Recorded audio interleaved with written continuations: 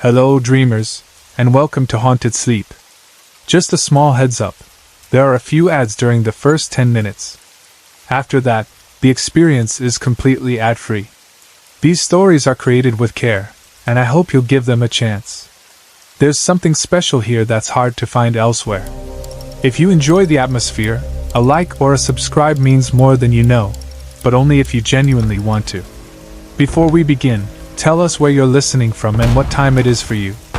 It's always comforting to see how connected we all are across the world. Now settle in, and let's begin our night together.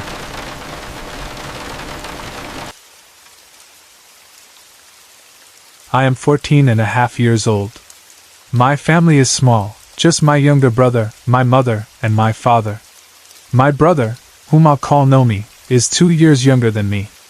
My father is a civil engineer, and because of his job, we have moved many times. My mother is a housewife and takes care of everything at home.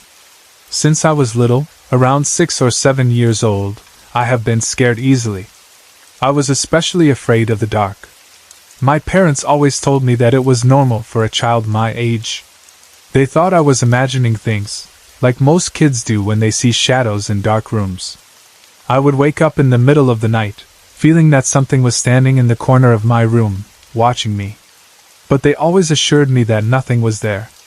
At the time, I believed them. I thought maybe it was just my fear playing tricks on me. In 2008, we moved to a bigger house in Ras Al Khaimah, a state in the UAE. This house was different. It was located on a hill, though not very high. It was surrounded by an eerie silence, the kind that made you feel uneasy even when everything seemed normal. The house itself was fine, but there was something near it that changed everything. Right in front of our villa, just across 2 roads and a few other houses, stood an abandoned castle. It was not massive, but it was beautiful.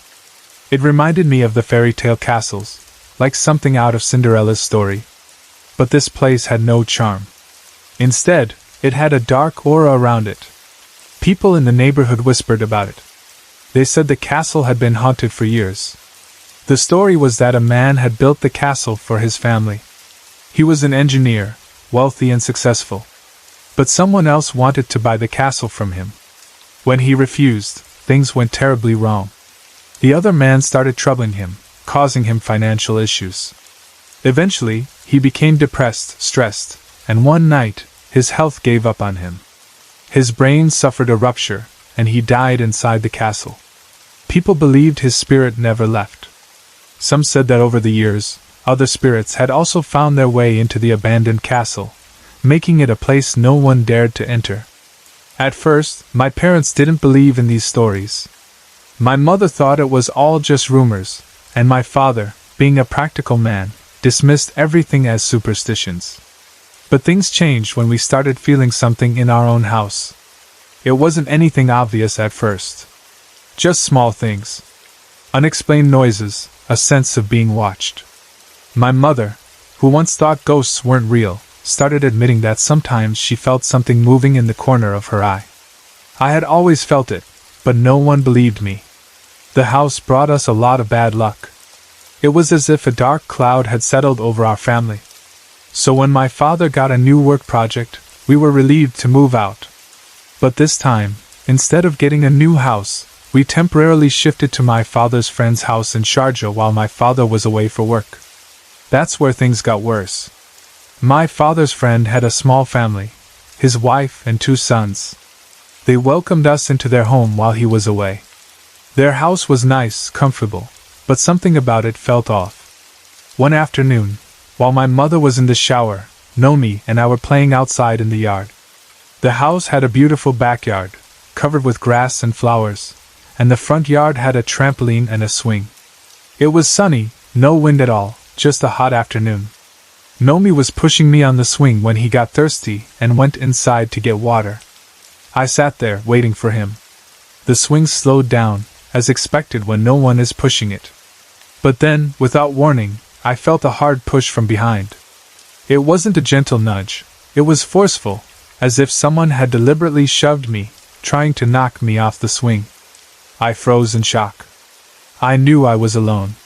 There was no one behind me. No wind, no movement, nothing. Then I heard it. A scream.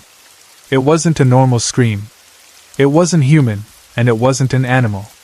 It was something else entirely, something unnatural. The sound sent chills down my spine. I was too scared to turn around. My mother had always told me, "If you hear something strange and no one is around, don't turn back." So I listened to her advice. Instead of looking behind me, I glanced to my left. That's when I saw a bird sitting on the wall. It was looking behind me, its head tilted as if it saw something. And then, suddenly, it flew away in a panic. That was enough for me. I started screaming, covering my ears, closing my eyes, waiting for someone to come. I don't remember how long I sat there, but eventually, Nomi came to the door. He saw me panicking, and that's when my mother also rushed outside. I kept yelling, "Come take me inside! Come take me inside!" My mother, sensing something was wrong, told Nomi to bring me in. When I finally calmed down, I told her everything. She didn't scold me or call it my imagination. Instead, she looked outside, toward a tree in the yard, and then sat beside me. She told me, "Do not go outside alone in the afternoon or evening, especially near that tree after the second to last Athan." I didn't question her. I just nodded. Later, she told my uncle's wife about it. Unlike my father, she believed in these things too. That wasn't the end of it. That house had a guest room where we were supposed to sleep. But from the very first night, I felt something was wrong. I told my mother I didn't want to sleep there, that I didn't feel comfortable. She asked me why, but I had no explanation. I just didn't like the room. She agreed that we would move to another room, but since it was late, I had to spend one night there. The feeling didn't go away. Later, after moving to another room, I had another experience. One night I couldn't sleep. I got up and looked out of the window. That's when I saw it. A figure.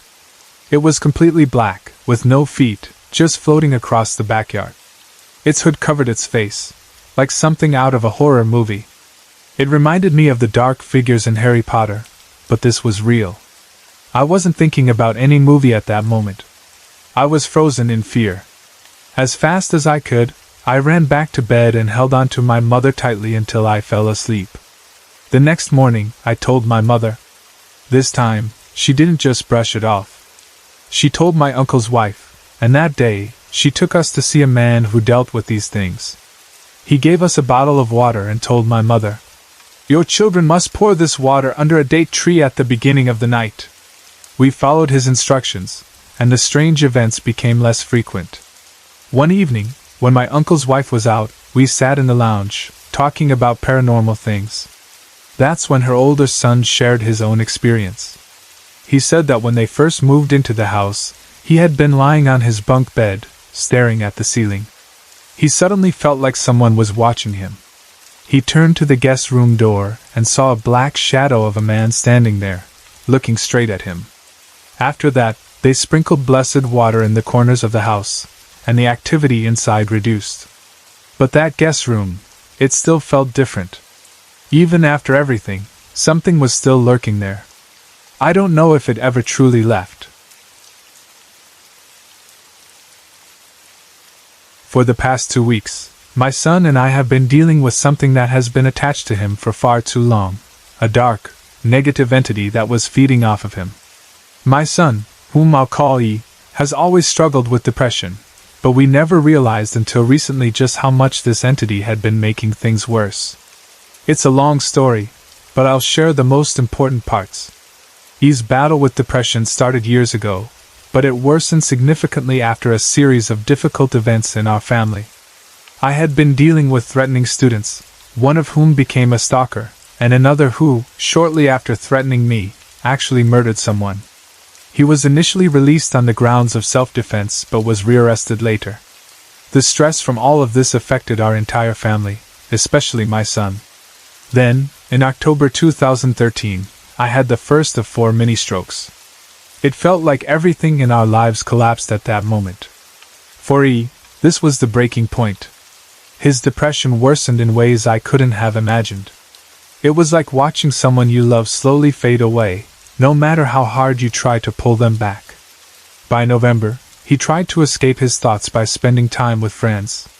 One night, he stayed over at their place, playing Cards Against Humanity, a ridiculous game meant to make people laugh. It was the first time in a while I had heard him sound happy.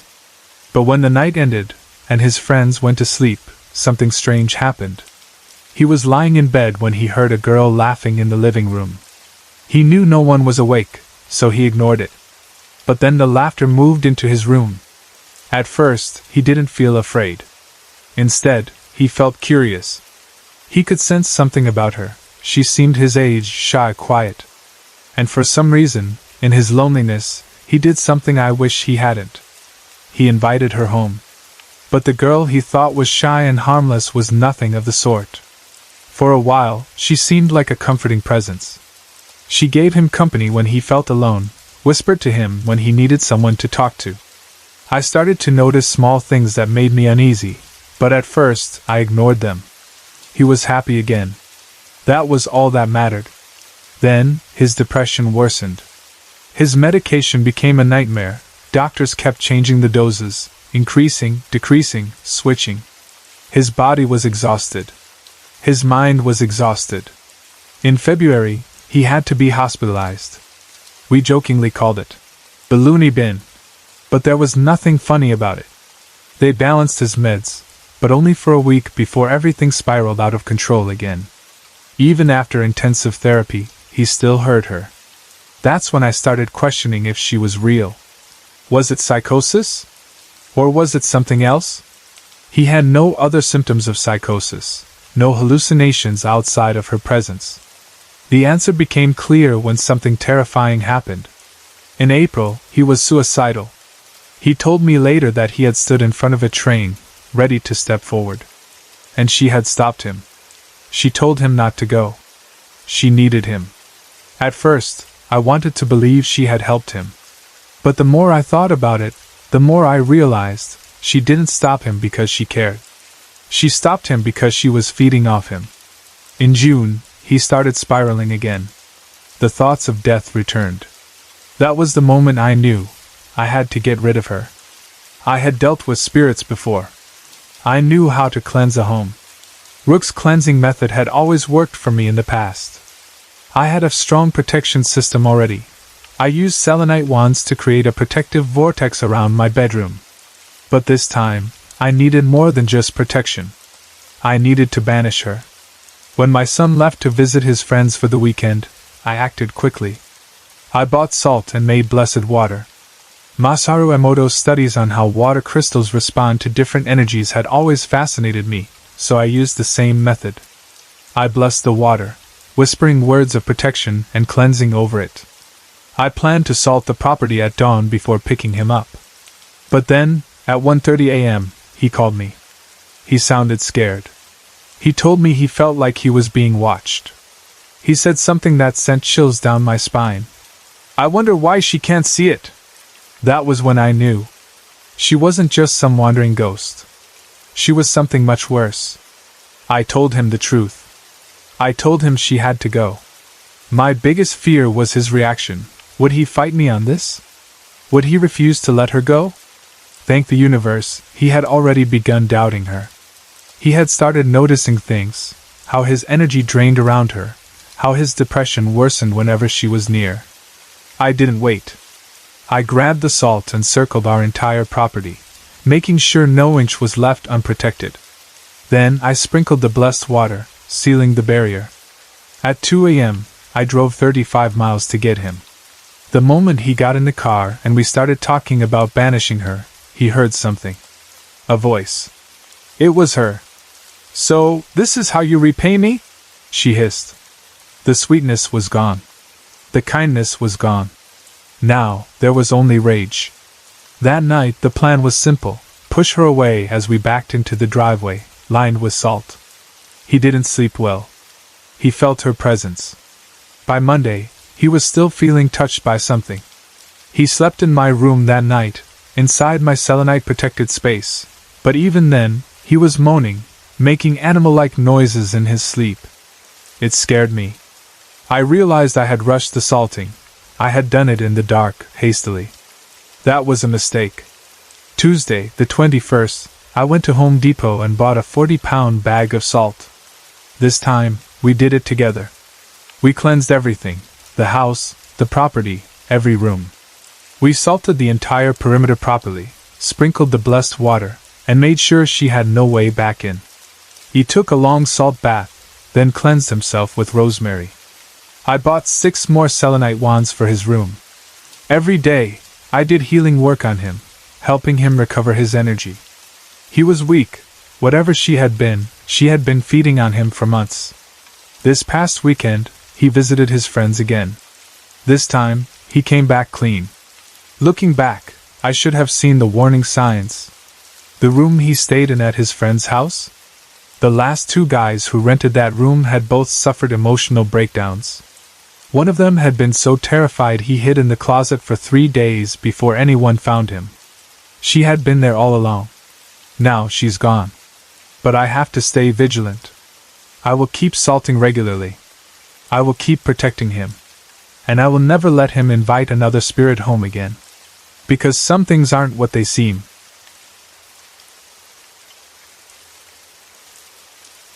I was in college in Arizona when my family moved to California for my dad's work. He moved us around every few years, but I was stubborn and decided to stay behind to finish my education. In my family, talking about the paranormal was nothing unusual.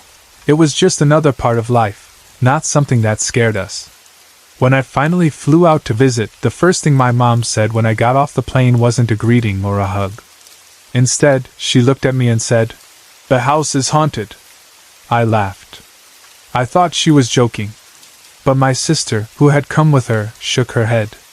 "No, it's not just a feeling. It's a little boy. He's the same age as Dee." Dee was our youngest brother, about 8 years old at the time. Hearing this made me pause, but I didn't take it too seriously.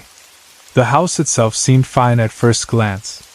It was a Mexican-style home with a curved staircase leading to the second floor and a long hallway that connected to the bathroom and 3 bedrooms. Everything inside was rented since our permanent house was still being built. The walls, though, had something unsettling about them, patched up holes everywhere, like someone had punched them in or maybe even shot at them. Whatever had happened in that house before us, it wasn't good. My sister was the first to see the ghost. She had been taking a shower when she noticed a small figure standing on the other side of the curtain. Thinking it was Dee playing a prank, she yelled at him to get out. But when she finished, dried off, and went downstairs, she saw that Dee had been watching TV with my mom and dad the entire time. Mom had her own encounter. One night she woke up and saw a little boy standing by her bed, staring at her. Before she could react, he turned and ran straight into the wall, vanishing as if he had never been there.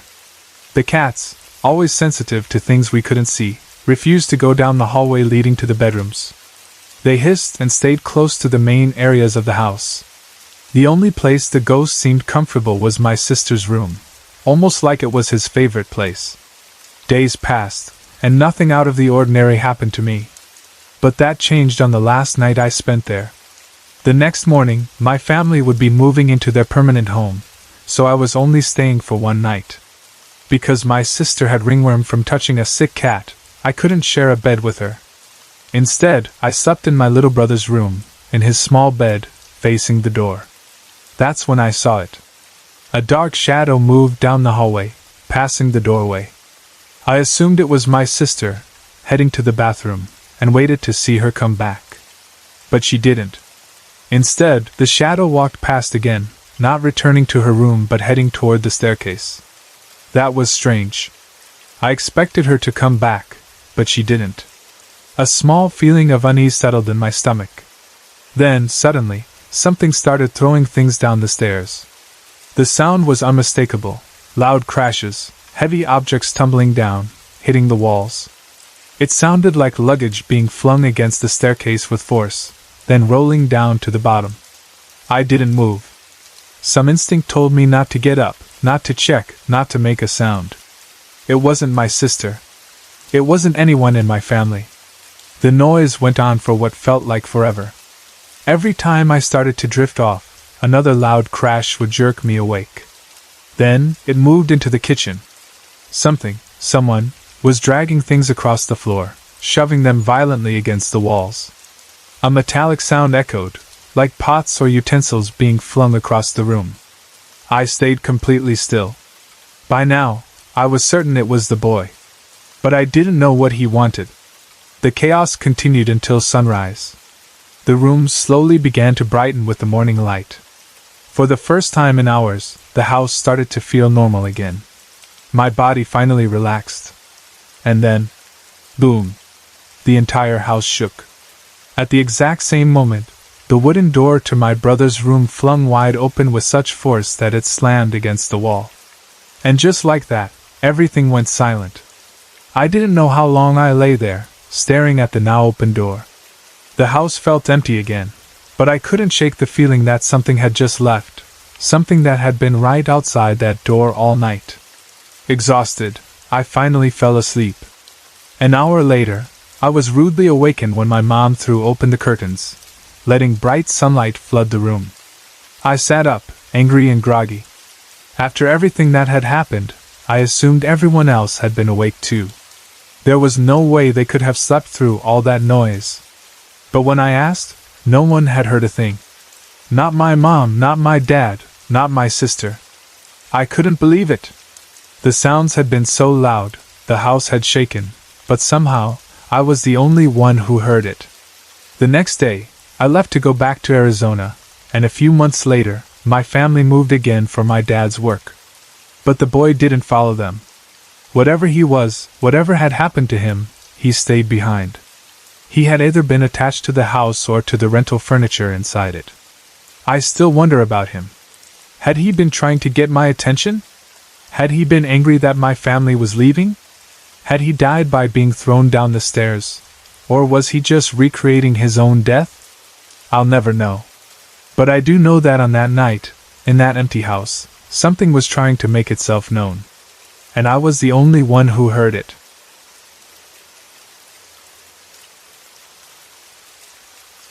I was in college in Arizona when my family moved to California for my dad's work. He moved us around every few years, but I was stubborn and decided to stay behind to finish my education. In my family, talking about the paranormal was nothing unusual. It was just another part of life, not something that scared us. When I finally flew out to visit, the first thing my mom said when I got off the plane wasn't a greeting or a hug.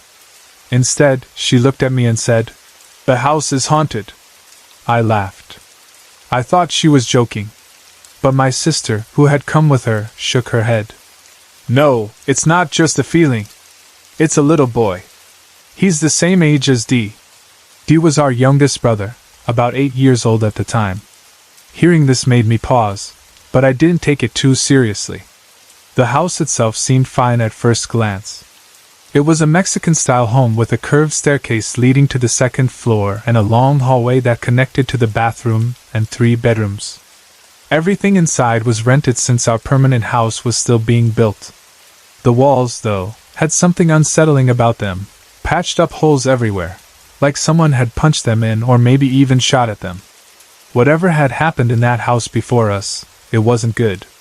My sister was the first to see the ghost. She had been taking a shower when she noticed a small figure standing on the other side of the curtain. Thinking it was Dee playing a prank, she yelled at him to get out. But when she finished, dried off, and went downstairs, she saw that Dee had been watching TV with my mom and dad the entire time. Mom had her own encounter. One night, she woke up and saw a little boy standing by her bed, staring at her. Before she could react, he turned and ran straight into the wall, vanishing as if he had never been there. The cats, always sensitive to things we couldn't see, refused to go down the hallway leading to the bedrooms. They hissed and stayed close to the main areas of the house. The only place the ghost seemed comfortable was my sister's room, almost like it was his favorite place. Days passed, and nothing out of the ordinary happened to me. But that changed on the last night I spent there. The next morning, my family would be moving into their permanent home, so I was only staying for one night. Because my sister had ringworm from touching a sick cat, I couldn't share a bed with her. Instead, I slept in my little brother's room, in his small bed, facing the door. That's when I saw it. A dark shadow moved down the hallway, passing the doorway. I assumed it was my sister, heading to the bathroom, and waited to see her come back. But she didn't. Instead, the shadow walked past again, not returning to her room but heading toward the staircase. That was strange. I expected her to come back, but she didn't. A small feeling of unease settled in my stomach. Then, suddenly, something started throwing things down the stairs. The sound was unmistakable, loud crashes, heavy objects tumbling down, hitting the walls. It sounded like luggage being flung against the staircase with force, then rolling down to the bottom. I didn't move. Some instinct told me not to get up, not to check, not to make a sound. It wasn't my sister. It wasn't anyone in my family.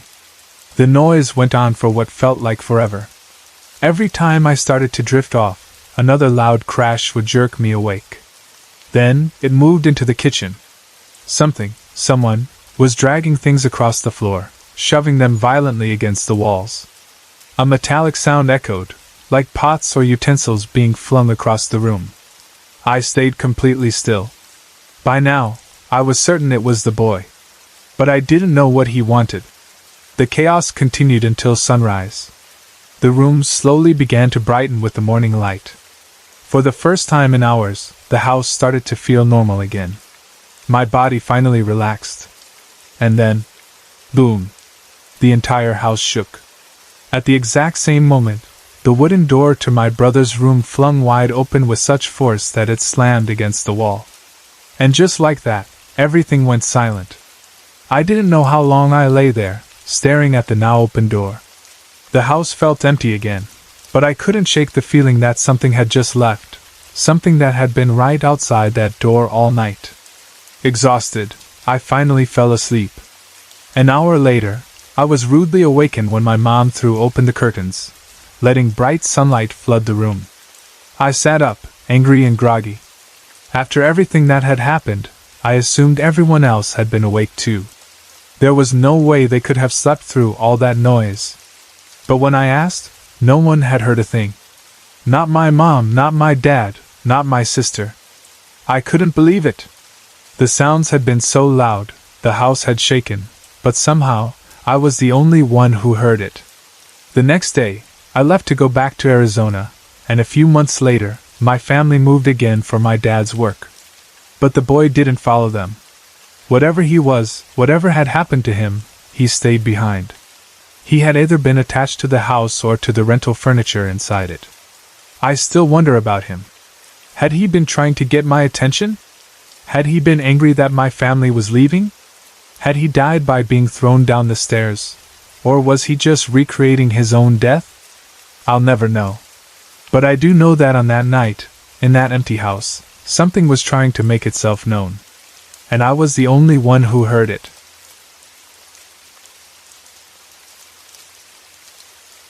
I grew up in a small town with a small school, where everyone knew everyone. From first grade through 12th, our class size stayed almost the same, 22 children, with maybe 1 or 2 leaving and 1 or 2 joining over the years.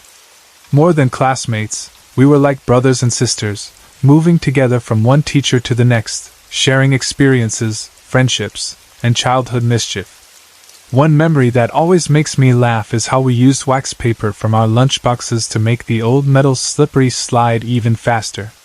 We would lay the wax paper at the top, sit on it, and zoom down the slide at terrifying speeds, especially after the rain had left behind patches of rust. Looking back, it was reckless, but that was part of childhood. Those were happy years, mostly. But then, there was a time, something happened that changed everything for me. It was around 1955 when I first noticed him. A boy I had never seen in class, but who was always on the playground. He was short and a little chubby, with red hair cropped close in a butch cut. His freckled face was full of life, and he always wore the same dirty shirt, slightly too small, with a tear where the stitching had come loose. His brown pants were faded, the knees worn through with holes. Yet, despite his shabby appearance, he played with wild energy, laughing loudly, darting through the other kids, trying to chase the ball even though he was smaller than most of them. I found him entertaining. There was something about the way he played, how fearless and carefree he was, that made me smile. I would laugh watching him, but when I looked around, I realized no one else was laughing. One day, as I sat on the sidelines with a group of girls, watching the game, he suddenly ran over and plopped down beside me. He had the biggest smile. His green eyes sparkled, and he was breathing hard from running. Without thinking, I reached into my lunchbox and handed him a cookie. I don't remember what we talked about. I don't remember what he said or what I said in return. I only remember his smile. And then I remember the laughter. Not his, the others. At first, I didn't understand why everyone was laughing at me. But it didn't stop. They laughed at me. The laughter followed me into the classroom, into the hallways, onto the school bus. At first, it was whispers behind my back. Then, they moved their desks away from mine. Not far, just an inch or so on all sides, subtle enough that the teacher didn't notice. But I did. I became the girl who saw and heard things that weren't there. No one wanted to sit next to me. On the bus, the seat beside me remained empty, even when the bus was so crowded that kids had to stand in the aisles. It was like I had a disease, something invisible but contagious. I stopped seeing him, but the damage was already done. Every day, I went home red-faced and teary-eyed. I begged for the school year to end. Maybe by fall, things would go back to normal. That summer, I tried to put it all behind me. Our little town had a small lake, the kind that seemed like the heart of the community, with families gathering around its edges over the years. The town had grown up around it, but the lake itself had always been there. It wasn't big, and in dry seasons, when the rain was scarce, the water level would drop. When that happened, the town would lock off the diving board, declaring it too dangerous. I had always dreamed of jumping off that board, but my swimming lessons hadn't advanced that far yet. That summer, though, the lake was open, and swimming lessons became the highlight of my days. While the kids swam, the mothers sat nearby, cutting string beans, chatting, watching us from their towels in the sun. One afternoon, after my lesson, I stepped out of the water, dripping and shivering, and stood beside my mom, wrapping a towel around myself. And then I saw him. The boy. Standing on the diving board. For a moment I froze. The board was closed. The sign clearly said so. The water was too shallow for diving. I waved at him. And he waved back. Then, without hesitation, he turned and dove headfirst into the lake. I screamed. I ran to the edge of the dock, searching for him. Nothing. He was gone. I waited, heart pounding, expecting him to resurface. He never did. That was the last time I ever saw him. I never told anyone what I had seen. As I grew older, I wondered if I had imagined the whole thing. Years later, as an adult, curiosity led me to look into the history of the lake. There was only one incident that could explain what I saw. In the 1940s, a young boy drowned in that lake. He had been swimming alone, unsupervised, and was found later, lifeless in the water. I don't know if it was him. I don't know if he had ever really been on that playground, if he had ever really sat beside me, if he had ever really eaten the cookie I gave him. But I do know that I saw him. And I know that he saw me, too. Sorry to interrupt. If you're enjoying the story, let me know in the comments and tell me where you're watching from. Don't forget to like and subscribe for more.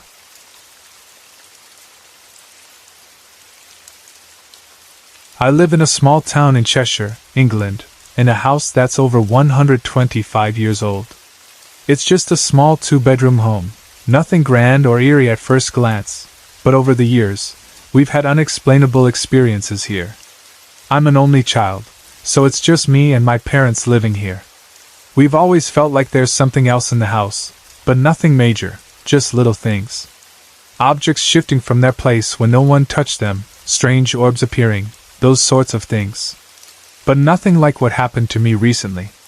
I can't stop thinking about it. That day started out completely normal. I was in my room, doing what I always do, playing loud music while tidying up or just dancing around like any teenager would. My music was turned up so high that I couldn't hear anything outside my room, not even the sounds from downstairs. While I was lost in my own world, my mom was calling me from the kitchen, asking me to come down for lunch.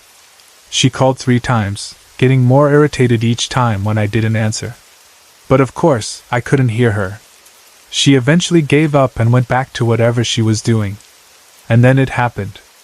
3 loud knocks on my bedroom door. The knocks were so distinct, so deliberate, that they cut through the music.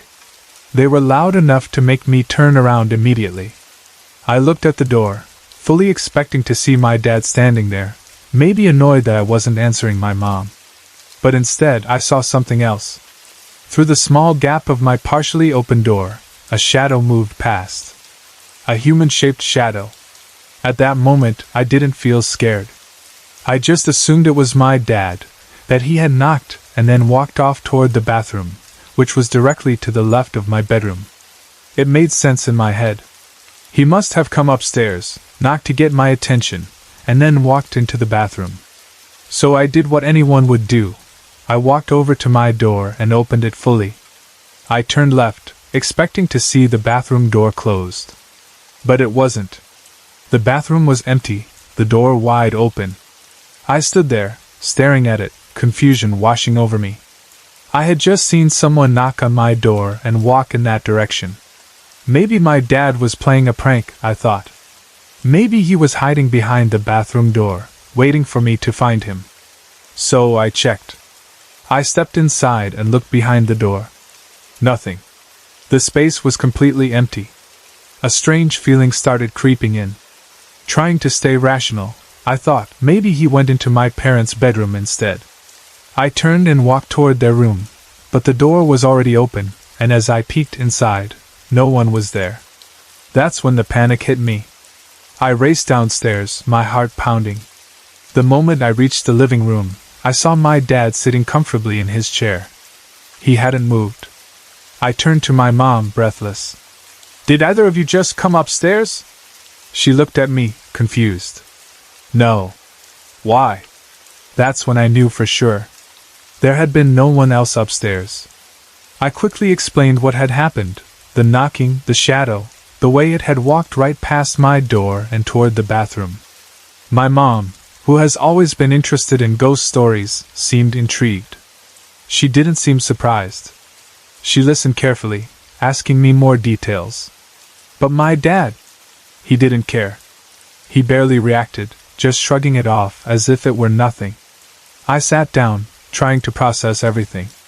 This wasn't just our usual experiences, not just objects moving, not just orbs of light appearing.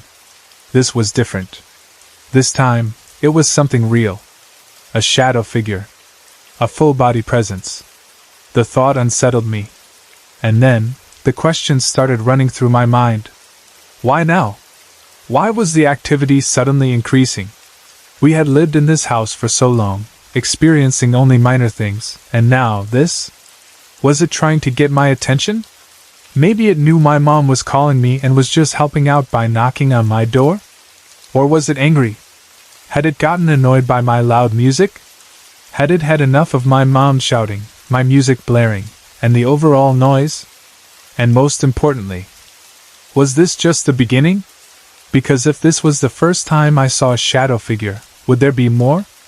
Would I start seeing it more often? Would it get closer next time? I don't have the answers. But I do know one thing for sure. I wasn't alone upstairs.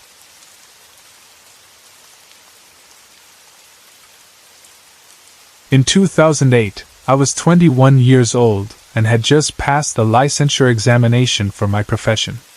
I still had 3 weeks left before the oath-taking ceremony, so instead of rushing into job applications, I decided to enjoy those weeks, relax, and spend time with friends. It was one of those rare times in life where you feel completely free, without stress, without pressure, just the excitement of new beginnings ahead. One Tuesday morning in July, my phone rang. It was Crystal, my close friend and bandmate, with some good news. Armin had managed to book us a gig at a local bar for Friday night. Our band had been together since our second year of college. Me, Crystal, Armin, Russell, and Ram. More than just bandmates, we were like a family, bonded over late-night jamming sessions, failed gigs, and the few moments of glory when a performance went perfectly. Crystal also told me that after our gig, we'd be heading straight to Russell's grandma's house in Nasugbu, Batangas, for a weekend getaway. Batangas isn't known for being haunted, but like most provinces in the Philippines, it has its share of places with dark histories. Still, we weren't thinking about ghosts or spirits at that moment. The only thing on our minds was music, fun, and a well-earned break. The rest of the week was spent practicing, perfecting our set list, and making sure we were prepared. By the time Friday night arrived, we were hyped.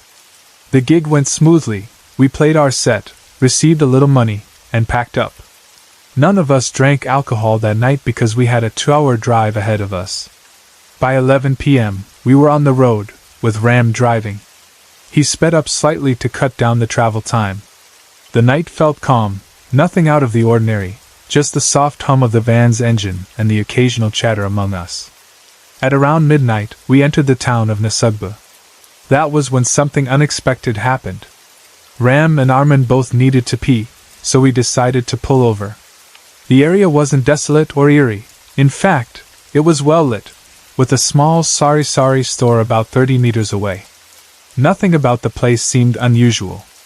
Ram and Armin walked toward a small patch of bushes and trees at the roadside. As they were finishing up, a local man on a bicycle rode past us. He called out to them in a joking manner, his voice casual, almost playful. "Hey, don't pee there, or something might follow you on your way." We turned to look at him.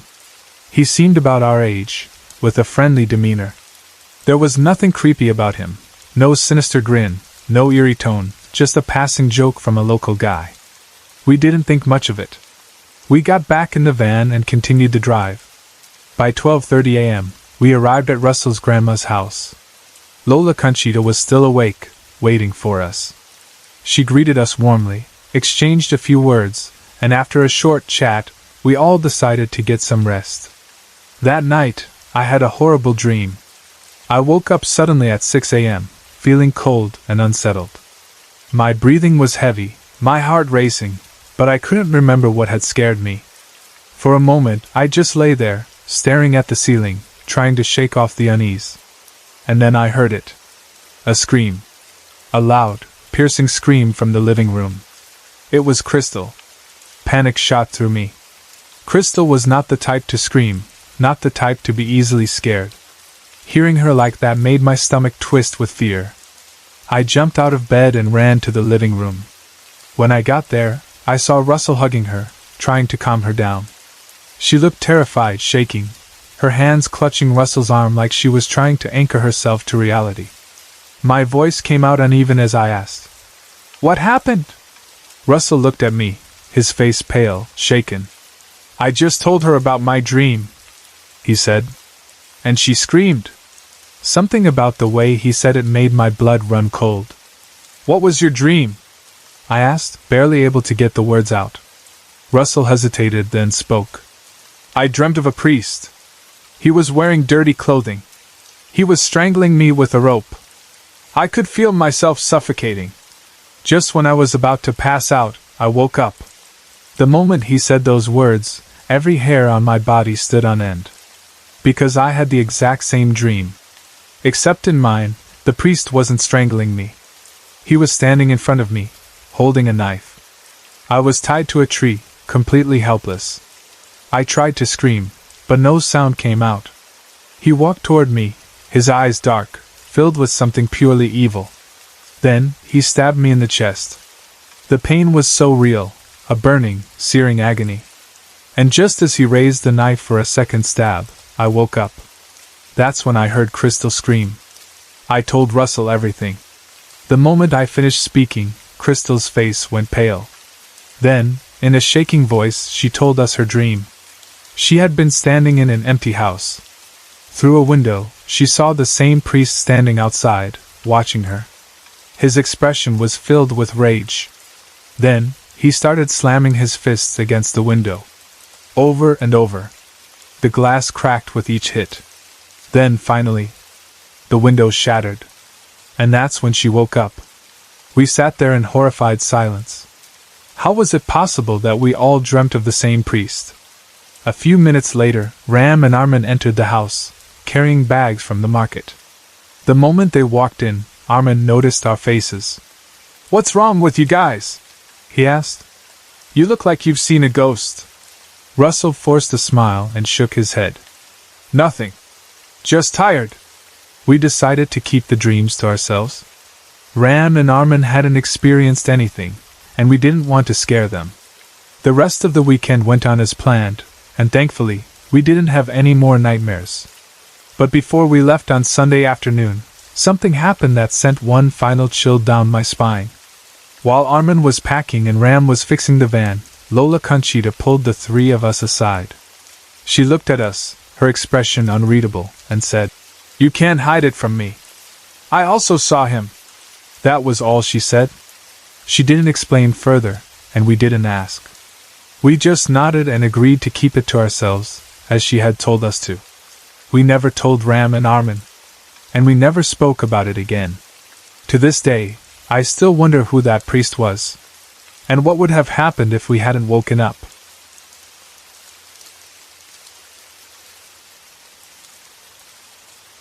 At the time this night took place, I was living in a small old seaside town just outside Brisbane. My partner had recently lost his job and had taken on a casual night shift in the city that lasted until midnight. This meant that for most nights, I was home alone with just my dog for company.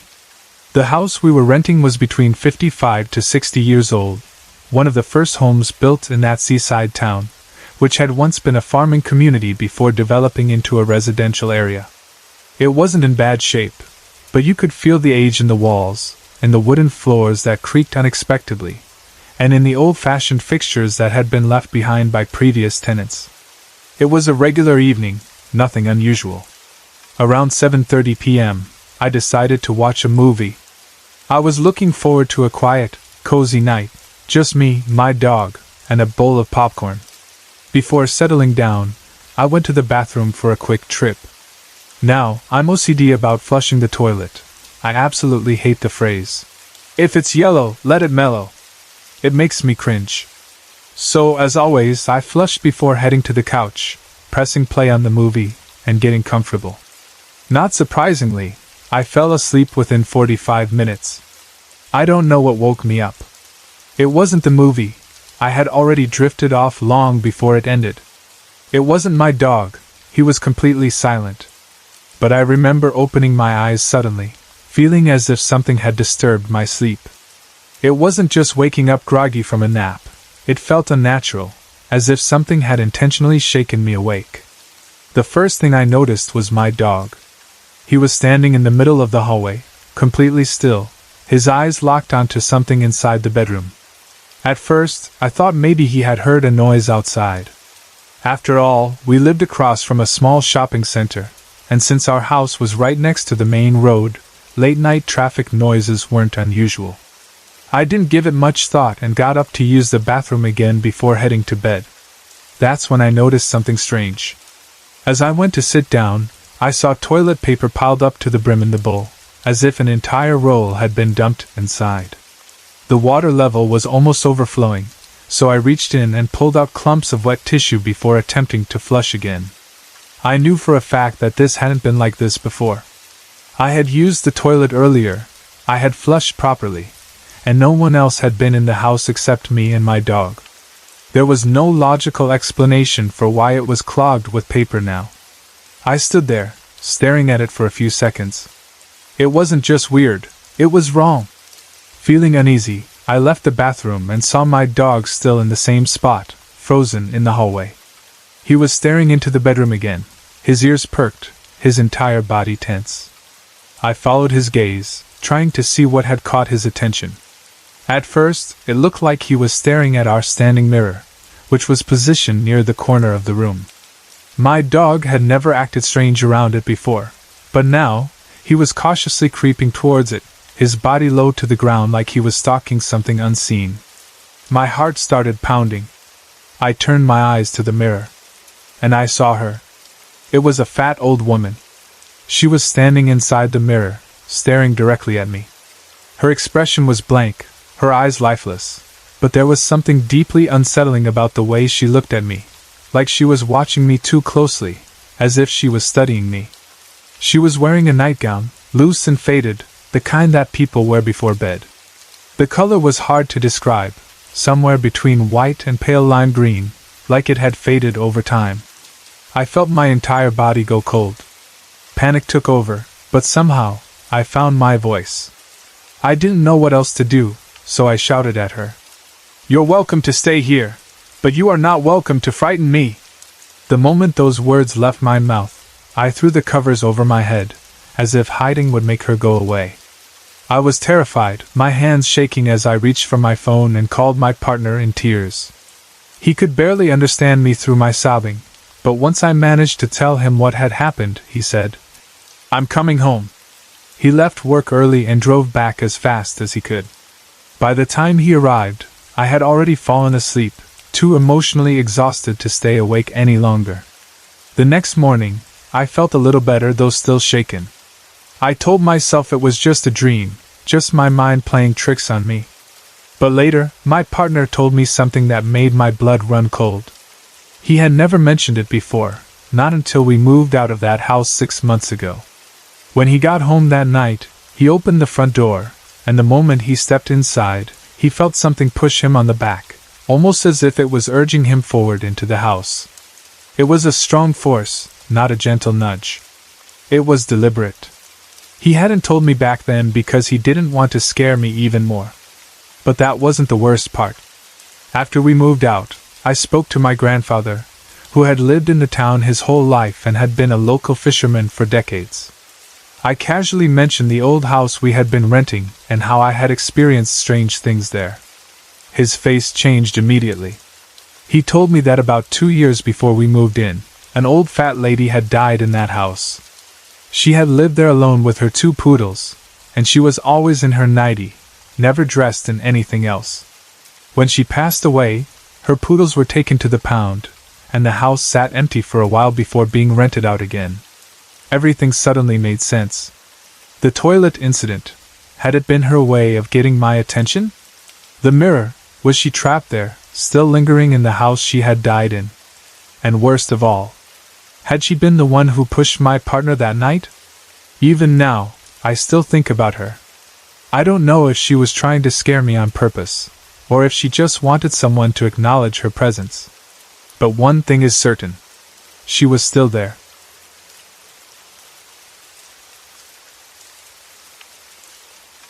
I lived in my favorite house from the time I was 8 until I was 14. Despite all the paranormal experiences we had there, I still think of it as the best home I ever lived in. It was big and old, a 3-story house built sometime in the early 1930s, with 5 bedrooms and 3 bathrooms. It had beautiful architecture, spacious rooms, and large windows that let in the sunlight during the day.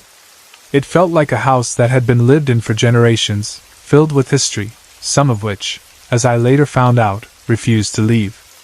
I grew up in a big family, 6 kids in total, and I was the second oldest. My mom, dad, and granny also lived with us, along with our 2 dogs, a cat, 15 chickens, and my sister's bunny, which, to be honest, smelled absolutely horrible. It was always a loud, lively household, filled with the sound of siblings arguing, animals making noise, and the occasional crash of something breaking. But in between all of that, there was something else, a presence that none of us could fully explain. I first noticed strange things happening in the room I shared with my older sister, Elizabeth. She's 2 years older than me and was 10 when we moved in. It started with small things. About 2 months after we settled in, we were playing a game together when we heard a knock on our bedroom door. The weird part? The door was already open. I figured it was just one of our brothers messing with us, so I got up to tell them to stop. But when I looked out into the hallway, no one was there. I asked them about it later, and they swore they didn't do it. They might have been lying, but something about their confused expressions made me believe them. Then, a few days later, something happened that scared me even more. One morning, I went outside to feed the chickens, but when I reached the back door, it was already wide open. Now, being a wimpy little 8-year-old, this terrified me. No one had been outside yet, and the door was always kept locked overnight. I was so scared that I made my brother check the door for me every single morning before I stepped outside. I kept that habit up for 5 or 6 months because I just couldn't shake the feeling that something wasn't right. The next time something happened, I was on my way to school. As I got on the bus, I turned back and looked at our house. That's when I saw it. One of the upstairs windows was open. It was Granny's window. The problem was, Granny was very sick. She couldn't get out of bed, let alone open a window. I didn't tell anyone. When I got home that afternoon, I immediately ran upstairs to check. The window was still open. None of my siblings had noticed it, so I closed it quickly and asked Granny if she had somehow managed to open it herself. She simply shook her head and said no. After that, I started noticing that the dining room, which had always been my favorite room in the house, was also the most haunted. It was beautiful, with light yellow walls and dark brown wooden floors that creaked every time you walked on them. It had large windows, filling the space with natural light. It was the perfect place to do homework, and since my siblings always went to their rooms, I usually had it all to myself. One day, I was sitting at the table, working on my school assignments, when I heard the floor creaking. It wasn't just a random noise. It was the sound of footsteps. I froze, looking around the room, expecting to see someone walk in. But no one was there. The footsteps continued, slowly moving across the room. I wasn't alone. I wanted to run, but my body wouldn't move. Then my dog, Danny, who had been lying on the floor beside me, suddenly lifted his head and started growling. His eyes were locked on something unseen, and his body went stiff. That's when the footsteps stopped. I never did my homework in the dining room again. By the time I was 12, I had started questioning my own sanity. Were these things really happening? Or was I just imagining them? One day, I went into the kitchen to make a sandwich. I love mustard, so naturally, I went to the fridge to grab it. But when I opened the door, the mustard was gone. I searched every shelf. I even checked the counter, thinking maybe my brother left it out. But it was nowhere to be found. Frustrated, I went to ask my brother, Josh, since he was the only other person in the house who liked mustard. He hadn't used it. I sighed and went back to the kitchen, and there it was, sitting on top of the fridge. I couldn't reach that high, and neither could Josh. Someone, or something, had moved it. Then, when I was 13, I experienced something that I still can't explain.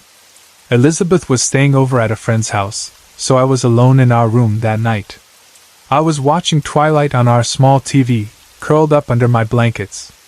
At some point I started getting tired, so I rolled over onto my side, facing the window. That's when I saw it. A man. Not a clear figure, but a dark reflection, tall, standing in the window behind me. I felt paralyzed with fear. I knew for a fact that my parents were asleep and my brothers were too short to cast that reflection. I slowly turned over, hoping, praying, that nothing would be there. The reflection was gone. I barely slept that night. When I woke up the next morning, I noticed something even more unsettling. The bedroom door was open. I was certain I had closed it before bed. When Elizabeth came home the next day, I told her what had happened. She didn't laugh or dismiss me. Instead, she believed me right away. Then, she told me her own experience. A few nights before, she had been awake late, listening to music in bed. At around 2:30 a.m., she saw our wardrobe doors slowly creak open. Then, a couple of dresser drawers slid open, all on their own. She had been too scared to move, but eventually, the drawers closed again. We never told our parents. Even now, we still haven't. It's been years since we moved out of that beautiful, haunted house, but every time I think back to it, I wonder. Was it just one presence? Or were there multiple things living there with us? Because deep down, I know one thing for certain, we weren't alone in that house.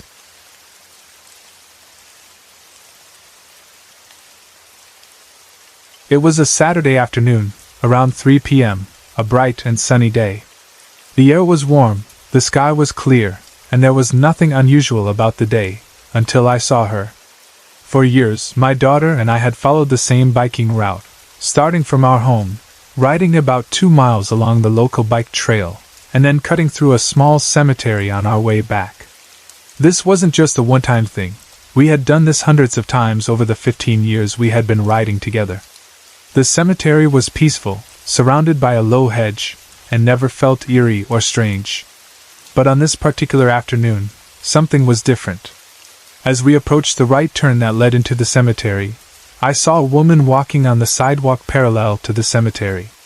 At first glance, she appeared completely normal, just someone out for a walk.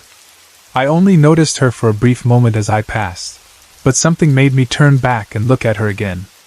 And that's when I realized something was off. She was walking unusually slowly, so slow that it almost seemed unnatural. Her movements were not normal. In fact, there were no movements at all.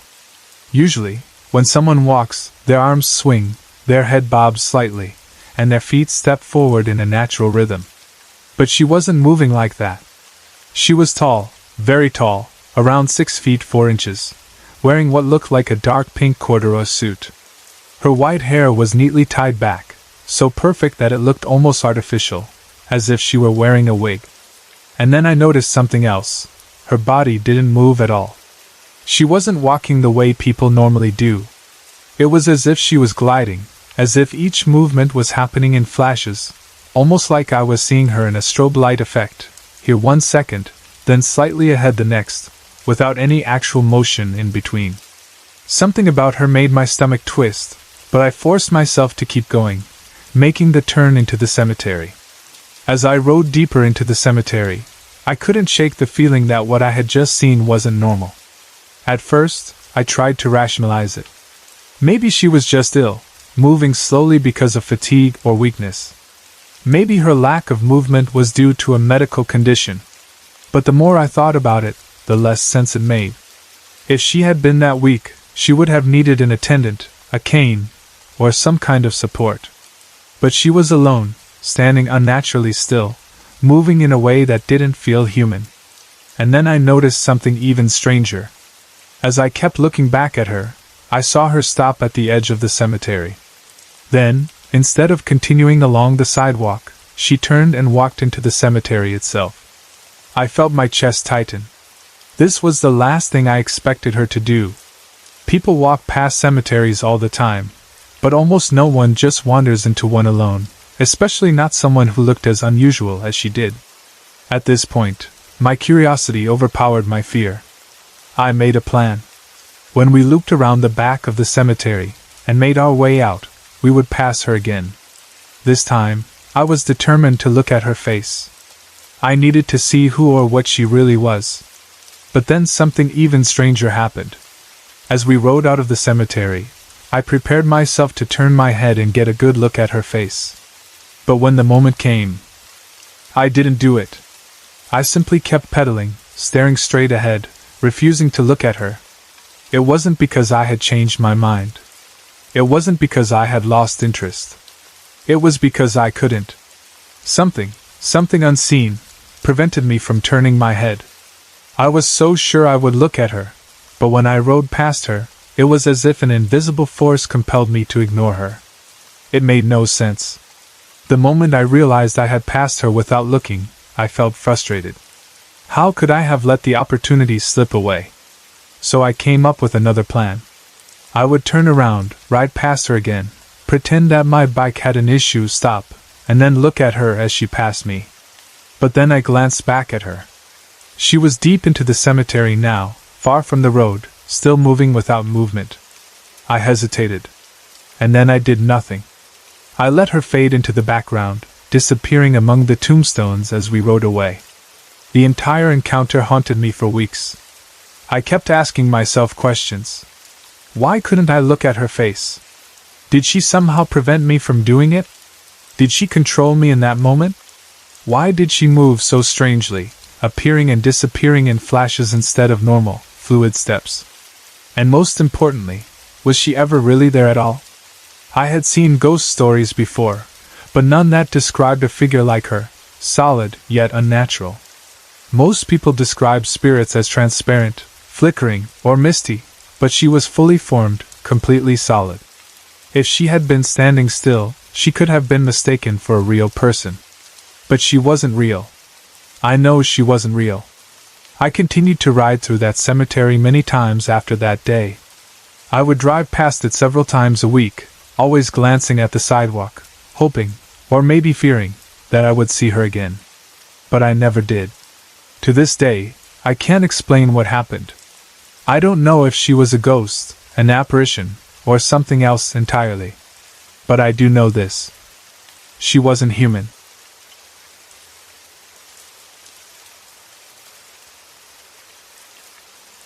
My grandmother's house was one of the most beautiful homes in town. It was big, much too big for her to live alone. The house was 3 stories tall, or 4 if you counted the rooftop. It had expensive furniture, large vases from China, and an air of elegance that made it seem much older than it really was. Despite being built only 20 years ago, it had a strange energy, something that made it feel like it had existed far longer. I moved in with my grandmother when I was in my 2nd year of high school. She lived on the 3rd floor, and since there was a vacant room beside hers, I decided to stay there. At first, everything was normal. The house was peaceful, quiet at night, and filled with the warmth of family whenever relatives visited. But after 2 years, my grandmother got sick. She could no longer go up and down the stairs, so she bought a small bed and moved to the ground floor for her convenience. Naturally, I moved with her so she wouldn't be alone at night. That was when things changed. With the 2nd and 3rd floors left empty, the house started feeling different, like something had noticed the absence of people and had decided to come out of hiding. The first experience happened a few months after we had moved downstairs. It was Christmas Eve, and the whole family was gathered in the kitchen, preparing food and waiting for midnight. I was the only one in the living room, sitting on the sofa, texting my friends, and listening to the TV in the background. Everything was completely normal, until I heard it. Laughter. It was faint, almost childlike, a group of voices giggling softly. I couldn't tell if there were 5, 6, or even 7 of them, but they were coming from the 2nd floor. I glanced at my phone, 11:45 p.m. At first, I thought I had imagined it, so I lowered the volume of the TV to listen more carefully. The laughter continued. My stomach twisted. There was no one upstairs. The 2nd and 3rd floors had been empty for months. No one slept there. No one even went up there unless we absolutely needed to. Something about the laughter made me feel cold inside. It wasn't cheerful, wasn't innocent. It was unnatural, something that didn't belong in the house. Instead of staying alone in the living room, I got up and hurried to the kitchen, joining my family. I didn't mention what I had heard, but I felt on edge, waiting for the clock to hit midnight. We were all laughing, exchanging greetings, hugging each other, until the sound of a bell ringing made us all freeze. A slow, deliberate chime echoed through the house. I knew that bell. It was the small sacristan's bell from the 2nd floor, the one that had never been moved. Nobody said a word. Nobody wanted to acknowledge it. We tried to continue eating, but our appetites had vanished. The moment an hour passed, everyone hurried off to bed. But I couldn't sleep. I lay awake under my blanket, my heart racing, listening to the silence. Then, at around 12:30 a.m., I heard it. Footsteps. Slow, deliberate footsteps coming down the stairs. They were heavy, almost as if someone was dragging their feet, getting closer with each creak of the wood. I felt paralyzed. The footsteps reached the bottom of the stairs, and then, just when I thought something would appear in the doorway, the telephone rang. The loud, shrill ring broke the silence, and everything stopped. The footsteps were gone. I didn't move an inch. I didn't dare answer the phone. I just stayed in bed, listening to my own breathing, waiting for morning to come. By sunrise, no one talked about it. It was as if we had all silently agreed to forget about what had happened. But the house didn't forget. A year later, when I was alone with my grandmother, I had another terrifying experience. I was asleep when something woke me up. At first, I didn't know why. Then I heard it, a loud crash from upstairs. It sounded like someone was throwing things around, slamming them onto the floor. Books, photo albums, furniture, it was impossible to tell. Then I heard footsteps. Slow, shuffling steps moving above me. I wanted to run, to scream, to wake my grandmother up, but she was too frail to be frightened. So I did the only thing I could. I grabbed my 2 phones, turned one on record mode, and played music in the other to block out the sounds. I didn't sleep at all. The next morning, I listened to the recording. What I heard sent chills down my spine. There were whispers. Voices, low, murmuring, unintelligible. The footsteps were there, too, along with soft, childlike laughter. I was so terrified that I packed my bags and left the house, moving back to our family's farm. I refused to sleep there anymore. My cousin listened to the recording once, and then deleted it immediately. Months passed before I gathered the courage to return. For the sake of my schooling, I moved back in with my grandmother. I convinced myself that I had imagined things, that I had been too paranoid. But one day, as I was leaving the house, something happened that I will never forget. I locked the main door, pulling it twice to make sure it was secure. But the moment I turned my back, the door swung open by itself. It wasn't a slow creak. It wasn't the wind. It opened wide, as if someone had pushed it from the inside. I felt frozen, my body screaming at me to run. Then, at the perfect moment, my cousin arrived. I ran straight to him, begging him to lock the door for me. I didn't look back. I didn't want to see what had opened it. To this day, I still wonder about that house. Were there spirits that had always been there? Or did the empty floors attract something else? What were the whispers in the recording? And what would have happened if I had ever gone upstairs to check? I never found out. And I never want to. Sorry to interrupt. If you're enjoying the story, let me know in the comments and tell me where you're watching from. Don't forget to like and subscribe for more.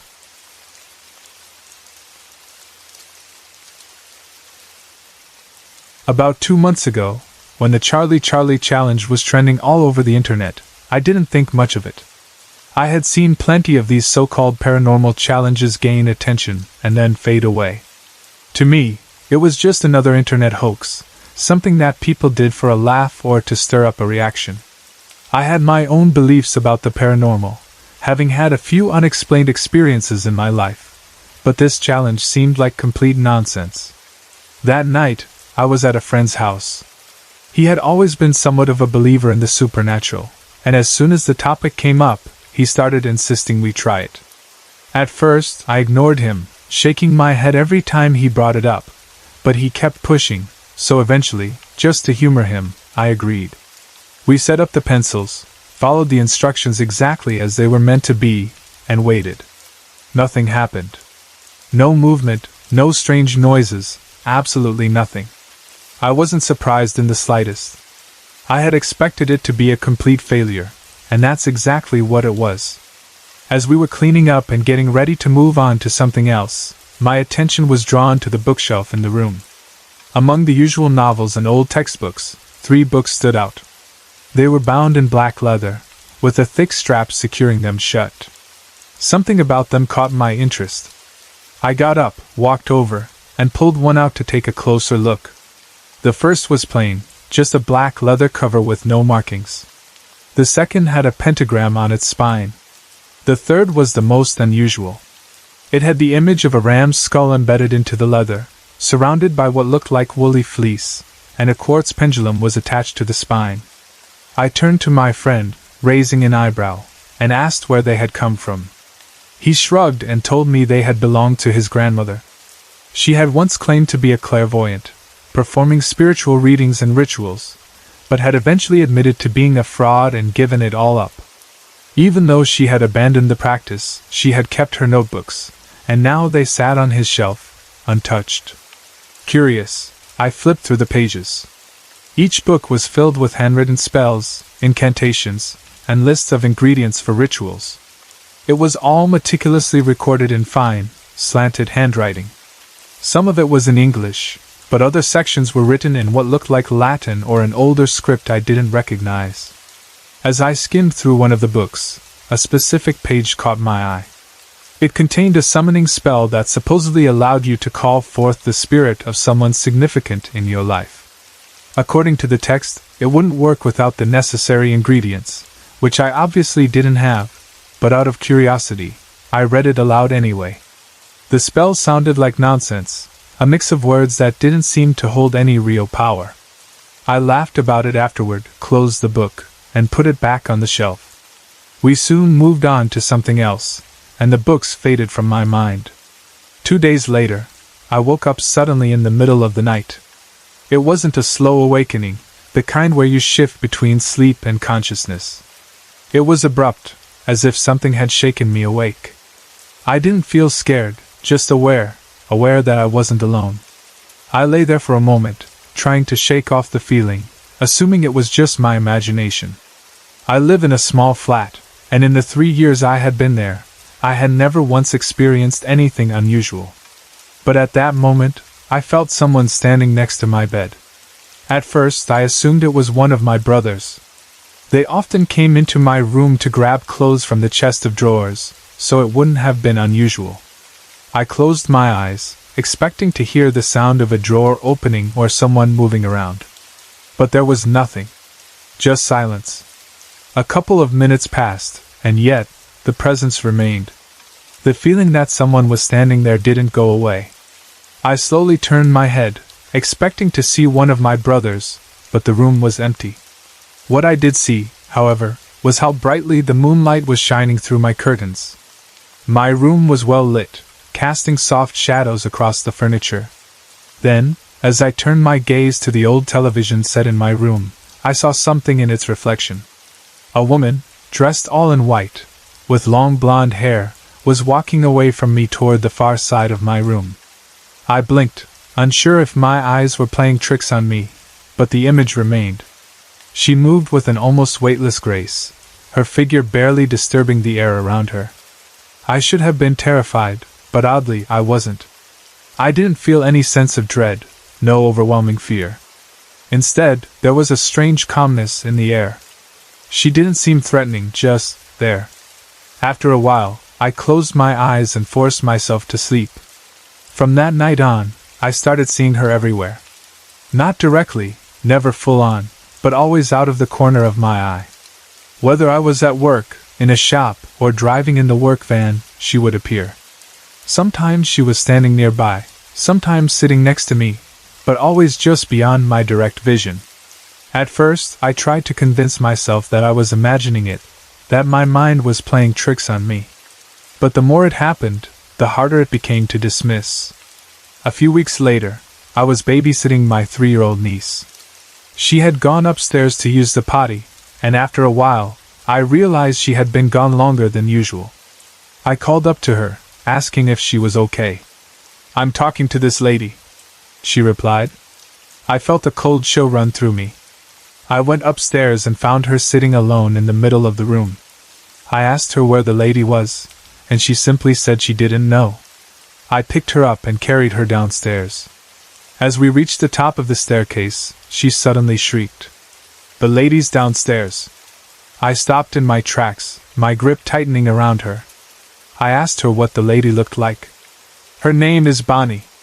She wears a white dress and has ghostly hair." I asked her what color the lady's hair was, but she just kept repeating, "It's ghostly hair." That was the first time I realized I wasn't the only one seeing her. About 2 weeks after that, I was at a customer's house for work. The customer had gone into another room to grab a checkbook while I waited in the living room. As I stood there, I saw a woman descend the staircase. She was wearing a Victorian-style nightgown, white slippers, and her long blonde hair fell in soft waves around her shoulders. She looked to be in her mid-40s but was strikingly beautiful.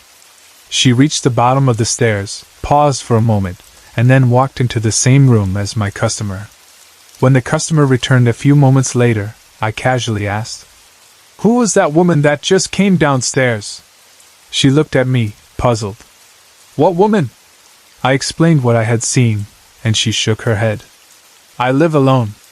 It was then that I realized I had seen the woman again, but this time, for the first time, I had seen her full on, not just from the corner of my eye. A few days later, I had another strange encounter with a customer. She was eccentric, to say the least, but as soon as I walked into her house, she looked at me and said, "You have a strong spiritual connection. Someone is attached to you." Ordinarily, I would have dismissed such a statement. But considering everything I had been experiencing, I found her words unsettling. Even tonight, as I sit here writing this, I see her. In the reflection of the darkened kitchen window, she moves past the doorway, her white dress flowing as she disappears from view.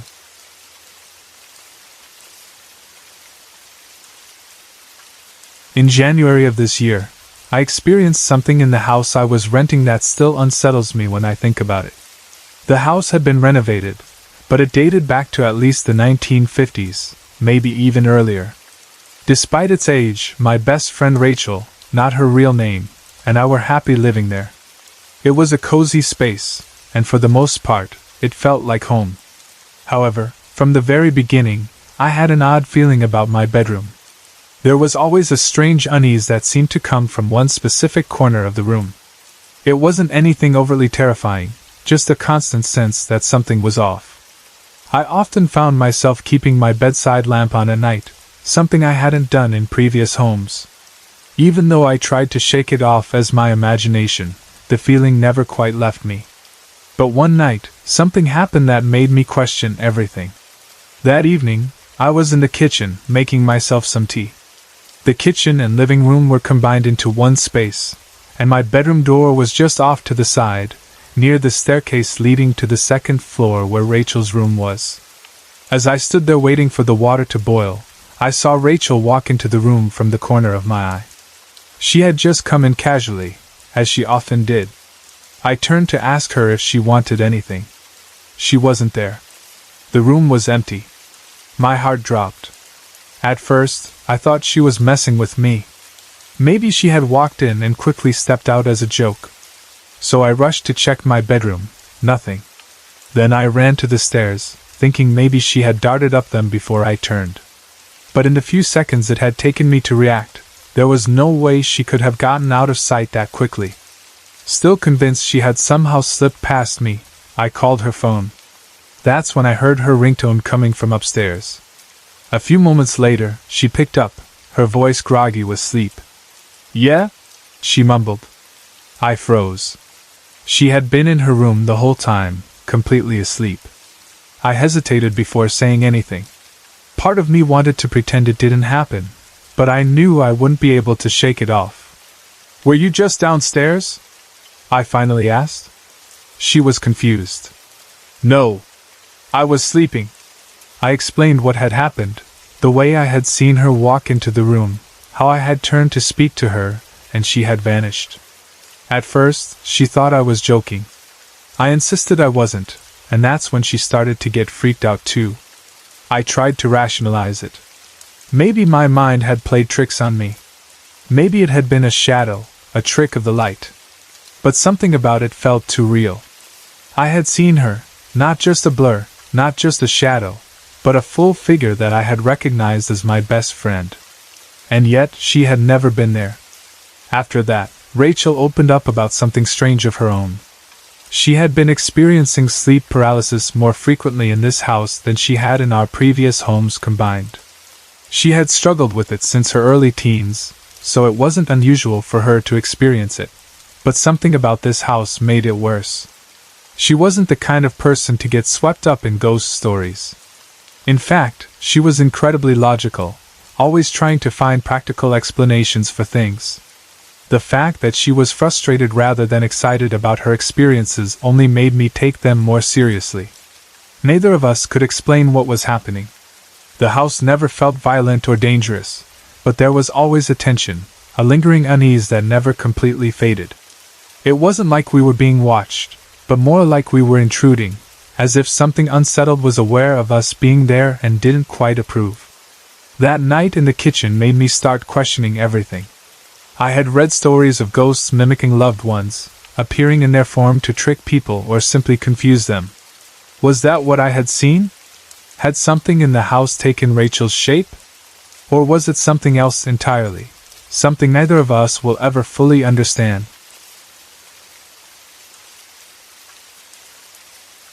I have had this ability since I was 12 when my father passed away suddenly and tragically.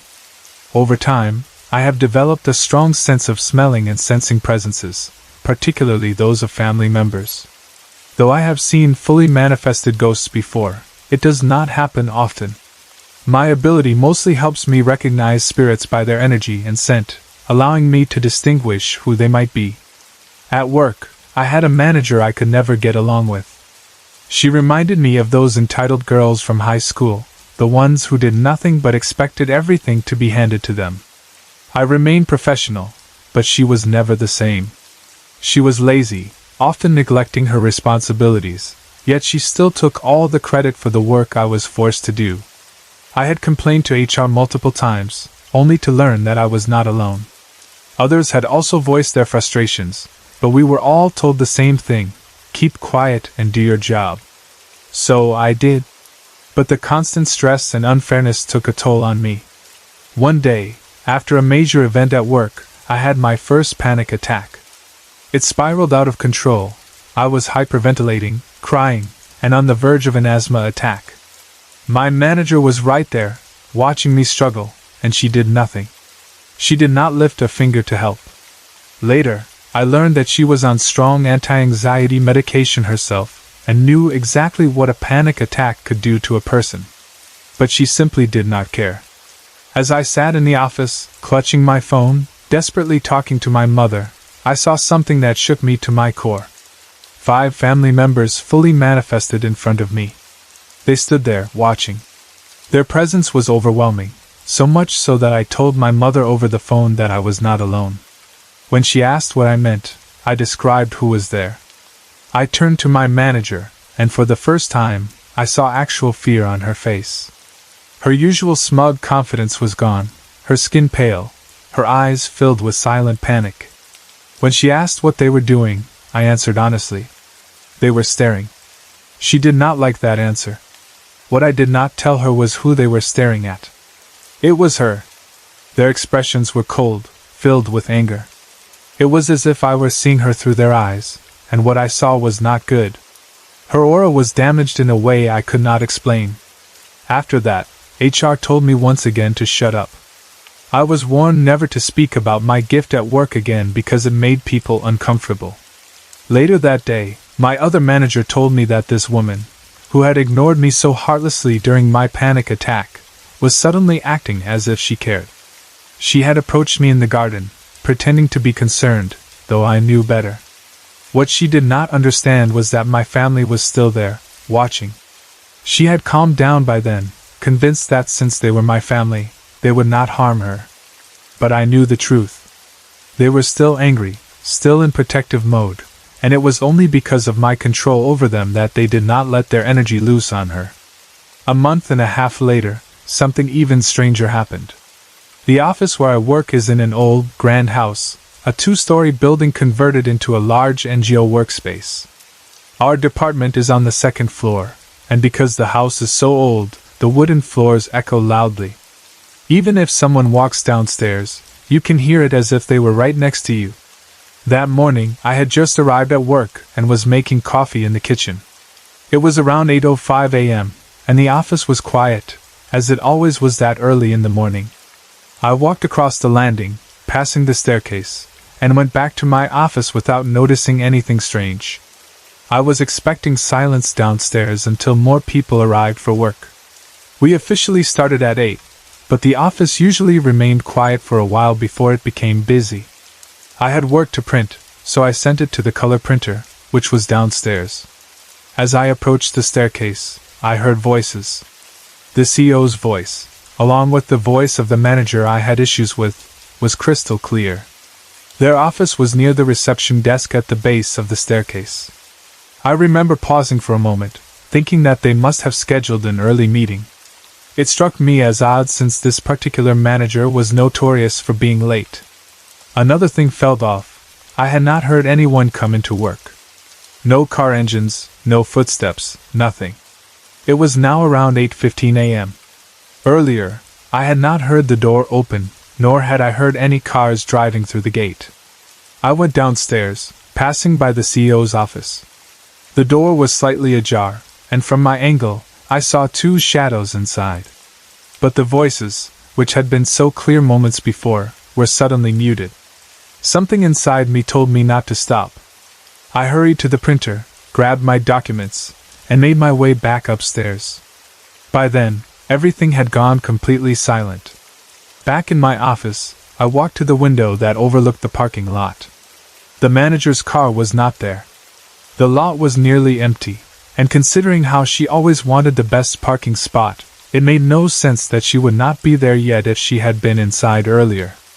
I told myself she must have rushed in quickly, not bothering with her usual habits. At around 9:15, my other manager arrived. Then, a few minutes later, the same manager I had heard earlier came in, breathless, complaining about the traffic. By now, I was completely unnerved. I tried to brush it off, but the uneasiness in my stomach refused to settle. I decided to let it go and walk downstairs. Just as I was making my way down, the CEO's car pulled into the driveway. I casually remarked to the receptionist that she had been running around a lot that morning. The receptionist looked confused and told me that the CEO had just arrived. A few moments later, I watched her unlock her office door. My heart started racing. I went back upstairs and saw my manager frantically preparing for her meeting with the CEO. I made a comment about how strange it was that she had two back-to-back meetings. She gave me a puzzled look and said it was her first meeting of the day. That was why she had been panicking about being late. It was now 9:30. I cannot understand what I heard that morning. The voices were exactly theirs. I heard them discussing an upcoming event, crystal clear, just as if they were really there. But when I went downstairs, the door was ajar, and the room was occupied by nothing but shadows. No one else had the key to the CEO's office except for her, and she had just arrived. I have never had an experience like that before, and even now, I cannot comprehend the meaning of it. The manager eventually resigned, and since then, nothing strange has happened. Even my family members, who would occasionally appear after their first manifestation, have stopped visiting me at work. I do not understand why I heard their voices discussing work before they had even arrived, and I have never found a reason for what happened. No explanation, no logic, just something unexplainable that remains with me to this day. We live in a well-planned locality where the entire area is divided into small rectangular blocks, each consisting of 4 houses. Because of this layout, there are numerous 4-way intersections throughout the neighborhood. My house is located at the corner of one such intersection, and diagonally across from it stands a house that has remained unoccupied for as long as I can remember. As kids, we played gully cricket in the streets, and one of our rules was that if someone hit the ball into a house, they had to retrieve it themselves. One evening, while playing, I accidentally hit the ball into that desolate house. It wasn't intentional, but according to the rules, I had to go inside and fetch it. The house had a garden right after the main entrance, and the main building was located further inside, similar to other houses in the neighborhood. Since the house had been abandoned for years, its tall wooden gate, almost 10 feet high, was locked. However, it had a protruding design that made it easy to climb. Without thinking much, I climbed up, jumped over the gate, and landed inside. The ball was lying a few feet away, so I quickly ran to pick it up. I threw it back over the gate so that my friends could continue playing since I was out due to the direct hit into the house. Just as I threw the ball, I felt a sudden, cold gust of air brush against the left side of my head. It was quick and sharp, sending a strange shiver down my spine. I instinctively brushed it off, telling myself it was just the evening breeze, and climbed back up the gate to get out. I returned to the game, ignoring the odd sensation. By the time we finished playing, it had gotten dark. I went home, had dinner, and fell asleep soon after. Everything seemed fine until around 1 o'clock or 1:30 a.m. when I suddenly woke up drenched in sweat. My body felt feverish, and my head ached terribly, especially the left side where I had felt that cold gust earlier. It felt as if someone had hit me hard on that spot, and I was now experiencing the aftereffects of a serious blow. Feeling uncomfortable, I woke my mother and told her about the sudden fever and uneasiness. She checked my temperature and noticed that I was burning up. She seemed concerned and immediately told my grandmother Dottie. My Dottie didn't waste time. She quickly called a priest the next morning. The priest arrived and asked if I had been out of the house the previous evening. I nodded, not thinking much of it. He then asked if I had experienced anything unusual while I was out. That's when I remembered the cold gust of air. I told him about it, and he gave me a serious look. Without saying much, he tied a thread around my wrist, muttering prayers under his breath. That night, while sleeping on the terrace with my Dottie, she preferred the natural breeze over ACs and coolers. I finally asked her why she had called the priest. She already knew I had entered the abandoned house. Curious, I asked her how she knew. She looked at me and simply said, "That house is haunted." Hearing this, my curiosity only grew. I wanted to know more, so I pressed her for details. She told me that a spirit of a woman resides there, and although she does not usually harm people, there can be minor repercussions for those who enter the house, especially after sunset. She believed I was experiencing one of those consequences. I had always been fascinated by ghosts and spirits, and this only made me more eager to learn about the story behind the house. I asked my Dottie who the woman was and how she became a spirit. She sighed and told me a chilling story from 40 to 50 years ago. The woman had once lived in that house, but her life had been a tragic one. She was married into a family that constantly tortured her for dowry. Her own parents weren't wealthy enough to fulfill the demands of her in-laws, so she was subjected to relentless abuse. One day, while being beaten by her father-in-law, her sari caught fire. Instead of putting it out, her in-laws let her burn, watching as she screamed in pain. No one helped her. They wanted her to suffer, to die slowly and painfully. She eventually succumbed to the flames. Her family covered up the crime, making up a story that it had been an accident to avoid police interference. But she returned. Her vengeful spirit possessed her mother-in-law first. Then she strangled her husband to death with her bare hands. A week later, her father-in-law was found dead in his bed. Soon after, all the male members of the household, her father-in-law's brothers, died mysteriously, one after the other. Her presence didn't stop there. She possessed random people who roamed near the house, especially at noon, but never harmed them. However, her aura was still strong enough to cause uneasiness in those who got too close. My Dottie told me about Ganga Dottie, an elderly woman from our neighborhood who had once been possessed by the spirit. One afternoon, she suddenly climbed a tree next to our house, her eyes wild and her body moving in unnatural ways. It took a priest to bring her down and perform an exorcism to free her from the spirit's control. Many others had also experienced similar possessions. The more I heard, the more fascinated I became. Then my Dottie told me something that gave me goosebumps. She had seen the spirit herself. In the old days, people slept on terraces during the summer months. One no-moon night, while lying on her cot, she saw a woman on the terrace of the haunted house. She was dressed in a red bridal sari, but it was burning. The flames danced around her, yet she remained unharmed. She was swaying in the air, moving in a strange, dancing motion. The image sent chills down my spine. It was terrifying enough to imagine a person standing on that dark terrace, but to picture a burning bride, dancing unnaturally in the air, was something I could not shake off. That night, lying on our terrace, just diagonal to that very house, I felt a fear unlike anything before. Even though I have always been interested in ghost stories and paranormal encounters, I have never personally experienced anything supernatural since that day. I have actively sought out spooky locations, hoping to witness something otherworldly, but nothing ever happened. A part of me still believes ghosts and spirits might just be human-created myths, something fabricated for amusement. But then, another part of me questions, how could a simple thread tied by a priest cure my fever and pain overnight? Was it really just a superstition, or was I truly affected by something beyond understanding?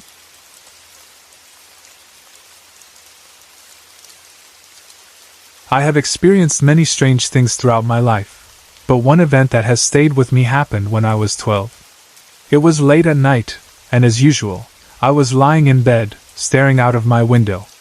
Sleep never came easily to me, so I often found myself lost in thought, watching the world outside.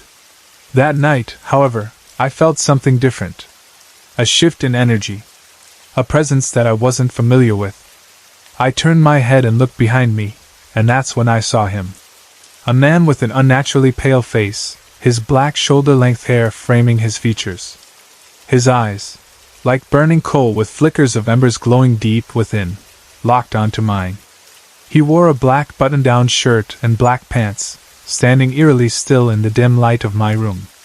I wasn't exactly afraid, but I was startled. Spirits only ever came to me when they wanted something or when they were trying to scare me. But there was something different about him. His presence was intense but not threatening. "What do you want from me?" I asked, my voice barely above a whisper. He didn't answer right away. Instead, he began reciting a series of numbers. 3, 6, 12, 18, 24, 26, 28. Then, in a calm, measured voice, he said, "Watch and see." Before I could ask anything else, he was gone. I sat there for a while, staring at the empty space where he had stood, trying to make sense of what had just happened. The numbers he gave me made no immediate sense, but I knew better than to ignore them. I grabbed my notebook and wrote them down. I studied them, hoping to find a connection, but nothing stood out. Eventually, I set the notebook down on my nightstand and tried to fall asleep, knowing I might see him again. 2 nights later, I woke up to the sensation of fingers gently stroking my hair. My heart pounded as I opened my eyes, and there he was again, kneeling beside my bed, his face inches from mine. His voice was low, almost a whisper, as he said a date, March 17th, 02. "Be prepared. Be strong." And just like that, he vanished. I wrote the date down, though I didn't understand what it meant. It wasn't until that very day that I learned the truth. On March 17th, 2002, my mother was in a car accident. Thankfully, she wasn't seriously injured, but the event shook me. He had warned me. He had known. From that moment on, I decided to start keeping track of everything he told me. I wrote down the numbers, the dates, the brief but cryptic warnings he gave. I watched and I waited. Then something even stranger happened. One night, I was at a friend's house, and when I returned home, my brother stopped me as soon as I walked through the door. He looked unnerved, as if he had seen something he couldn't explain. "There was a man standing at your door," he said. I froze. What did he look like? His description sent chills down my spine. Pale skin. Black shoulder-length hair. Black clothes. He was leaning against your doorframe, just standing there like he was looking for you. My brother continued. Then he glanced at me, nodded once, and walked into your room. Through the wall. I had never told my family about him. My parents were highly religious, and I didn't want to deal with their prayers, their lectures about how I was opening myself to the devil's work. I had only ever spoken about these experiences with my brother, and even then, only briefly. That meant one thing: my brother was telling the truth. But why had he waited for me? Why hadn't he come to me at my friend's house? The question nagged at me, but I didn't dwell on it for too long. I had already learned that he only told me what he wanted me to know. A few nights later, I had a dream. In it, I was standing in a circle with 3 others. One of them was a younger version of me, around 6 or 7 years old. Another was the man, though he looked slightly different. His eyes were normal. His skin wasn't as pale. The 4th person was a boy who resembled him, leading me to believe it was possibly him as a child. The 4 of us stood together, holding hands, and in the center of our circle, a red candle flickered. His voice was calm, but his words sent a shiver through me. Guard your soul. Guard your gifts. They are unique, and they are desired by many. Then I woke up. I bolted upright, my breath coming fast. The dream had felt too real. I could still feel the cold of his hand in mine. I could still smell the musty scent of earth in the room we had been in, a room I did not recognize. It had been empty, except for the four of us and the candle. As soon as I caught my breath, I felt his presence again. My eyes darted to the corner of my room, and there he was, standing there, smiling. I was frustrated. Confused. I didn't understand the dream, and I didn't understand him. What does it mean? I demanded. For the first time, I asked him directly. Who are you? What are you trying to show me? He only laughed softly. All in due time. And then he was gone. To this day, I still don't know his name. I have asked countless times, but he never answers. The dream has come back to me again and again over the years. Always the same. Always the same morning, the same candle, the same circle of four. I don't know what it means. I don't know what he is. But I will never forget the man with no name.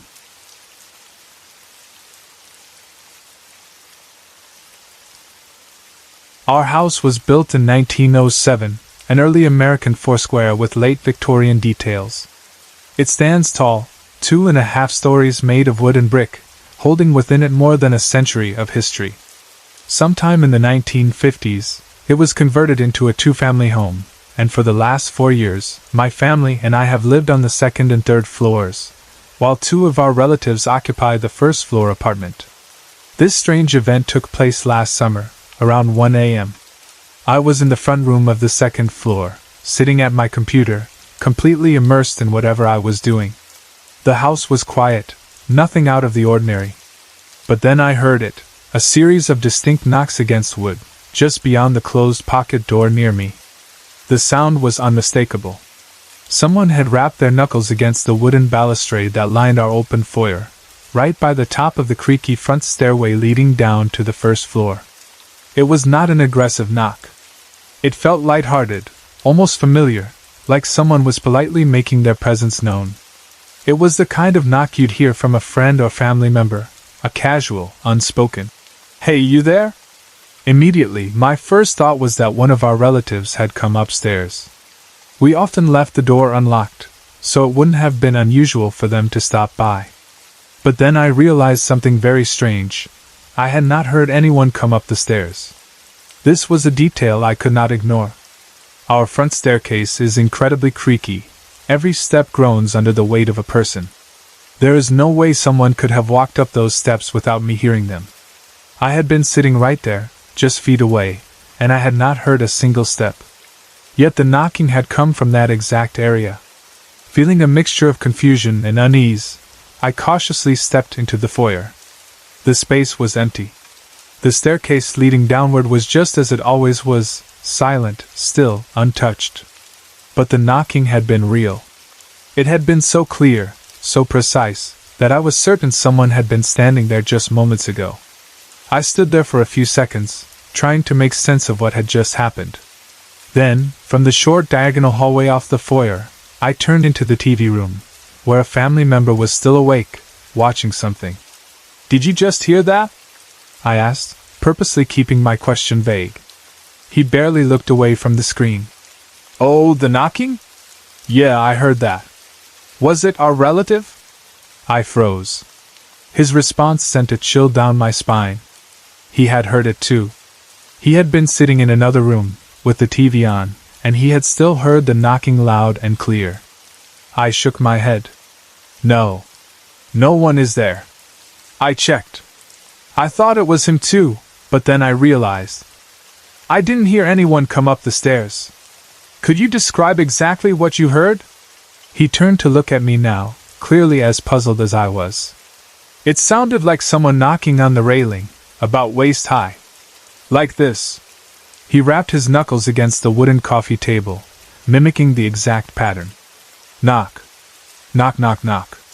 The pattern was identical to what I had heard. Every beat matched perfectly. I had been listening carefully for any variation, any difference in what he described, but there was none. It was one thing to hear something strange on my own, but to have someone else independently confirm the same sound, from the same place, at the same time, it made my stomach tighten. I needed answers. Leaving the TV room, I walked downstairs, my feet pressing against the old wooden steps that should have creaked under pressure. I reached the first floor, checked the front porch, the walkway, and glanced through the sidelight window into the other apartment. All was dark, silent, undisturbed. There was no one there. The next day, we checked with our relatives downstairs, thinking maybe someone had come up without us noticing, though even that would have been impossible. But they had all been asleep at the time. There was no explanation. We had no choice but to dismiss it as one of those strange, unexplained things, a fleeting moment of mystery that we could only wonder about. But then, about a month later, something changed. A neighbor mentioned something in passing, something that made my stomach drop. The man who had sold our family this house had passed away. He had been in his 60s, and he had died unexpectedly in his home just a few doors down from ours. And then I learned something even more chilling. This house, the house we now lived in, had been his childhood home. I tried to think back to the date of the knocking, to pinpoint whether it had happened right around the time of his death, but the timeline was blurred. The news of his passing had traveled through several people before it reached us, so it was impossible to say exactly how close the two events were. But I couldn't shake the feeling. What if the knocking had been him?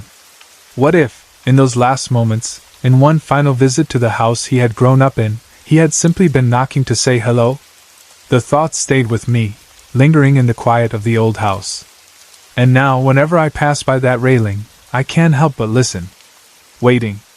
Wondering if, someday, I might hear that polite, familiar knock once again.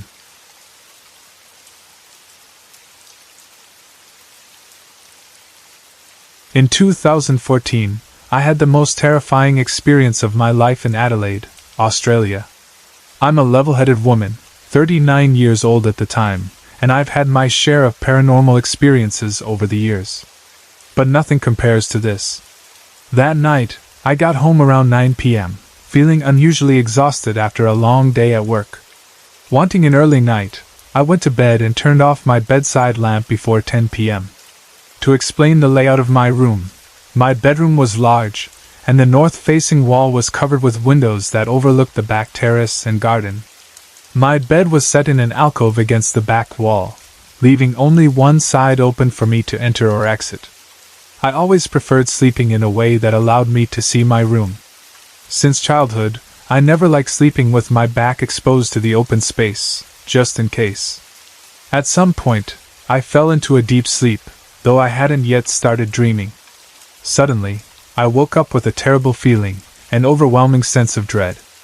I was lying on my right side, facing north. The moment I opened my eyes, fully awake, I saw them.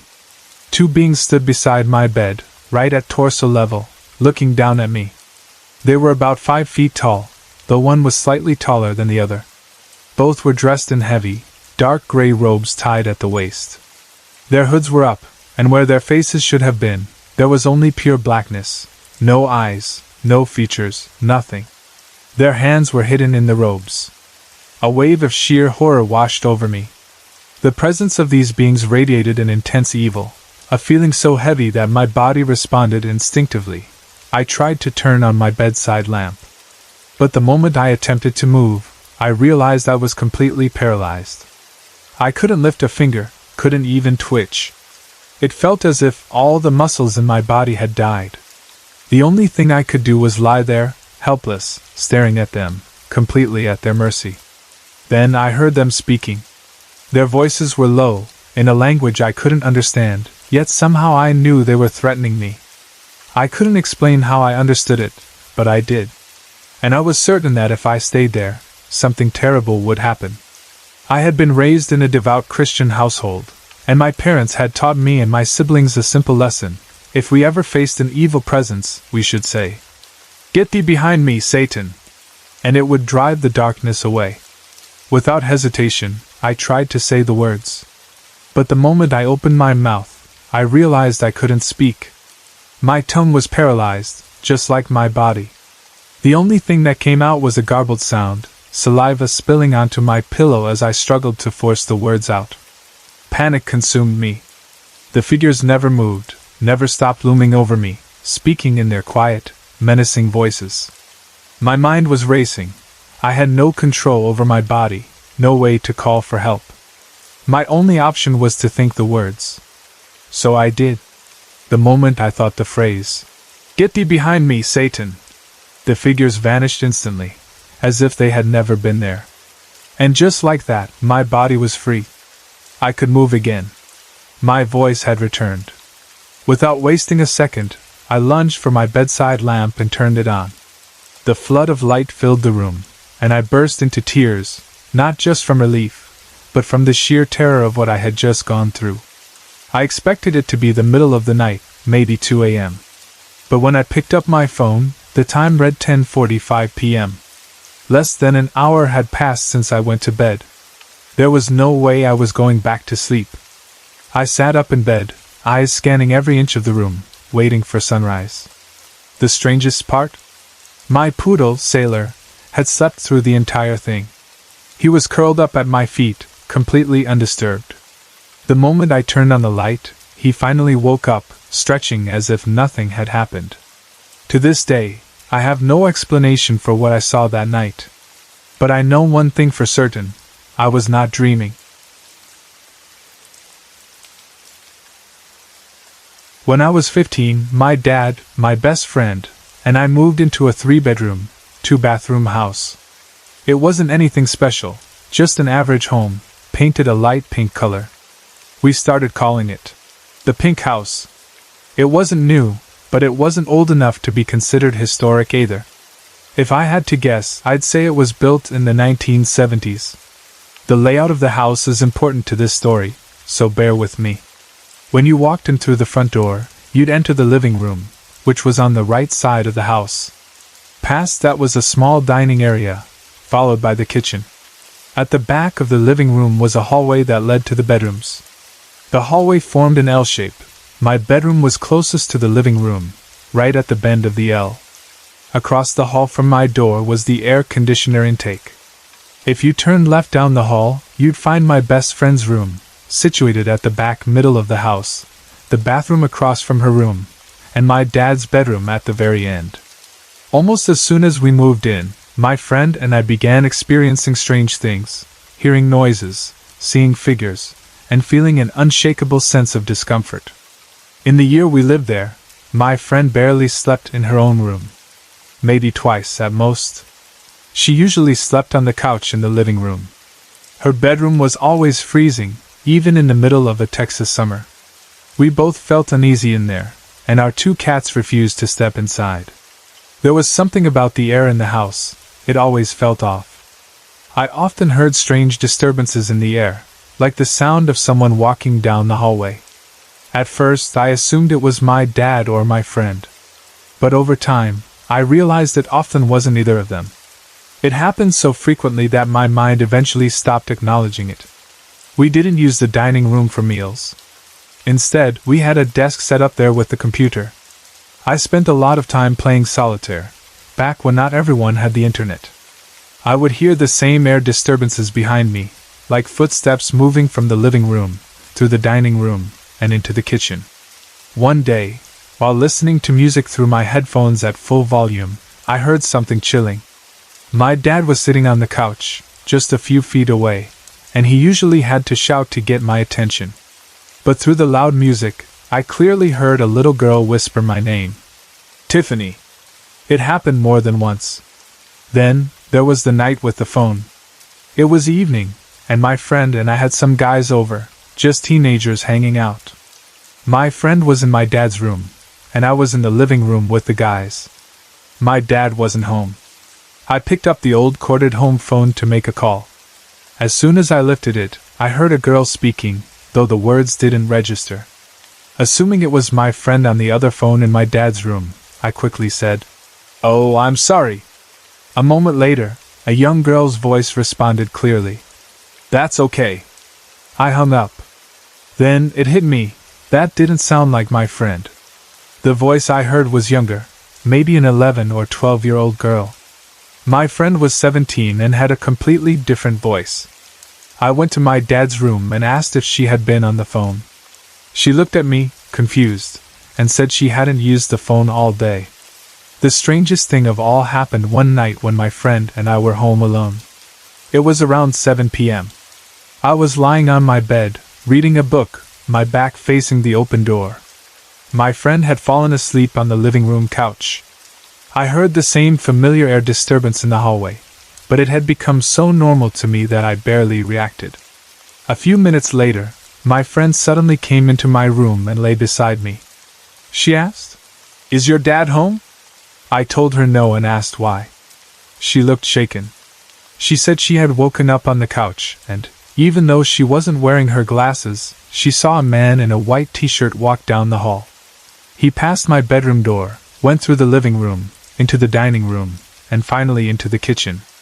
Then, she saw him stop right in front of the sink. He placed both hands on the edge, slightly leaning over. She turned away just for a moment to grab her glasses. But when she looked back, he was gone. It all made sense. I had been hearing what she saw the entire time we lived there. After that, we started discussing what might be happening in the house. I had a theory. I believed the man was a residual spirit, stuck in a loop, repeating the same routine over and over. Walking from the bedrooms, through the hallway, and into the kitchen, always stopping at the sink. But the little girl? She wasn't residual. She was intelligent. She played games, whispered my name, and interacted with the environment. I think something bad happened in that back middle bedroom, the one that was always freezing, the one the cats refused to enter. Maybe the girl was connected to the man, maybe not. In the years since, I've tried researching the house's history, but I've never found anything. The last time I drove by, over 10 years ago, the house was gone. All the houses on that street had been torn down and rebuilt. My friend and I are still close, even after nearly 20 years. We often talk about the things we experienced in that house and elsewhere. One thing we've realized? She sees things. I hear them.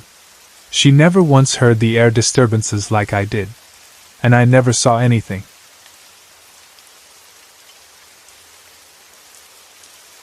I've lived in this house my entire life, along with my younger brother, sister, and parents.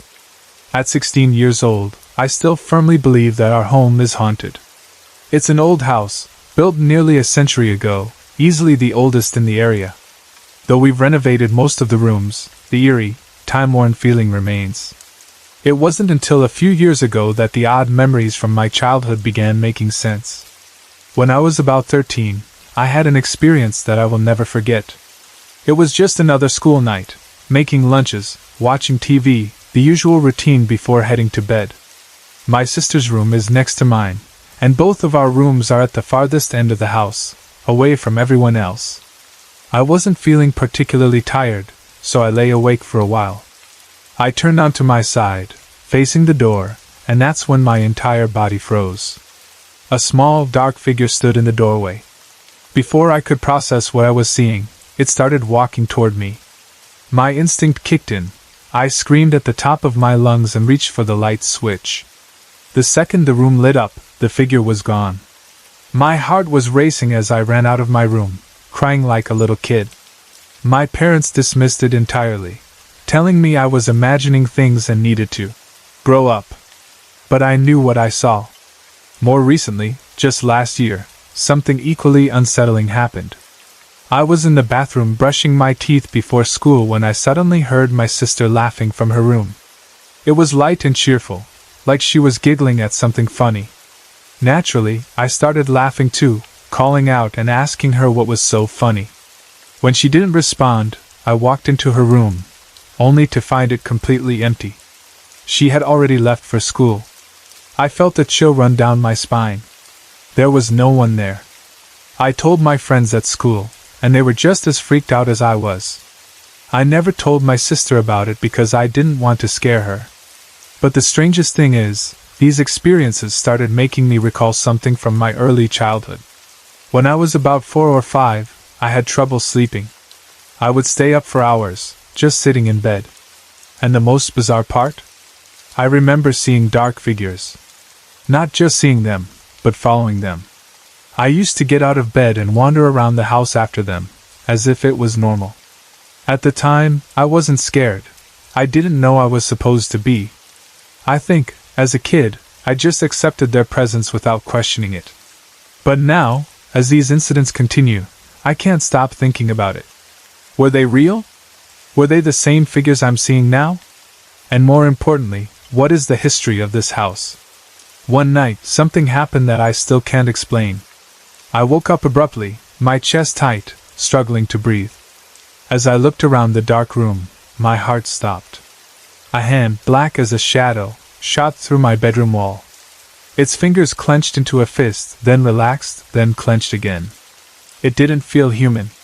It was something else. It vanished as quickly as it appeared. I didn't stay in my room after that. I ran straight into my sister's room and sat on her floor, too afraid to move, waiting for her to wake up. The last experience I'll share is one I wasn't alone for. A few of my friends came over for a sleepover, and we all stayed in the gaming room at the side of the house, where we kept the Xbox. We had been talking about ghosts and scaring each other with paranormal stories all night, so just for fun, we downloaded a ghost hunting app on an iPod. We didn't expect anything to happen. It was just a joke. We had barely stepped out into the hallway when we heard it. A low, guttural sound. It wasn't a voice. It wasn't an animal. It was a deep, heavy growl coming from the end of the hallway, something I had never heard before in my life. All of us froze in place.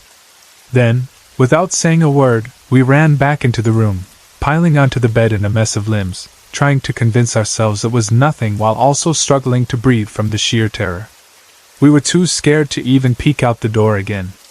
Even now, years later, I still don't have an explanation for any of it. Maybe I never will. But every night, before I go to sleep, I still wonder, how many times have I not noticed something standing in my doorway?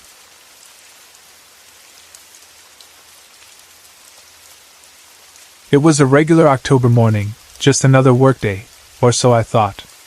I had taken on a renovation job at an old folks' home in the quiet suburbs of San Antonio, Texas. The kind of work I was used to, some drywall repairs in one of the rooms, replacing a musty carpet in another. Simple. Easy money. The woman who hired me gave me the details, handed me the keys, and I made my way down a long, narrow hallway. The corridor felt abandoned, not a single sound except my own footsteps. It was dimly lit, dust hanging in the air like the place hadn't seen life in a while. There were numbered plaques above each door, and as I scanned them for the right one, I couldn't shake the unsettling stillness. Finally, I reached the room where the drywall work was to be done. Out of habit, I knocked lightly on the door before pushing it open. The door swung inward, revealing a space that looked exactly how I expected, bare, with minimal furnishings, nothing remarkable. But the silence weighed heavier inside, pressing against me like a presence in itself. And then, in the far corner of the room, lying on the bed, I saw her. An old woman, frail, with wispy white hair, her arms folded across her chest. She looked peaceful, like she was simply resting. I instinctively muttered an apology for disturbing her and carefully backed out of the room, making sure to close the door softly behind me. I figured I'd let her sleep, work on the carpet job first, and return later. I found the other room a few doors down and got to work pulling up the old, stained carpet. An hour passed when the woman who hired me came to check in. She looked surprised to find me working in this room instead of the one assigned for drywall repairs. "Did everything go okay in the first room?" she asked, glancing at the half-removed carpet. I explained that I was waiting for the old woman to wake up so I wouldn't disturb her. Her expression changed instantly. A flicker of confusion crossed her face, followed by something deeper, concern, disbelief. "What old woman?" she asked. "The one in the bed," I said, pausing my work. She shook her head slowly. "There's no one staying in that part of the building. We moved all the residents out months ago for safety reasons before the renovation started. No one's lived there since." I stared at her, trying to process what she was saying. The air in the room suddenly felt much colder. "No," I said, shaking my head. "I saw her. She was lying in the bed, right there in that room." She looked at me for a long moment before speaking again, her voice quieter this time. "This building wasn't always a retirement home," she said. "Before that, it was a mortuary." A wave of unease washed over me. My skin prickled, and my stomach turned. I forced myself to finish the carpet job before going back to the first room, but this time, I hesitated before stepping inside. The door was ajar, left open just as I had left it. But the room was different now. The bed was empty. The covers were perfectly smooth, as if no one had been there at all. I stood frozen for a moment, staring at the undisturbed bed, the silence pressing down on me heavier than before. I forced myself to do the drywall repairs quickly, not daring to look toward the bed again. Every minute in that room felt like an eternity, like I was being watched, though there was no one there. When I finished, I left without looking back. Even now, weeks later, I can't shake the memory. The way she lay there, the stillness of the room, the way she simply wasn't there when I returned. I know what I saw. And I know now, without a doubt, that some things linger long after they're supposed to be gone. The farmhouse where my family spent vacations was vast, surrounded by endless rice fields, and completely isolated from the rest of the world. It had been in the family for generations, and though it carried a certain rustic charm, there was always an underlying sense of eeriness about the place, something that you could only feel when you were alone. I was around 5 when I had my first strange experience there. It was a hot summer afternoon, and as usual, my entire family was inside, taking their afternoon nap. I never liked sleeping during the day, so I was the only one awake, sitting on the front stairs, playing with my toy kitchen set. The air was still, the only sound coming from the occasional rustling of dry leaves and distant bird calls. That was when I noticed something. Out of the corner of my eye, I saw a man peeking out from behind the right corner of the house. It was as if he was hiding, just barely letting himself be seen, much like a child playing hide and seek. He was thin, dressed in simple, worn-out clothes, and his presence felt out of place. Thinking he was a worker who had come for some chores, I turned my head to look directly at him. The moment I did, he quickly retreated behind the wall. His movement was abrupt, too quick, too unnatural, as if he had been watching me and panicked when he realized I had seen him. My heart started beating faster. Something about the way he moved was deeply unsettling. But I was a child, and I told myself that he must have gone to the backyard to finish whatever work he had come for. An hour passed. Then another. The man never returned. I sat there, staring at the front gate, waiting to see him emerge. He hadn't passed through the main entrance. Of that I was certain. The only way out was through the backyard. My curiosity got the better of me, and I decided to go check. When I reached the backyard, my blood ran cold. There was no one. No workers. No footprints. No sign that anyone had been there at all. The air was thick, heavy, and eerily silent. I felt my skin crawl as I turned and ran back inside, straight to my aunt. I told her everything, expecting her to share in my alarm, but she just laughed and dismissed it as a child's overactive imagination. But I knew what I had seen, and I knew it wasn't my imagination. Years passed, and I never forgot that day. But life went on, and so did our visits to the farmhouse. One winter, during the holiday season, we were back at the farmhouse again. Winters that were different from the summers, quieter, darker. The fields, once golden and lively, now seemed lifeless and eerie under the pale winter sky. The nights stretched longer, and the farmhouse, already isolated, felt even more distant from the world. One evening, as was our tradition, my family gathered in the front yard. We sat under a large umbrella, roasting chicken over a fire and drinking hot tea. I was the last one to step out of the house, carrying my chair. As I locked the main door behind me, I casually glanced toward the rice fields. And that's when I saw her. A woman, dressed entirely in white, walking through the field. At first I thought it was just my eyes playing tricks on me. But no, she was there. She was real. Her figure was slightly blurred, like she wasn't entirely part of this world. She was tall, taller than any normal person should be. In her outstretched hands she held something that glowed. It could have been a candle, a dia, or perhaps just an eerie light emanating from her palms. I was frozen. I couldn't move, couldn't breathe. Then, as if sensing my gaze, she slowly began turning her head toward me. I didn't want to see her face. A deep, primal fear took over me, and I acted on instinct. I threw my chair to the ground and ran. My heart pounded as I sprinted toward my family. One of my sandals slipped off in the process, but I didn't care. My only thought was to get away. I reached my grandmother, jumped into her lap, and buried my face in her arms. I was shaking, struggling to catch my breath, but I couldn't bring myself to speak. I didn't tell anyone what I had seen. Not that night. But the fear lingered.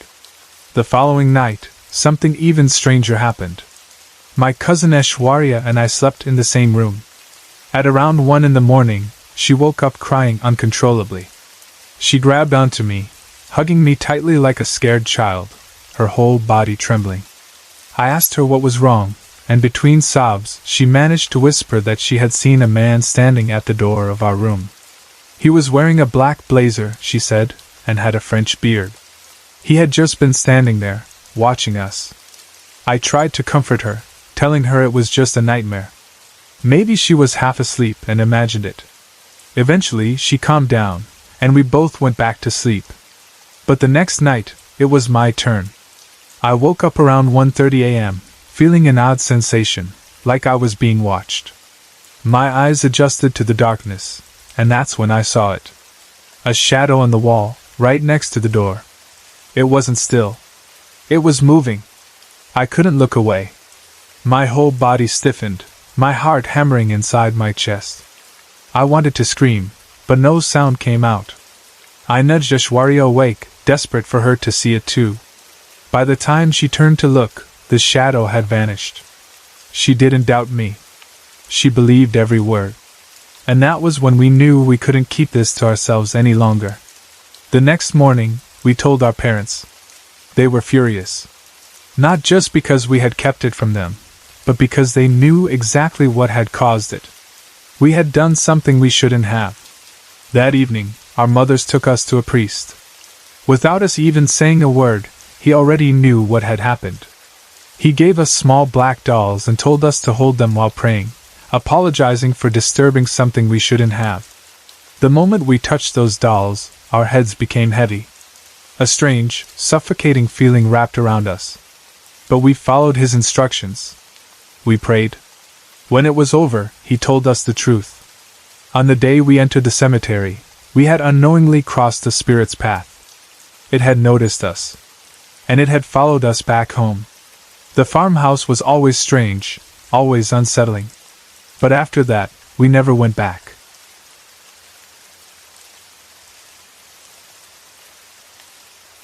When my mother, sister, and I moved into that apartment complex in 2002, our lives were already in turmoil. My parents had just divorced, and my mother, struggling with depression, had started falling back into her old habits of partying and using substances. She worked the night shift at the Ramada Inn, often returning home around 2 a.m., though sometimes she wouldn't come home at all. Instead, she'd be out with friends until morning. My older sister, Alice, couldn't handle the chaos and constant fights with my mom, so she went to live with my dad in Reno, leaving just my mother and me in the apartment. I was around 9 or 10 at the time, and since my mother worked nights, I was left alone more often than not. That's when the strange things began. At first, it was just a feeling, a heavy, suffocating sense of being watched. It didn't matter if it was day or night, I could feel unseen eyes following me wherever I went. It wasn't just inside the apartment, I even felt it through the windows, as if something outside was also watching, waiting. The feeling became so overwhelming that my mother and I decided to switch rooms, but that didn't help. No matter where I slept, I still felt its presence. Eventually, I started sleeping on the couch near the front door, so that if anything ever happened, I'd have a quick way out. One day, while walking from the couch to the kitchen to get something to eat, I glanced down the hallway. At the very end was the bathroom, with my mother's room to the left and mine to the right. Out of habit, my eyes wandered toward my room, and that's when I saw it. A massive, dark figure darted from my mother's room into mine. It didn't move like a person running. It hovered, gliding at an unnatural speed, never touching the ground. It was impossibly tall, its head nearly scraping the ceiling, and it was completely black, darker than a shadow, with no transparency at all. I froze. My entire body locked up in fear, and my heart felt like it would explode from my chest. My breath hitched as I stared at the now empty hallway. Whatever it was, it had gone into my room, and I had no intention of following it. From that day forward, I barely slept. I was constantly on edge, too afraid to close my eyes. The only sleep I managed to get was when I went to visit my mother at work. I would curl up behind her desk, lying at her feet, just so I wouldn't have to be alone in that apartment. She started worrying about me, but there wasn't much she could do. She had to work to keep us afloat. The best she could offer was to let me stay with her during her shifts. One day, desperate for some sense of normalcy, I invited a friend over. I thought maybe having someone else there would make me feel less afraid. But as soon as she stepped inside, she became uneasy. She said the place felt off. We decided to hang out on the porch instead, trying to ignore the unsettling feeling. As we stood there, lost in conversation, we suddenly heard footsteps approaching from behind the apartment. The sound of crunching leaves grew louder and closer. At first, we weren't alarmed. People passed by all the time. But then we noticed something chilling. There was no one there. We stared at the ground and saw the dry leaves being pressed down, one step at a time, forming the distinct shape of a foot. But there was no body, no person attached to the footsteps. It was moving toward us. Panic set in. We screamed at the top of our lungs and bolted from the apartment, running all the way to her house, never once looking back. That incident shook me, but the worst was yet to come. The final and most terrifying experience happened one night when I was in bed, trying to sleep. As usual, I had that horrible feeling of being watched. It was stronger than before, more suffocating. It felt like something was standing right beside my bed, looming over me. I turned my back to it, pulling the covers over my head like a flimsy shield. I squeezed my eyes shut and held my breath, praying it would go away. That's when I felt it. The mattress shifted. Something, or someone, had climbed into bed with me. Every hair on my body stood on end. My heart pounded so hard it echoed in my ears. I didn't dare move. Then, a whisper, so close it brushed against my ear. It was a woman's voice. It spoke so softly, so quickly, that I couldn't understand what it said. But it was either my name, Kayla, or, wake up. I couldn't move. I was paralyzed by fear, unable to even cry out. I don't know how, but at some point, I must have passed out from sheer exhaustion. A few months later we moved out. Not far, just to another part of town. But the apartment, with its suffocating presence and unseen horrors, was left behind. Even now, all these years later, I still wonder about that place. I don't think it was haunted in the traditional sense. I think the darkness that filled our home, the pain, the loneliness, the anger, invited something in. Something that fed off of it. Darkness attracts darkness. And whatever had been in that apartment was something I never wanted to encounter again.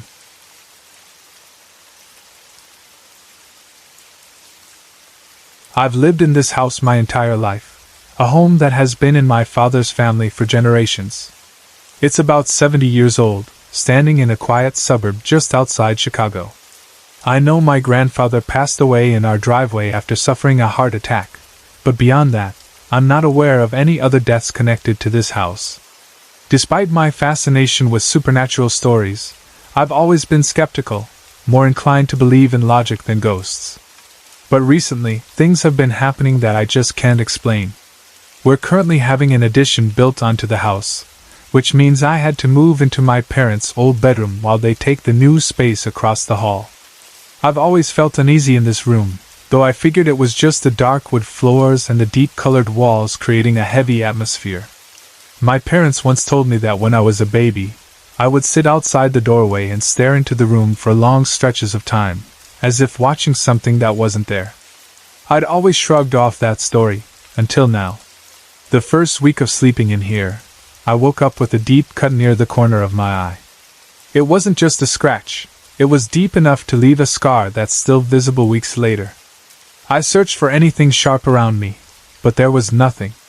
The door was shut, so our dogs couldn't have come in.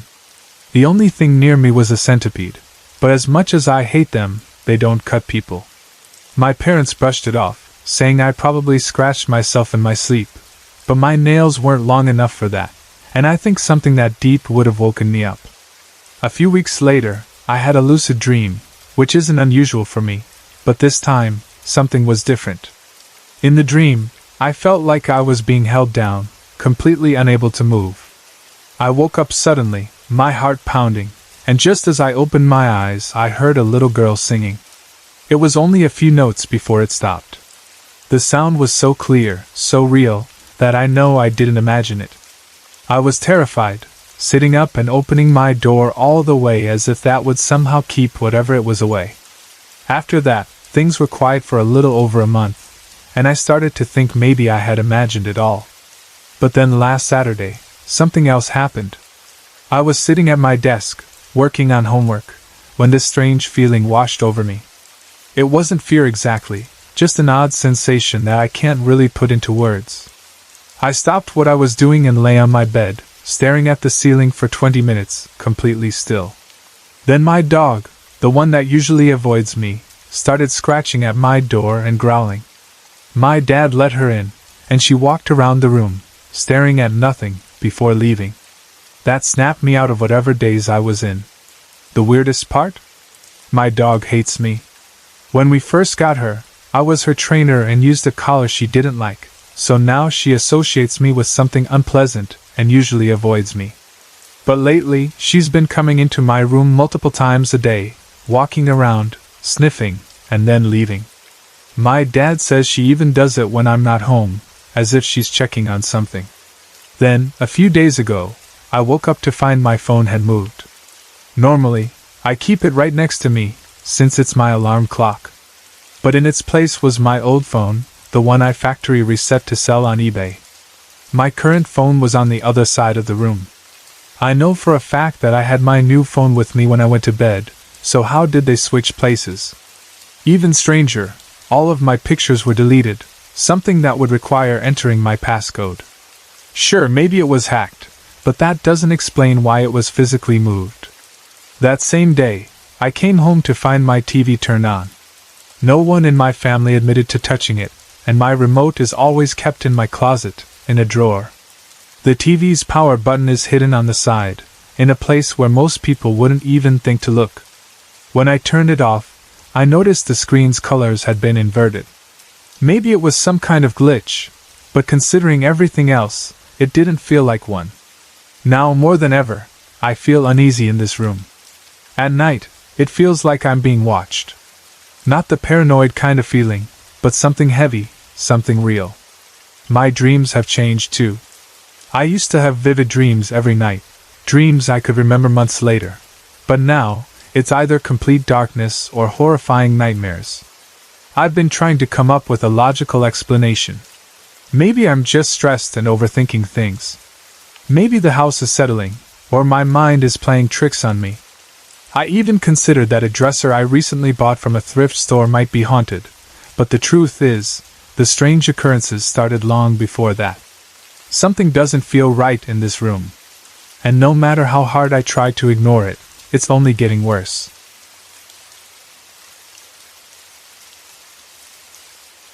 This happened when I was very young, around 3 or 4 years old, and I swear on my life, it's all true.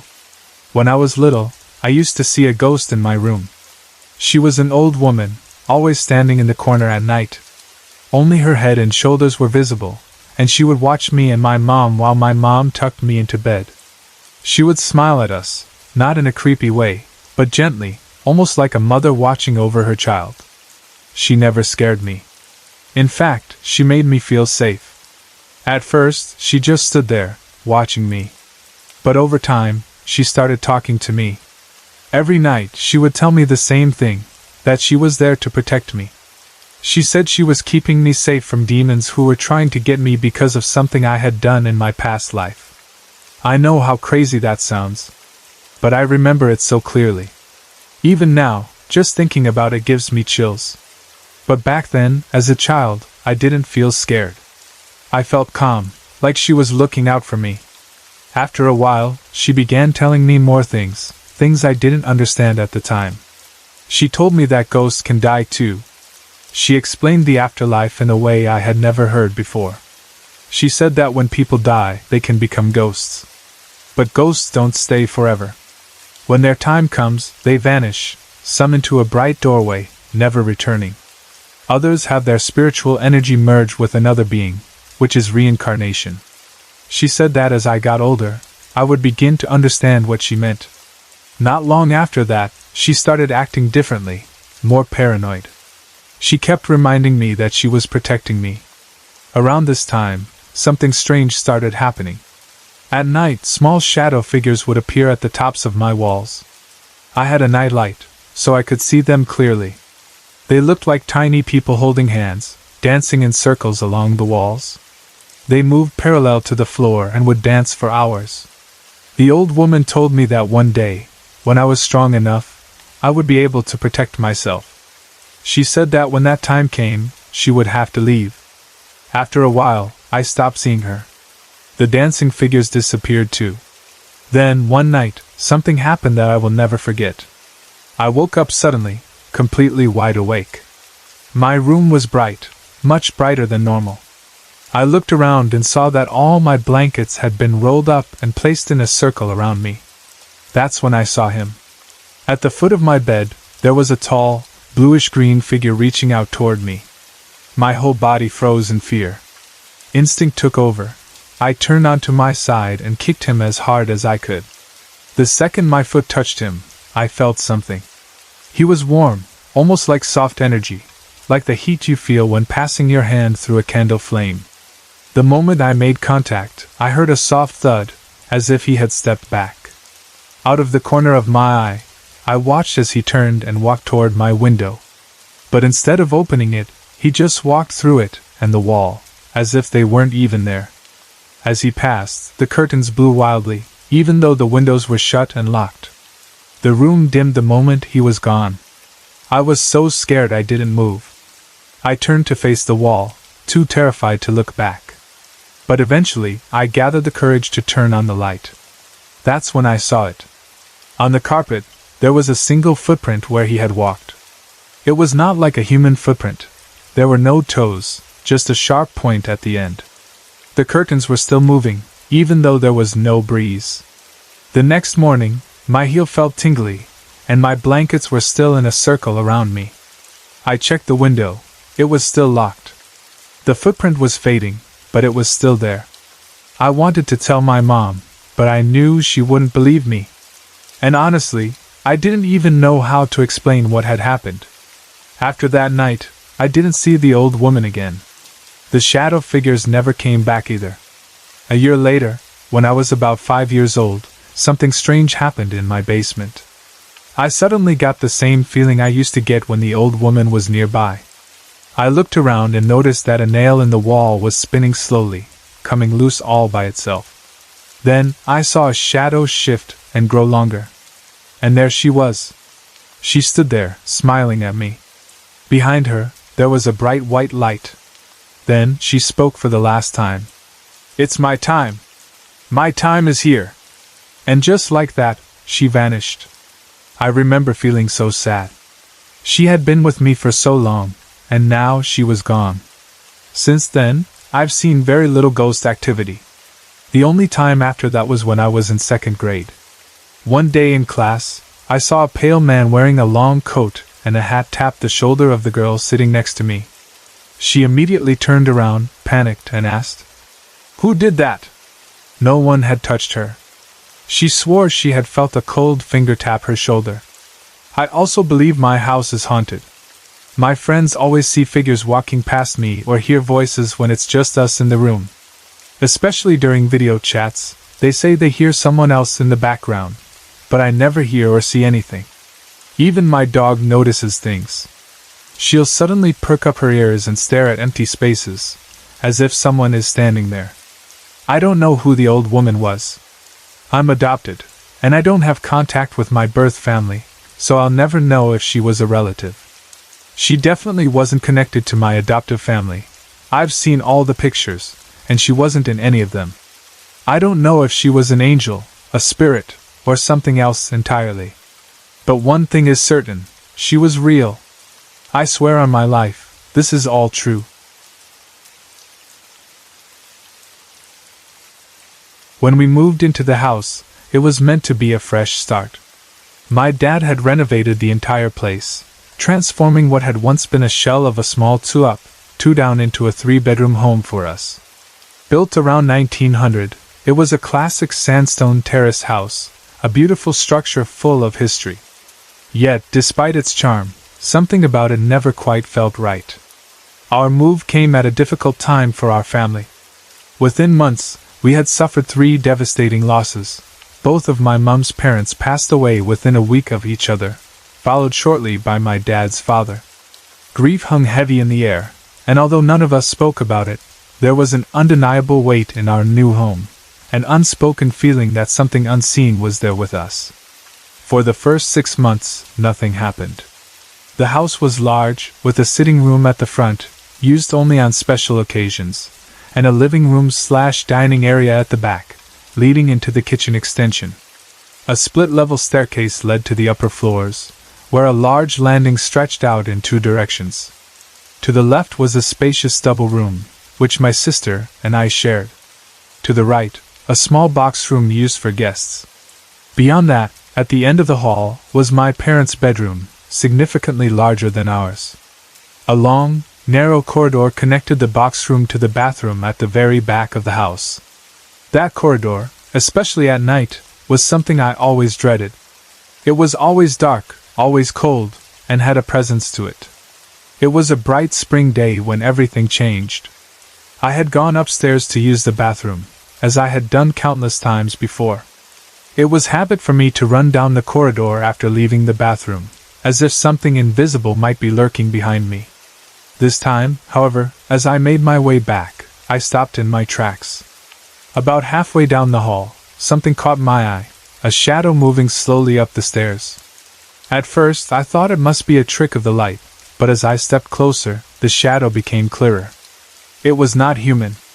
The figure was thin, unnaturally so, almost as if it had been stretched. Its limbs were long and bony, its posture slightly hunched, and its arms hung loosely at its sides. But it was the head that sent a shiver through my entire body. It resembled an animal, something not quite goat, but not entirely different either. 2 horns protruded from the back of its skull, angling backward instead of forward, and the shape of its face was unlike anything I had ever seen before. Its legs were bent, like a goat's hind legs, yet it had long, bony feet instead of hooves. I could feel my heart pounding as I realized something even more terrifying. The figure was watching me. As soon as I stopped, it stopped. It remained pressed against the wall outside my parents' bedroom, motionless. I swallowed hard, my breathing shallow. I quickly glanced toward the staircase, half expecting to see a person coming up who could explain the shadow. There was no one there. I turned back. It had moved closer. It was inching toward the landing at the top of the stairs, closing the distance between us. In a split second, I made a decision. I bolted. I sprinted toward the stairs, taking them 2 at a time, practically throwing myself down into the living room, where my mum sat unaware of the nightmare I had just witnessed. Gasping, I told her everything. She didn't believe me. Neither did my dad. Even my sister, though skeptical, dismissed it as my imagination. But months later she saw it too. One night, she woke up to go to the bathroom, only to freeze as soon as she reached the landing. It was standing there. This time, it wasn't a shadow on the wall. It stood fully visible, just a few feet away from her, watching. She described the same thin, elongated limbs, the same horned head, the same unsettling posture. For a moment, either of them moved. Then, it took a step forward. She turned and ran back to our room, slamming the door behind her. She never spoke about it until years later, but when she did, she admitted that it had been real. For the rest of the time we lived in that house, I never saw it again, but strange things continued to happen. Cupboard doors would open on their own, sometimes in front of us, sometimes when no one was in the room. Wardrobe doors would stick shut, refusing to open, only to swing wide a moment later as if they had never been jammed. Noises came from inside the bedroom, even when we were downstairs, the sound of doors opening and closing, the feeling of something moving just out of sight. After a few years, we moved to a new house, a fresh start in another town. This place felt different. It was new, untouched by any previous presence. It had no history, no lingering shadows, and for the first time in years, I felt like I could breathe. But then, one night, it came back. I was 11 or 12 at the time. It was late, and I was heading to bed. I walked down the hallway, reached for my bedroom door, and froze. It was sitting on my bed. The same figure, the same hollow presence, waiting. It turned its head toward me, as if acknowledging that it had been found. Then, as it began to stand, I let out a muffled yelp. My sister came running, her eyes wide with concern. Then, she saw it too. We both stood there, frozen, as it slowly and deliberately walked toward my wardrobe. Then, it disappeared. Our parents rushed in after hearing our voices. This time, my sister spoke first, confirming that she had seen exactly what I had seen. They finally believed us, but what could they do? Nothing. The house remained quiet after that night. I never saw it again, nor did my sister. But I know it wasn't a dream, and I know it wasn't my imagination. Whatever it was, it had followed us. And I still wonder if, somewhere out there, it's waiting to be seen again.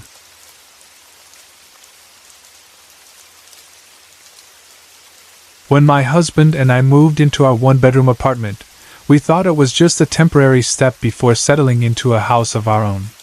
We were waiting on some VA paperwork to go through, and until then, we had to make do with what was available. The apartment complex was situated across the street from a cemetery, but I didn't think much of it. It seemed normal, quiet, nothing eerie about it at first glance.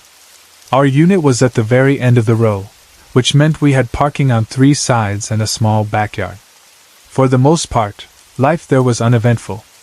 My vacuum was old and barely worked, so there was some dust, but otherwise, everything was fine.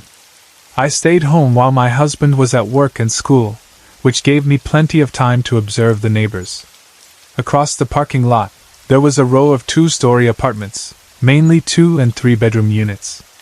People moved in and out of one specific unit constantly, which struck me as odd. In the 11 or 12 months we lived there, I saw 4 or 5 different families move in and then leave just as quickly. Considering the apartment complex required year-long leases, this seemed strange, but I brushed it off. Then, everything changed. After having my first baby, the apartment manager informed us that we had to move into a 2-bedroom unit because our child did not have their own closet.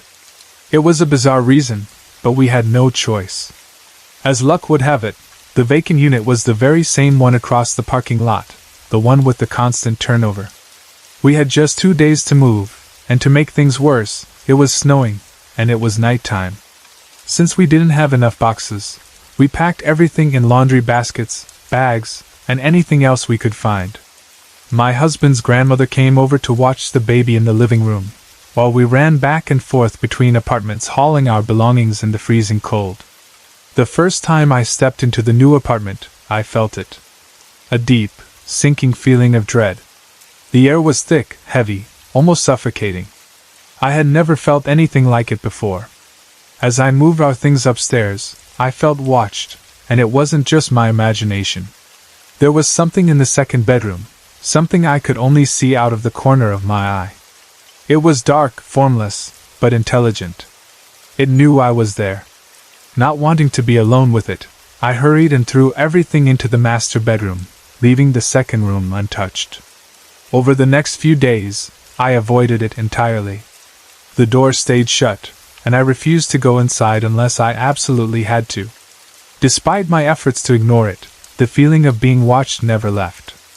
At night, as I stood at the kitchen sink washing dishes, I could feel eyes peering at me from the entrance to the kitchen.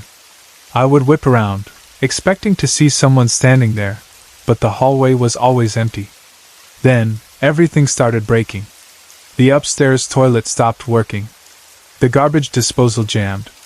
The air conditioning unit failed, followed by the heater. The washer leaked and flooded the floor. The dryer had a gas leak. The windows had no locks. It was one thing after another, as if the apartment itself was rejecting us. I kept telling myself it was just poor maintenance, but deep down, I knew better. Then came the nightmares. My husband ordered a new crib online. It arrived reeking of stain, so we let it air out. Instead of putting it in the second bedroom, we moved our bed into the second bedroom for what we thought would be just a night or two. That nightmare of a room became our bedroom for nearly a month. Every night, I dreamed of a Medusa-like woman leaning over the baby, shadows shifting all around her. I told myself it was nothing, just my mind playing tricks on me, but it felt so real. Then, something strange happened. After weeks of trying to air out the crib, we gave up and packed it back into the box.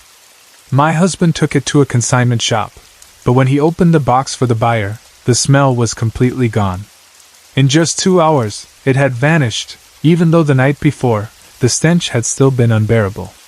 That was the last straw. We moved our bed out of the second bedroom and into the living room, but the uneasiness remained. No matter where I was, I felt watched. I'd try to open the windows or the back door for fresh air, but every time, I would get this overwhelming sense of fear and shut them immediately. Then, the VA paperwork finally went through. The apartment manager gave us 1 month to leave, and this time, I couldn't have been happier. The very next day, we went house hunting and found the only home in our price range that passed the VA inspection. I had strange dreams about the old river behind it, but it felt normal and happy otherwise. Moving day arrived. The movers took everything, except for a few items I needed to clean up before turning in the keys. My husband and baby were already at the new house, so I was alone. It was night. I was on my third trip to the car when I turned back toward the apartment. And there he was. A tall black shadow man standing in the living room, staring at me. For a split second, I almost left the door wide open and ran, but I forced myself to breathe. 2 people happened to walk past, which gave me just enough courage to run back inside, grab the last few items, and lock the door behind me. I never looked back. The first week in the new house was strange. I heard static voices in the back room. My husband and I both saw shadowy figures in the hallway. Over time, I worked to cleanse the house, and the shadows eventually retreated outside. But one thing remained, the toy room and hallway. There, things still move. Voices still whisper. Toys still turn on by themselves. Just days ago, our disconnected printer started printing at 6 a.m., making horrible noises. The moment my husband yelled at it to stop, it immediately went silent. I can't shake the feeling that something from that apartment came with us. Maybe it was the shadow man I saw that last night. Maybe it's something entirely new. But one thing is certain, it's not over yet. Sorry to interrupt. If you're enjoying the story, let me know in the comments and tell me where you're watching from. Don't forget to like and subscribe for more.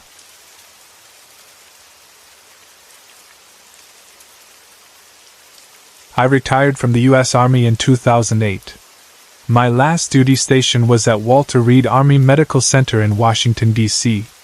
City life had never suited me, and after years of service, I was eager for a peaceful place to settle down. My wife and I found a home in Tennessee, deep in the countryside, far away from the noise and chaos. It felt like the perfect escape, a quiet sanctuary where we could start the next chapter of our lives. Things were calm for a while, but 4 years ago, something strange began happening. One night, As my wife and I lay in bed, just about to drift off to sleep, we heard footsteps coming from upstairs. It was unmistakable, the sound of someone walking. We were the only 2 people in the house, and our pets were all accounted for. The cat stayed outside, and the dogs slept in our bedroom. We laughed it off, trying to convince ourselves that it was just the house settling, and eventually went to sleep. A week later, something even more unsettling happened. Once again, as we lay in bed, a sound broke the silence. This time, it was a woman's voice. It came from above, as though someone was speaking just over our heads. It lasted only a couple of seconds, and I couldn't make out the words, but it was undeniably real. I was about to ask my wife if she had heard it, but before I could, she turned to me, eyes wide with fear. She had heard it too. The voice was distant, muffled, but distinctly female. We stayed still, listening, waiting for it to happen again. Nothing did. Eventually, sleep took over. It wasn't long before things escalated. One night, we were jolted awake by a loud, forceful banging on our bedroom door. 3 heavy knocks, loud enough to shake the bed. The sound was so powerful, it felt like something was trying to break the door down. I sat up, heart pounding, my wife clutching my arm in fear. I didn't hesitate. I grabbed my .357 and swept through the house, turning on every light, checking every room. The doors were locked. The windows were shut. There was nothing there. But something had knocked. Something had shaken our bed. As the days passed, our oldest dachshund began acting strangely. He had always been affectionate and calm, but suddenly, he refused to stay inside when we left the house. Every time we opened the door, he would bolt, desperately trying to escape. When we caught him and brought him back in, he would scratch at the door frantically, barking like he was terrified of something unseen. Our cat also started behaving oddly. Every evening, at exactly 7 o'clock, he would go upstairs and sit on the ledge of the short wall, letting out a strange, sorrowful meow. It wasn't a normal cat sound, it was eerie, like a cry. He would continue for 20 minutes, every single night, until I went up and physically moved him. After that night with the pounding on the door, I decided to take action. I couldn't allow whatever this was to keep tormenting us. One morning, after coming home from a night shift, I walked through the house with my Bible, reading scripture aloud, rebuking whatever spirit might be lingering there. I called out in the name of Jesus, demanding it to leave. For a while, things were quiet. The house felt lighter. The footsteps stopped, the knocking ceased, and the strange sounds disappeared. A year later, my daughter moved back in with us. Her husband had enlisted in the Air Force and was set to leave for training, so she planned to stay with us temporarily. For nights after she moved in, something strange happened again. I was in bed, nearly asleep, when I heard a voice. It was a whisper, coming through my pillow, as if someone was speaking directly into my ear. A woman's voice simply said, "Hey." I sat up instantly, heart racing. Had I imagined it? I got up, let the dogs out, tried to shake the uneasy feeling. I returned to bed, trying to dismiss it. But as soon as I lay down, it happened again. The same voice, the same word, spoken through my pillow. This time, I knew it wasn't a dream. I jumped out of bed and went to wake my daughter. She looked confused and groggy, having been fast asleep. I told her what had happened, expecting her to brush it off. But her expression changed. She admitted that she had been experiencing strange things too. She told me she had been hearing voices for some time, especially at night, as she was trying to sleep. The voices would ask her to do things, call someone, tell someone something. There was one instance in particular that unsettled me. She said she had been driving one day when she heard a voice tell her to run off the road and hit a tree. The suggestion was so strong, so real, that she had to fight the urge to do it. That was when I began to suspect something deeper was happening. Schizophrenia often presents itself in a person's mid-20s, and at 25, she was at the age when symptoms typically begin to show. I convinced her to see a doctor, and after several visits, they diagnosed her with schizophrenia. A month after my daughter moved in, she gave birth to our second grandchild. A few days after bringing the baby home, something else happened. I was lying in bed again, around 10:45 at night, when I heard a voice. I couldn't understand all the words, but one phrase stood out, something about a baby. The next morning, while I was at work, my daughter texted me. She had seen an apparition the night before. A white, glowing mist had appeared in her bedroom, hovering between her bed and the baby's crib. I asked her what time it had happened. She said right after she went to bed, around 10:45. My stomach dropped. The voice I had heard was connected to the mist she had seen. After that, the activity seemed to intensify whenever my daughter was in the house. The presence in our home became undeniable. Our dog, Rebel, who had always slept with us, suddenly refused to stay in our bed. He began sleeping in the bathroom instead. One night, my wife decided to take photos around the house. In one of the pictures, a bright orb appeared, flying from the bathroom over our bed into the wall. In the video she recorded, you could actually hear a swishing sound as it moved past the camera. Months passed, and eventually, my daughter and her children moved to Mississippi to be with her husband. I expected the activity to worsen after they left, but strangely, nothing happened for a long time. It was almost as if whatever had been in the house had left with her. But it wasn't over yet. One night, my wife was away visiting our son in Ohio. I was home alone, watching a movie. The house was quiet, and our dog, Rebel, lay stretched out on the couch. As I sat there, I suddenly heard laughter. It started softly, then grew louder and louder, until it filled the room. It was the sound of a man laughing like a little child. Rebel jumped up, staring in the direction of the sound. Then, just as suddenly as it started, the laughter faded away. My body was frozen. I grabbed the remote and rewound the movie to check if the sound had come from the film. It hadn't. I bolted out of the house, standing in the yard, heart racing, as I called my wife. I had to tell someone. I needed to know I wasn't losing my mind. The next morning, as I was getting ready for church, something else happened. Sitting in the bathroom, wiping the sleep from my eyes, I heard 3 sharp knocks coming from inside the bathroom closet. The sound was loud, deliberate. I held my breath, hoping to hear a cat inside, but I knew better. We didn't have any cats anymore. One had passed away, and the other had been given away long ago.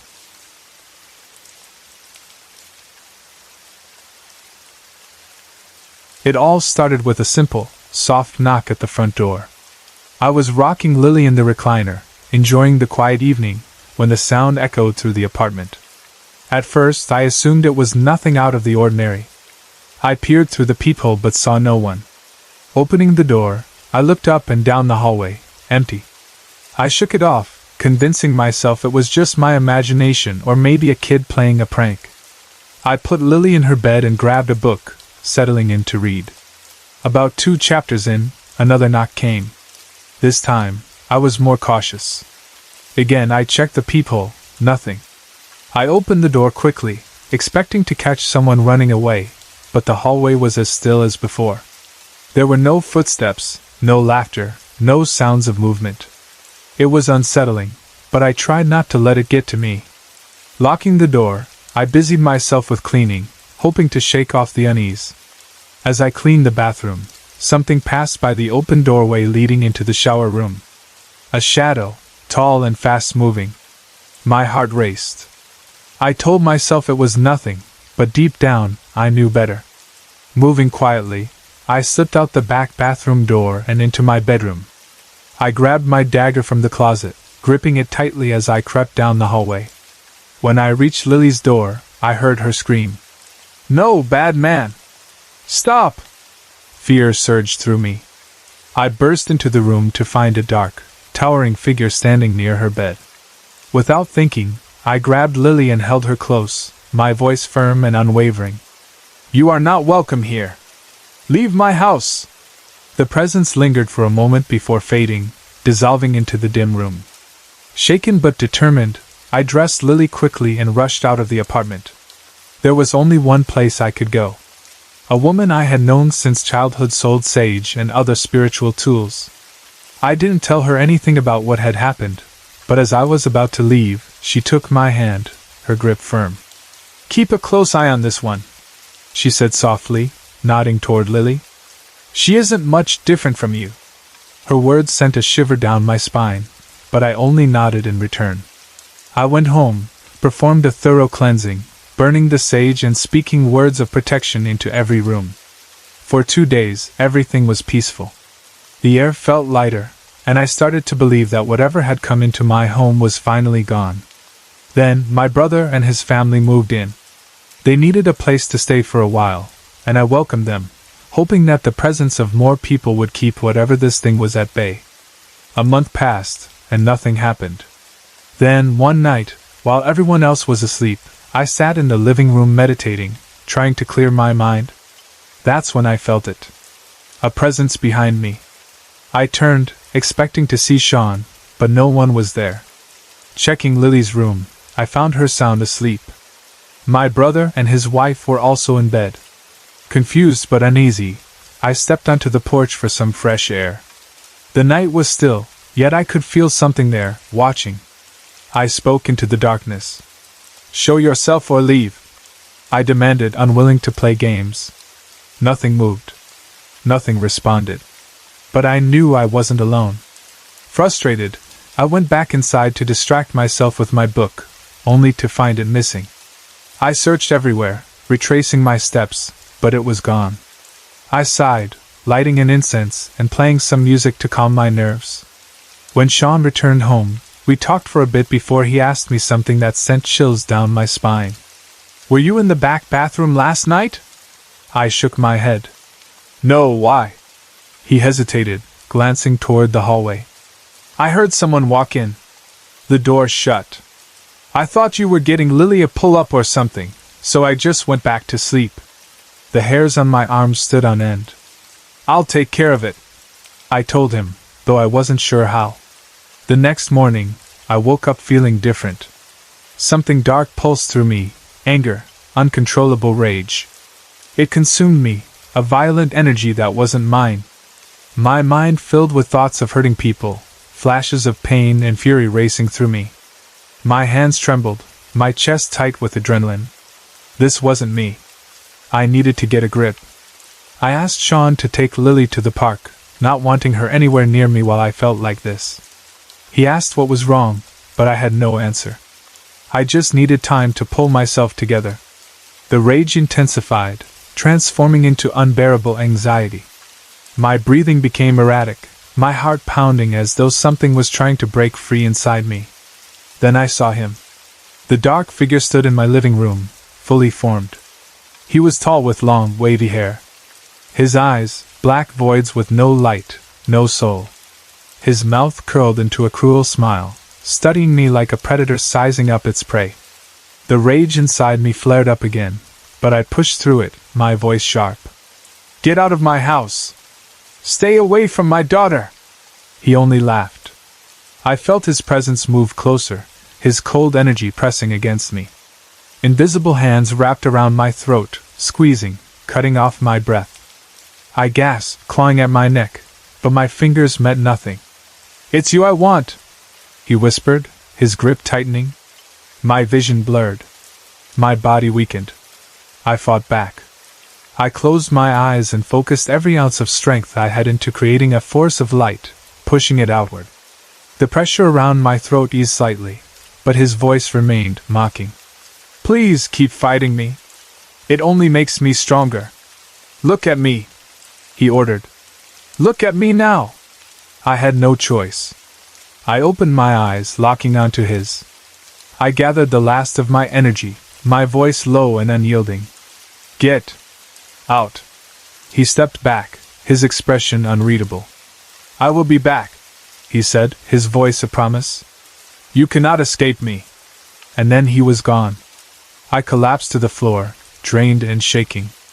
I had nothing left in me, not even enough energy to cry. This wasn't over. I had done everything I could think of, cleansed the apartment, burned sage, salted the doors and windows. But he wasn't leaving. He had chosen me, and now I had to find a way to stop him before he came back for more.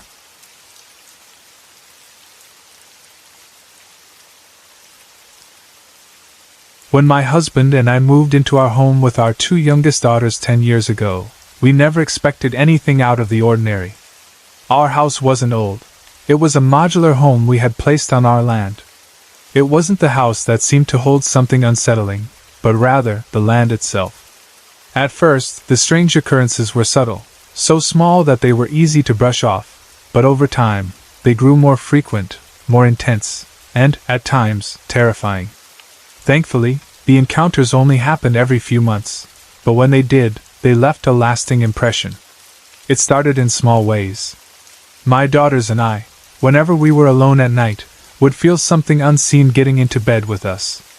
It wasn't just a feeling of unease, it was physical. I would sense a presence, feel the distinct weight of something lying beside me, but when I finally gathered the courage to turn over, there would be nothing there. My daughters experienced the same thing at different times. It was an eerie sensation, one that made it difficult to sleep peacefully in our own home. One night, my eldest daughter heard what she thought was me washing dishes at 3 in the morning. She lay in bed for a few minutes, trying to determine if she was imagining it, but the sound was clear. She heard water running, dishes clinking, and a distinct hum of someone cleaning the kitchen. Convinced I was up late, she walked out of her bedroom and into the hallway, still hearing the noises. The kitchen light was on, but when she stepped inside, everything stopped. The sink was dry. The dishes were untouched. No one had been there. If there was something in our home, it seemed to have a particular focus on my youngest daughter. She had always been more sensitive, more prone to picking up on things others didn't notice. What started as harmless disturbances soon escalated into something more aggressive. Her bedroom door would open and close by itself, even when there was no draft in the house. She heard voices, low, whispering, sometimes harsh. The worst of it came one night when she saw a dark, demonic shadow cast upon her bedroom wall. It wasn't the shadow of something in her room. It moved independently, shifting and twisting, as though aware she was watching. Our daughter's bathroom didn't have a lock, so they had a habit of opening a drawer to block the door when they wanted privacy. One night, my youngest was in the shower when she saw a dark figure standing just outside the curtain. She froze, heart pounding, staring at the distorted shape through the thin material. Then, before she could react, the shower curtain lifted on its own. She gasped, stumbling back, and at that moment she felt a sharp, burning pain on her inner thigh. When she looked down, 3 deep scratches had appeared on her skin. They were red, raw, and far too deep to be explained away by an accident. She still carries the scars to this day. At first, I tried to offer logical explanations. Maybe she had accidentally scratched herself. Maybe the curtain had moved because of the air circulation. But deep down, I knew better. And just a few months later, something happened that left no room for doubt. By then, my eldest daughter had moved out, so it was just my youngest and me at home one night while my husband was away. I was on the phone with my oldest daughter when my youngest walked into the living room, wrapped in a towel, pale as a ghost, her body trembling. Thinking she was sick, I quickly asked what was wrong. She couldn't even speak at first, she just pointed toward the bathroom. I set the phone down and walked toward it, expecting to find a spider or something equally harmless. Nothing seemed out of place. I turned to reassure her, but she still stood frozen in fear, unable to speak. Finally, she whispered, "Mom, look at the mirror." I turned back, and my stomach dropped. Scrawled into the steam on the bathroom mirror were 2 words, large and clear, "Go away." The letters looked fresh, as if someone had just written them seconds before. I felt my blood run cold. I had seen my daughter step out of the bathroom. No one else was home. There was no logical way for those words to be there. For the first time, I had no words of comfort, no rational explanation. I knew this was not some harmless ghostly presence. It was something worse, something malevolent. Something that wanted us gone. I sat my daughter down and told her the truth. "I don't believe in ghosts the way most people do," I said, taking her hands in mine. "But I do believe in demons. And I believe there is one in our home." I told her that fear was what fed it. That it wanted her scared, vulnerable, easy to manipulate. But we were stronger than it. I reminded her that God had given us power over the darkness, and we did not have to live in fear. That night, I prayed with her, loudly and with conviction. I demanded that whatever was in our house leave immediately.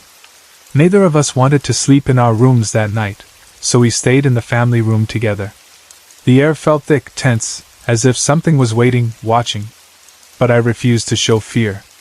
The next morning, I tried to replicate what had happened.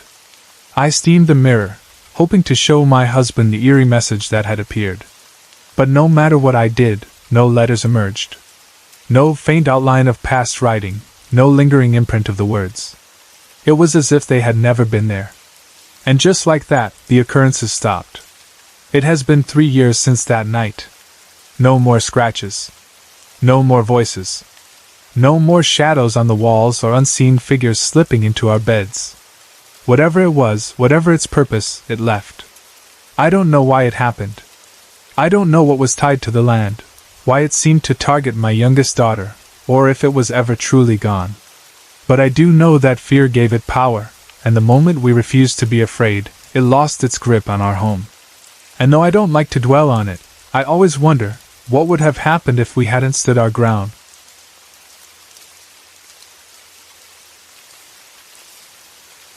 It all began when I was around 12. I was a creative kid, always trying to escape from reality. My childhood wasn't easy. My father was a drug addict and abusive, which made home life unpredictable and often terrifying. That night, like many others, I was in my room drawing. It was late, probably close to midnight, and the rest of the house was asleep. It was my way of unwinding, getting lost in my own world. Then, out of nowhere, I heard a woman singing softly in my ear.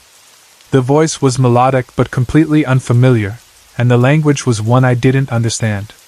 It sounded African, almost like a chant.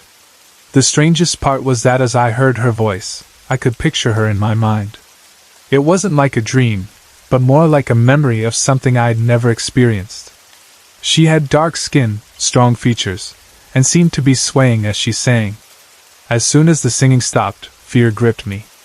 I sat there frozen, heart racing, my pencil still in my hand. The silence in the room was deafening. I jumped up, ran straight to my mum's room, and woke her up, crying. She let me sleep beside her that night, but even with her there, I couldn't shake the fear. That was the night everything changed. I think that was when my depression started. It crept in slowly, like a shadow, and soon became a constant presence. And with it, the strange experiences only got worse. When I was around 13, the nightmares began. They were violent, suffocating. I'd dream of being attacked, strangled, pinned down by a man with shoulder-length dark hair and pale skin. Each time, I would wake up gasping, my body aching. And then I started noticing bruises on my arms and legs. Scratches around my neck. Marks that hadn't been there before I went to sleep. I also began seeing spirits. The first time, I was sitting at the computer late at night. The desk was in the dining area, which was connected to the lounge. I had that uneasy feeling, like someone was watching me. When I glanced toward the couch, I saw him. A man, maybe in his early 20s, just sitting there. His gaze met mine, but before I could react, he was gone.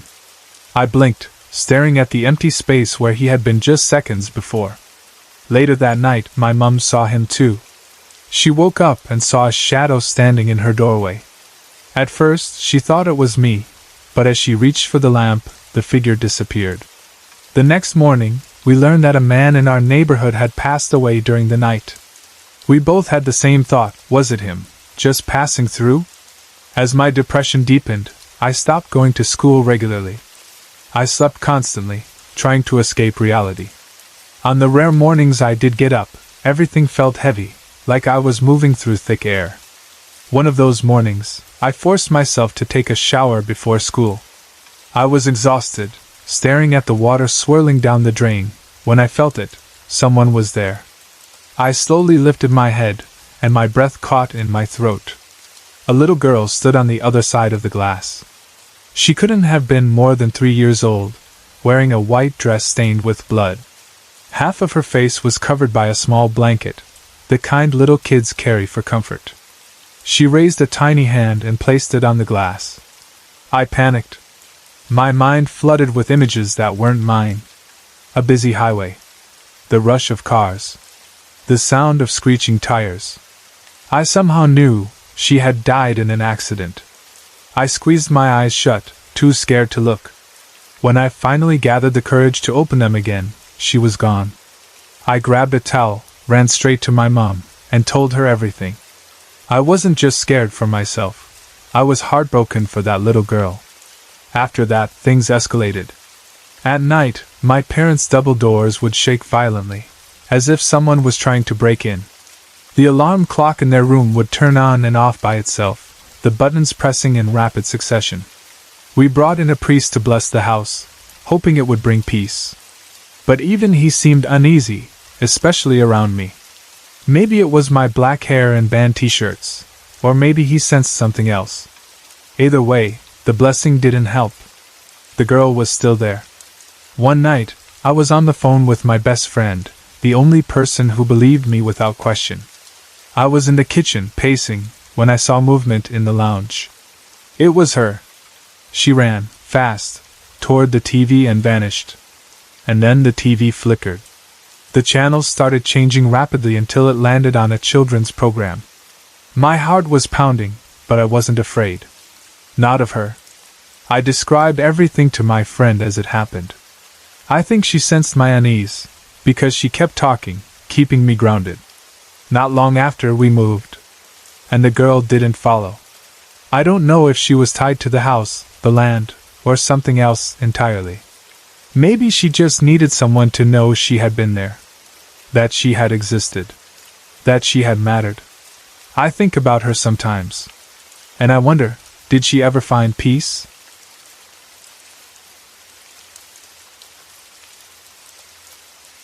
When I was 15, we moved into a new house after spending some time living with my grandparents. It was a fairly new 3-bedroom home, simple in layout. You'd walk into a long hallway where all the bedrooms were on the right side. First mine and my sister's room, then my brother's room, followed by my mom's. At the very end of the hall was my dad's room. To the left at the end was the kitchen and dining area, and to the right was the lounge. My grandpa had passed away just before we moved in, and though we were excited about our new home, something always felt off. Strange things started happening almost immediately. Doors would open and close on their own, especially the garage door and my dad's room door. Even when we made sure they were latched, we'd hear them creak open in the middle of the night. We constantly heard tapping on the windows, as if someone was outside flicking a coin against the glass. But when we checked, there was never anyone there. We all saw it at least once, a tall, dark shadow walking into my dad's room. It was just a glimpse at first, caught out of the corner of the eye, but then we began seeing it full on.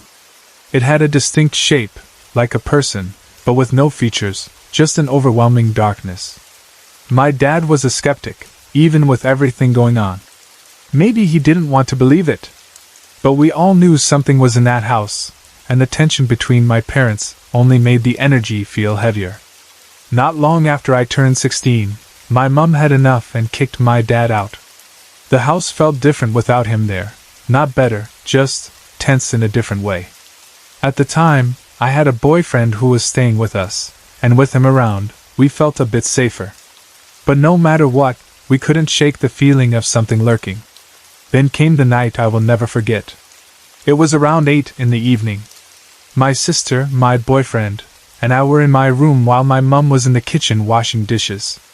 Suddenly, she called for me. There was something in her voice that made my stomach drop. I ran to the kitchen, and she looked pale, gripping the edge of the counter. "Look outside," she whispered, pointing at the dining room window.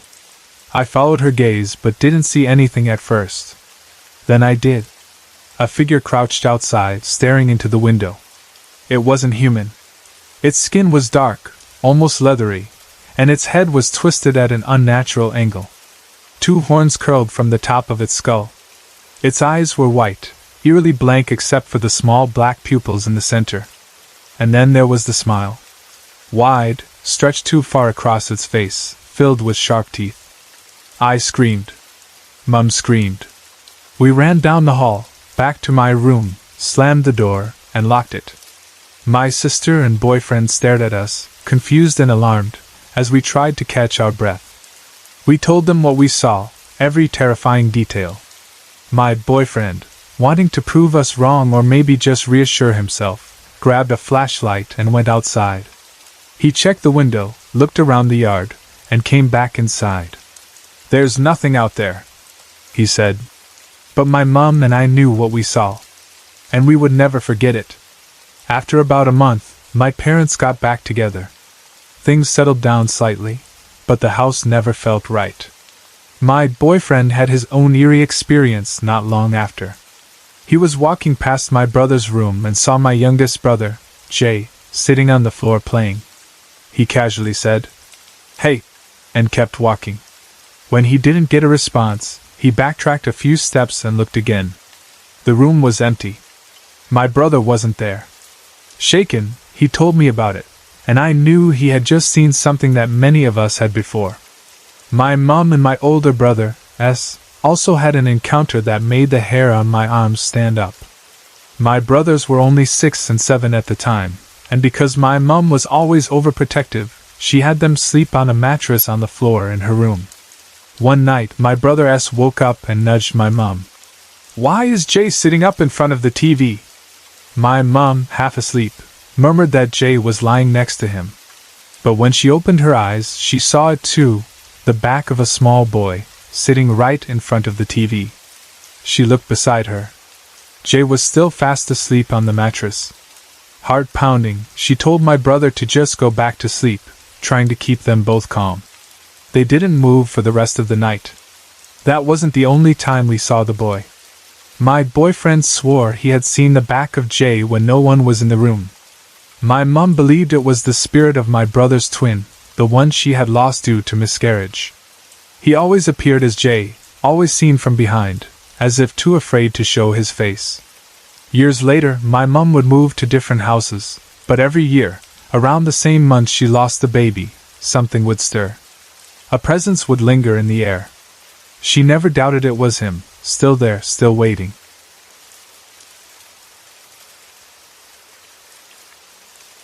When I was 8, we moved to a new home in the countryside.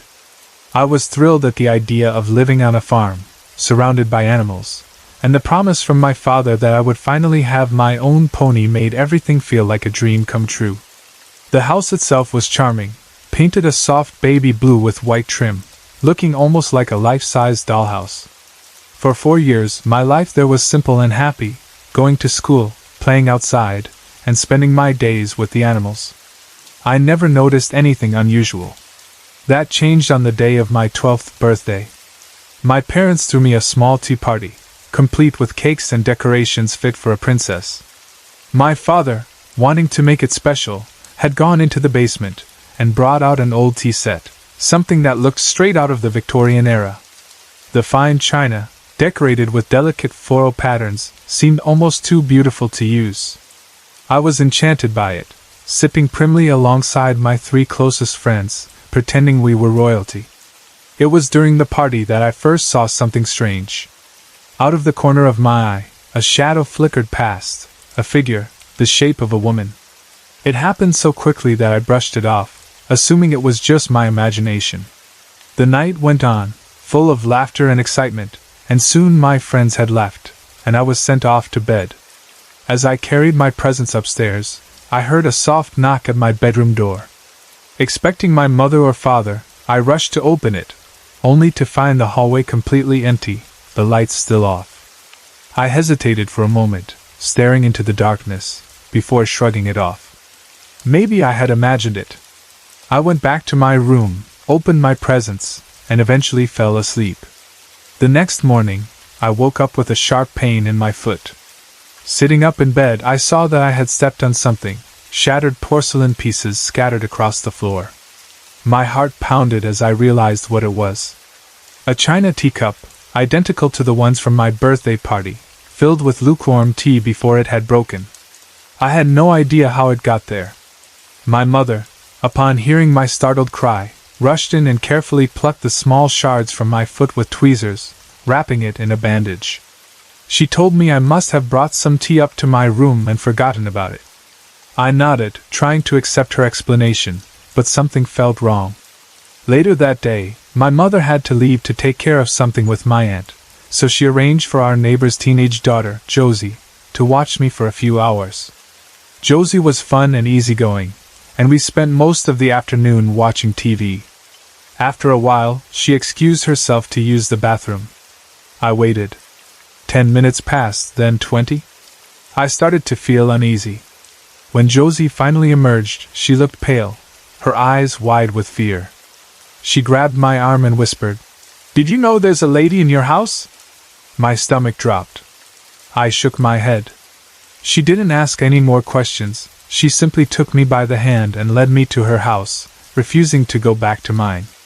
Later, when my mother returned, everything seemed normal again. I never told her about what Josie had said. 2 years passed without incident.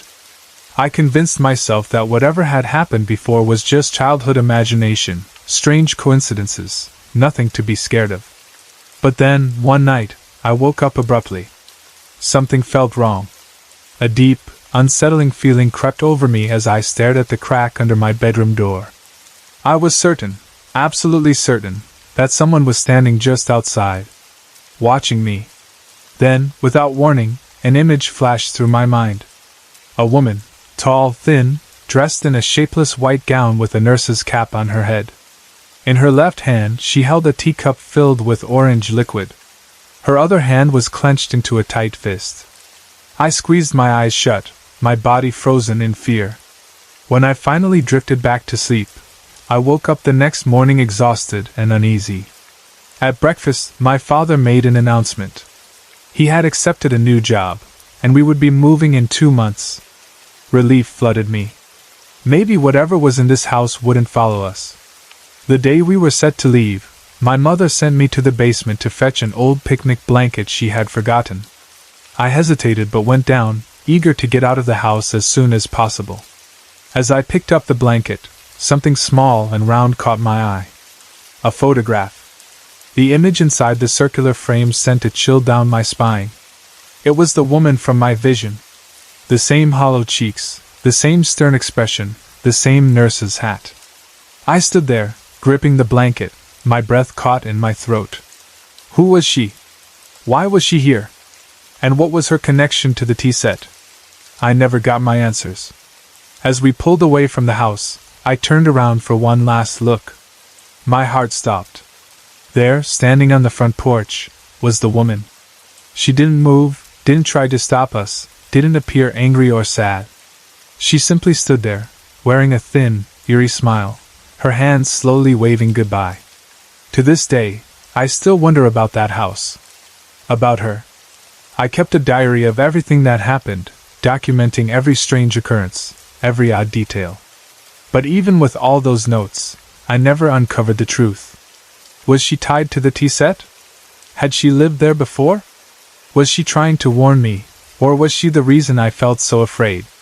The mystery remains unsolved.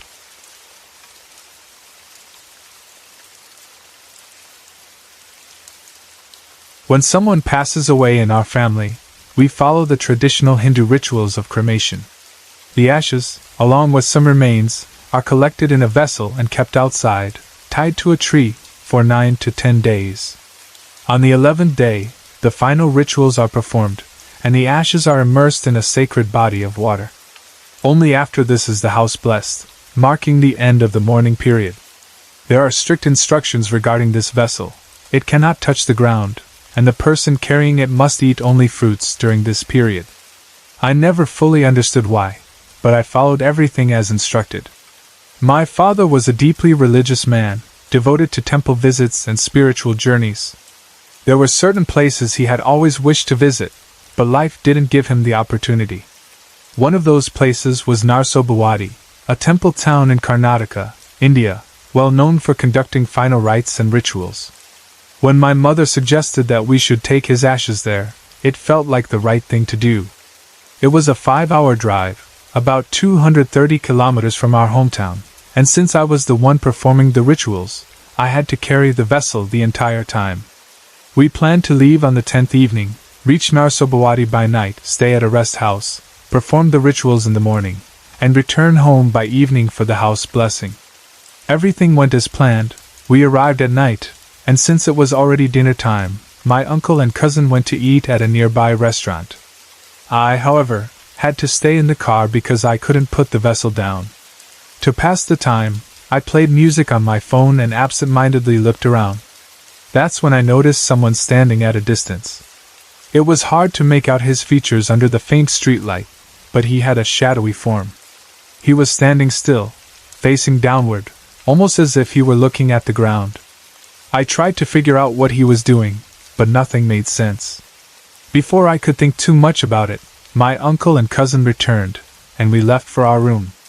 I didn't give it much thought after that. At the rest house, we all agreed to sleep early since we had to wake up before sunrise.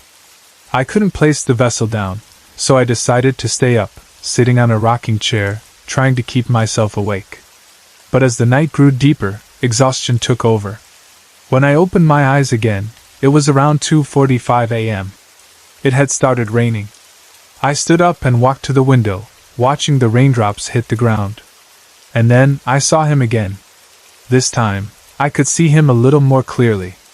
He was sitting on a bench, head down, wearing simple clothes. He didn't move, didn't react to the rain, just sat there in complete stillness.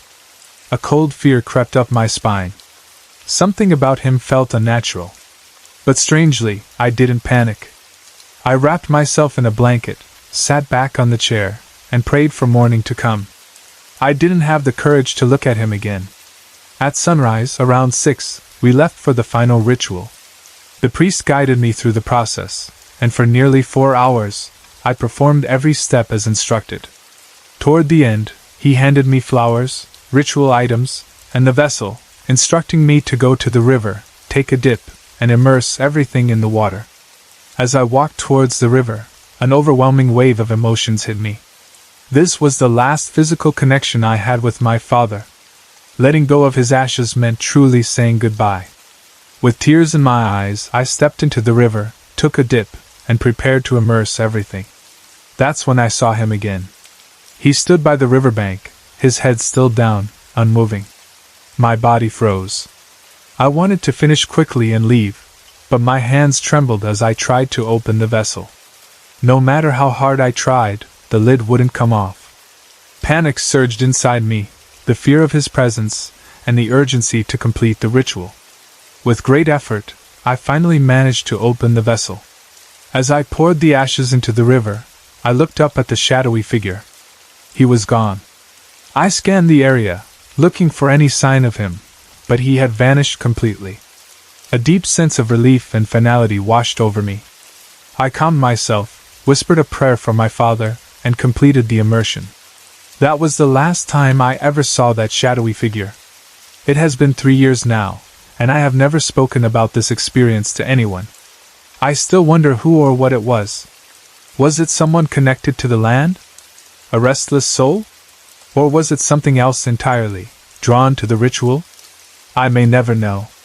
But the memory of that shadow by the river, watching in silence, will always stay with me.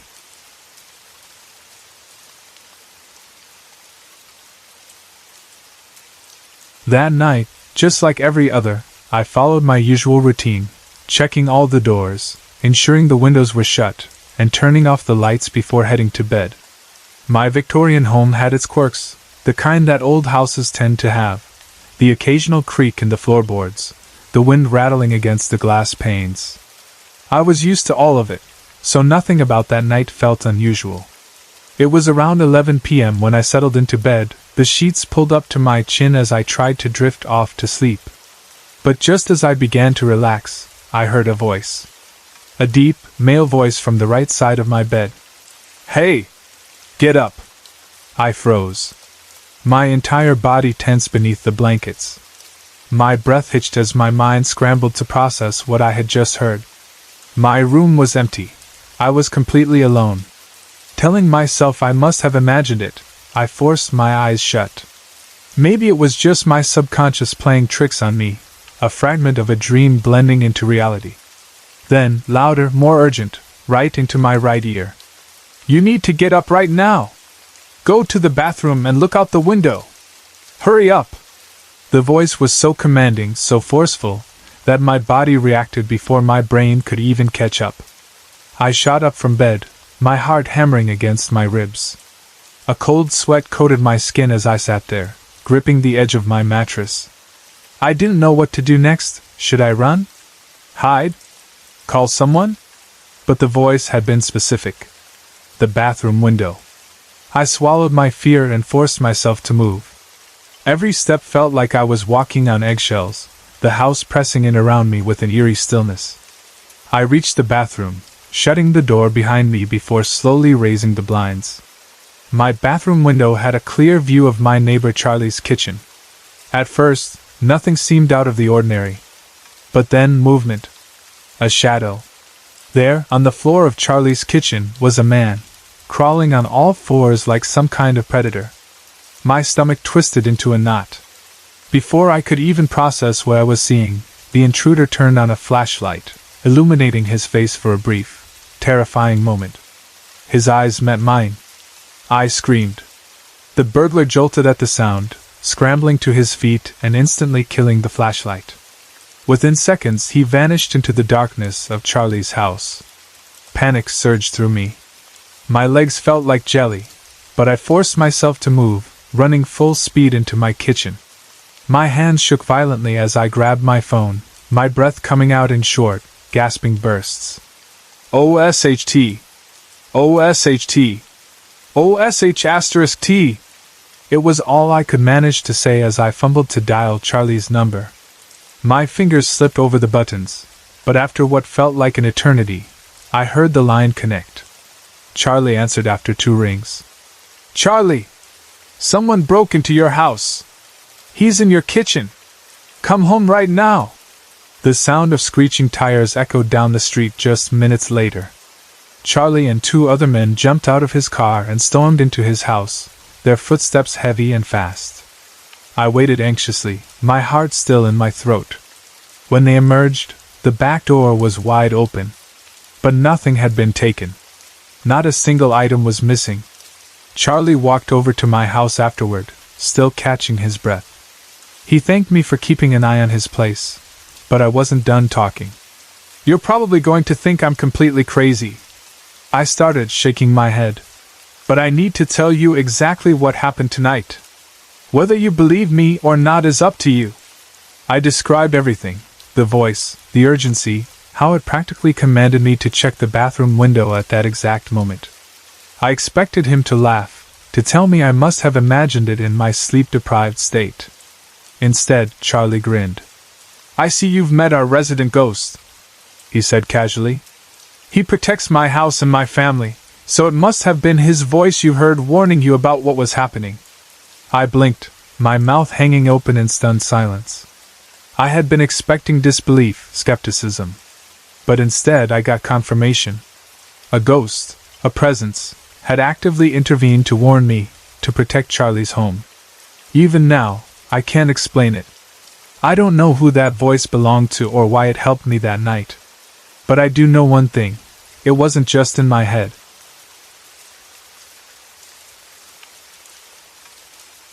That farmhouse was massive, with 4 spacious bedrooms, a huge living room, and a vast open area in the front that doubled as a rice field for part of the year.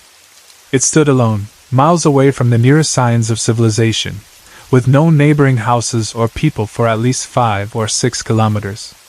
It had been locked up and abandoned for years before my grandparents, along with my 2 uncles and aunt, moved in. They had no choice but to leave their home in the city due to financial struggles. My brother and I used to visit them during vacations, staying there for 1 or 2 months each year. I was only around 4 or 5 at the time, and my brother was 4 years older than me. One night, my brother was sleeping in the living room with my 2 uncles. They had laid out a soft mattress along the wall, and were lying on the floor with their heads resting on it. It was past midnight, probably around 2 or 3 a.m., when my brother, who had been deep in sleep, suddenly felt something strange. With his eyes still closed, he sensed a series of heavy footsteps, each step pressing down on the mattress, as though someone was walking directly over the part where his head rested. The steps moved across the mattress and into a room adjacent to the living area, our parents' room, which was empty at the time since they were not visiting. That particular room also had an old, dusty storeroom inside it, a place that had remained locked for years. My brother, assuming it was one of our uncles getting up to go to the bathroom, thought he'd go along with them. Still half asleep, he quickly opened his eyes and sat up, only to see both our uncles still sleeping soundly beside him. The realization sent a wave of terror through him. He could still feel the presence, as if something had just stepped into the empty room, yet there was no one there. He immediately pulled his blanket over his head, whispered prayers, and forced himself to sleep. The next morning, he brought it up at breakfast, asking everyone if anyone had gotten up during the night, if someone had walked into our parents' room. But everyone denied it. No one had moved. That room, and especially the storeroom inside it, always felt wrong to me. Even as a child, I could sense that something wasn't right. Every time I stepped into it, the air felt thick, heavy, like an invisible force was pressing down on me. Breathing became difficult, and a strange uneasiness would settle deep in my chest. One day, while playing on a swing we had set up inside that room, something terrifying happened. The hook holding the swing to the ceiling came undone, completely on its own, sending both me and the swing crashing to the ground. I hit the floor hard, my face slamming against it, my lips getting caught between my teeth. When I pulled myself up, I could taste blood, my lips cut from the impact. There was no explanation for how the swing had detached. It hadn't been loose, and no one had touched it. But somehow, it had given way in that very moment, as though something unseen had decided it should. At night, my dreams were always the same. Over and over, I found myself trapped inside that very room or the storeroom within it, trying to run, trying to escape something I couldn't see. The nightmares followed me every time I slept there, filling my nights with dread and unease. It was as if that room was trying to pull me in, to keep me inside its walls. Something else about that room unsettled me deeply. Strange posters covered its walls. They were images of babies, children, and model-like figures, eerily out of place in our home. In our family, as Muslims, we never kept human images on our walls. It is believed that such objects, photos, dolls, statues, can serve as mediums for supernatural entities, allowing them a passage into our world. Yet, these posters were there, fresh and new, as if they had been placed recently, despite the house being locked up for years before my family moved in. What disturbed us even more was that the farmhouse had previously belonged to deeply religious relatives. They followed strict Islamic principles. There was no way they would have decorated the walls with such images. And yet there they were, out of place, unsettling. Over time, the posters started to tear apart by themselves, peeling off in shreds without anyone touching them. The walls in that room were unnaturally cold, always damp with moisture, so much so that if you pressed your hand against them, your palm would come away wet. Even now, thinking about that place sends a chill through me. There was something in that farmhouse, especially in that room, something that didn't want us there, something that made its presence known in ways that were impossible to ignore.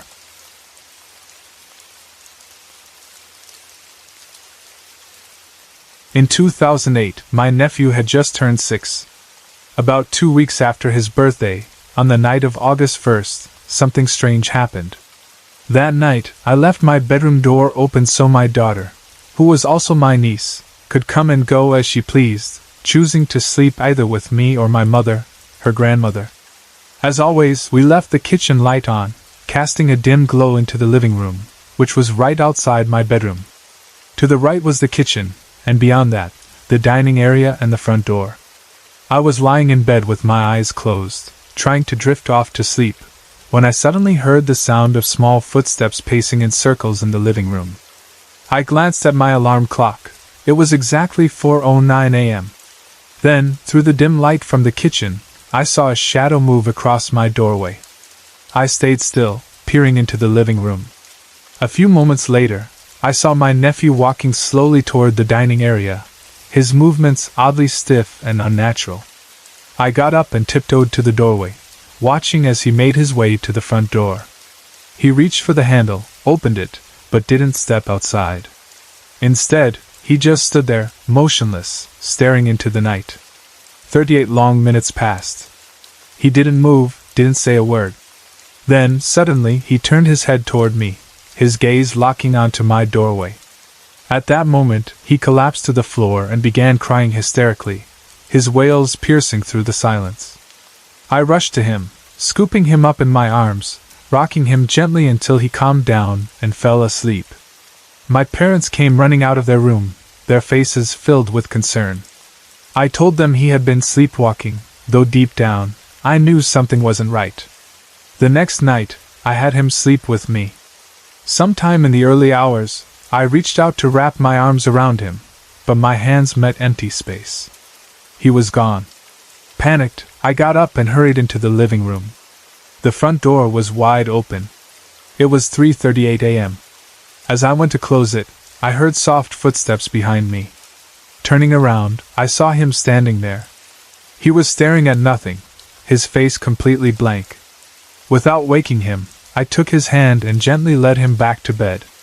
He sat upright for an entire hour before silently laying down and falling asleep again. Over the next few nights, I found him outside in the front yard on multiple occasions, just standing there in the cold, unblinking, unmoving. But the worst was yet to come. One night, I woke up and saw him standing beside my bed, completely still. I looked at my alarm clock, 4:28 a.m. I reached out to pull him onto the bed with me, but the moment my fingers touched his skin, a chill shot through me. He was ice cold.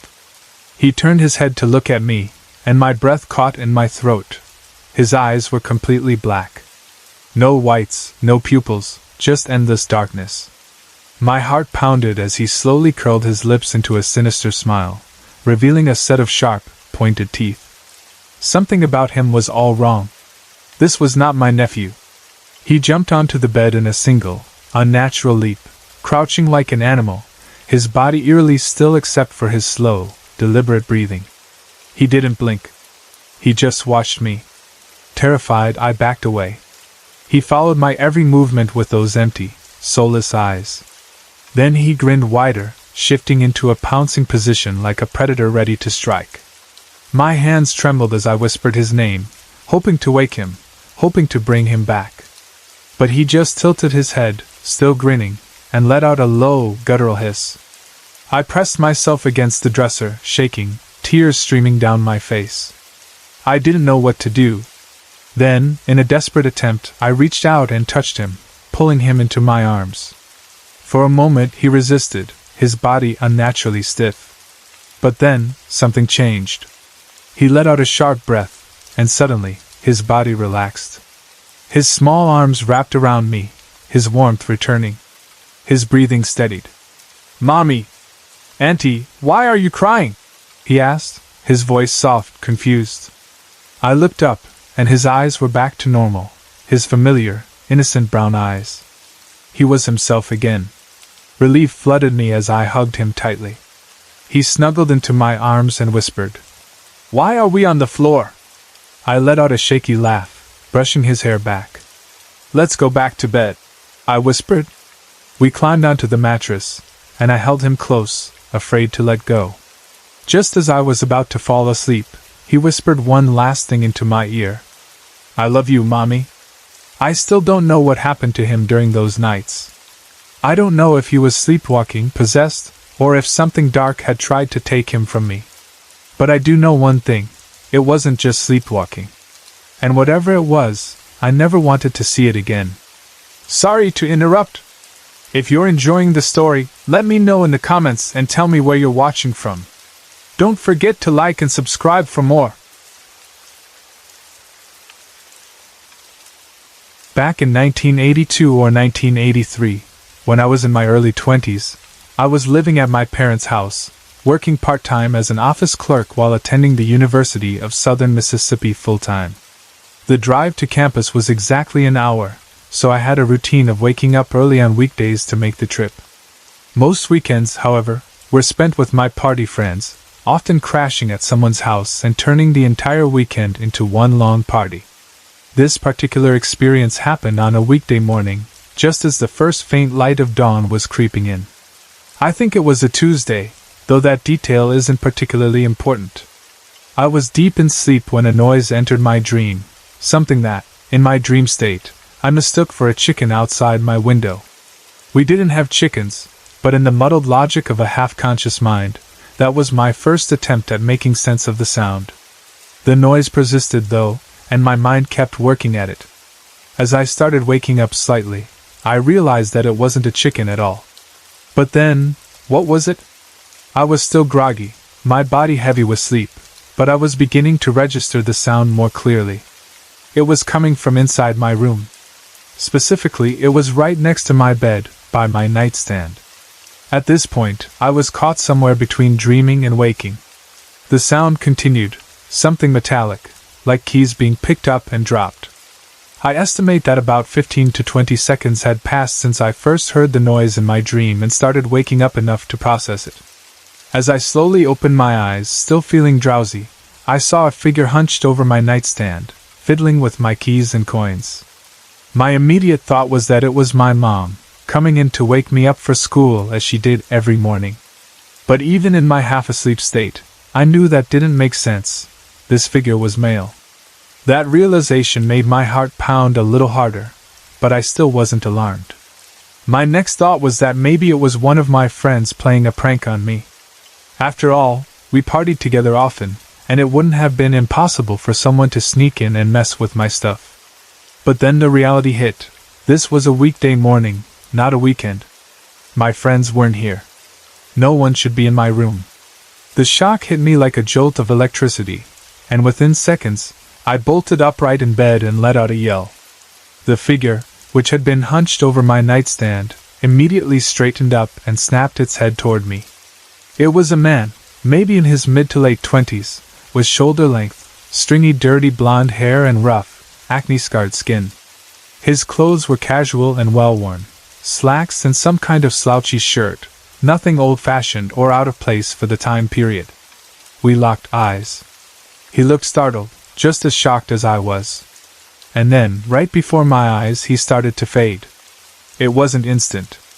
The process took about 4 to 5 seconds, long enough for me to sit there, wide awake, staring at him as his solid form slowly disappeared into nothingness. I even counted in my head. 1 Mississippi, 2 Mississippi. And by the time I got to 4 or 5, he was gone.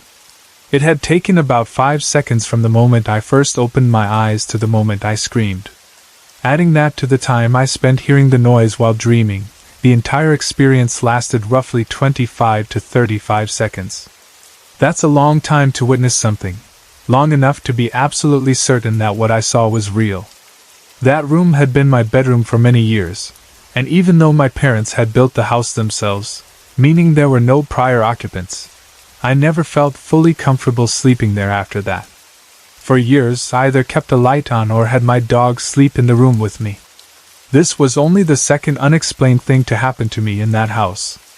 The first was when I was about 12 or 13, when my mom and I both heard a loud crash that had no apparent source. But this was the first time I ever saw something. Much later in life, in 2013, I went through a divorce from an abusive, alcoholic wife, and a series of strange incidents happened at my family home during that time. But those stories are for another time.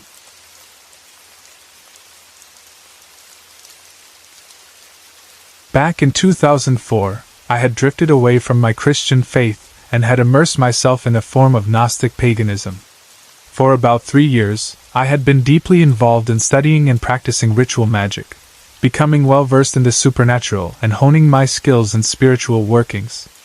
By then, I had gained a strong understanding of the forces I was working with and had built up some discernment over time. Around this period, I started dating a woman who lived in my apartment complex. We had met at a party next door, and after a few months of seeing each other, we were getting closer. One Friday night, after spending the evening out together, she invited me to stay over at her place. I went back to my apartment to grab a few things, then returned to spend the night with her. Later that night, as we lay in bed, I was lying on my back while she rested her head on my chest. I was drifting in and out of sleep, staring at the ceiling, when something unusual caught my eye. In one corner of the ceiling, I noticed a dark shadow beginning to take shape. The room was dimly lit by the ambient glow filtering through the bedroom window, casting subtle shadows, so at first, I dismissed it as a trick of the light or my drowsiness. But within seconds I realized I was wrong. The shadow began to expand, swirling and shifting, growing larger and more defined. A deep sense of dread crept over me, and my body tensed. Then, my girlfriend spoke, her voice uneasy. "Is that shadow moving toward us?" That was all the confirmation I needed. I threw back the covers and sat straight up, my heart pounding with rage instead of fear. The shadow jerked backward as if startled, then loomed closer again. That's when I realized this was real. Something dark, something malicious was in the room with us. Instinct took over. I leaped out of bed, grabbed my pants, and pulled them on while shouting at the entity, demanding it leave. It hesitated for a moment before lurching toward my girlfriend. Without thinking, I stepped between her and the entity, positioning myself as a barrier. I pointed at the door, commanding it to get out, my voice filled with fury. The shadow recoiled slightly but didn't retreat entirely. Instead, it let out a sickening, gurgling noise and surged toward me. My blood boiled. I wasn't afraid. I was furious. Whatever this thing was, it had invaded our space, and I wasn't about to let it stay. With every step forward I forced it back, shouting at it relentlessly, driving it through the bedroom door, down the hallway, and into the living room. It twisted and swayed, resisting my commands, but I refused to back down. My voice grew louder, more forceful, infused with sheer willpower and rage. When I reached the front door, I threw it open and bellowed at the entity. "Get out and never come back!" The shadow let out a piercing, high-pitched shriek before shooting past me through the door. I followed its movement as it fled, watching it land on the roof of the apartment building across from us. It lingered there for a moment, a dark, shapeless mass, glaring at me through the night.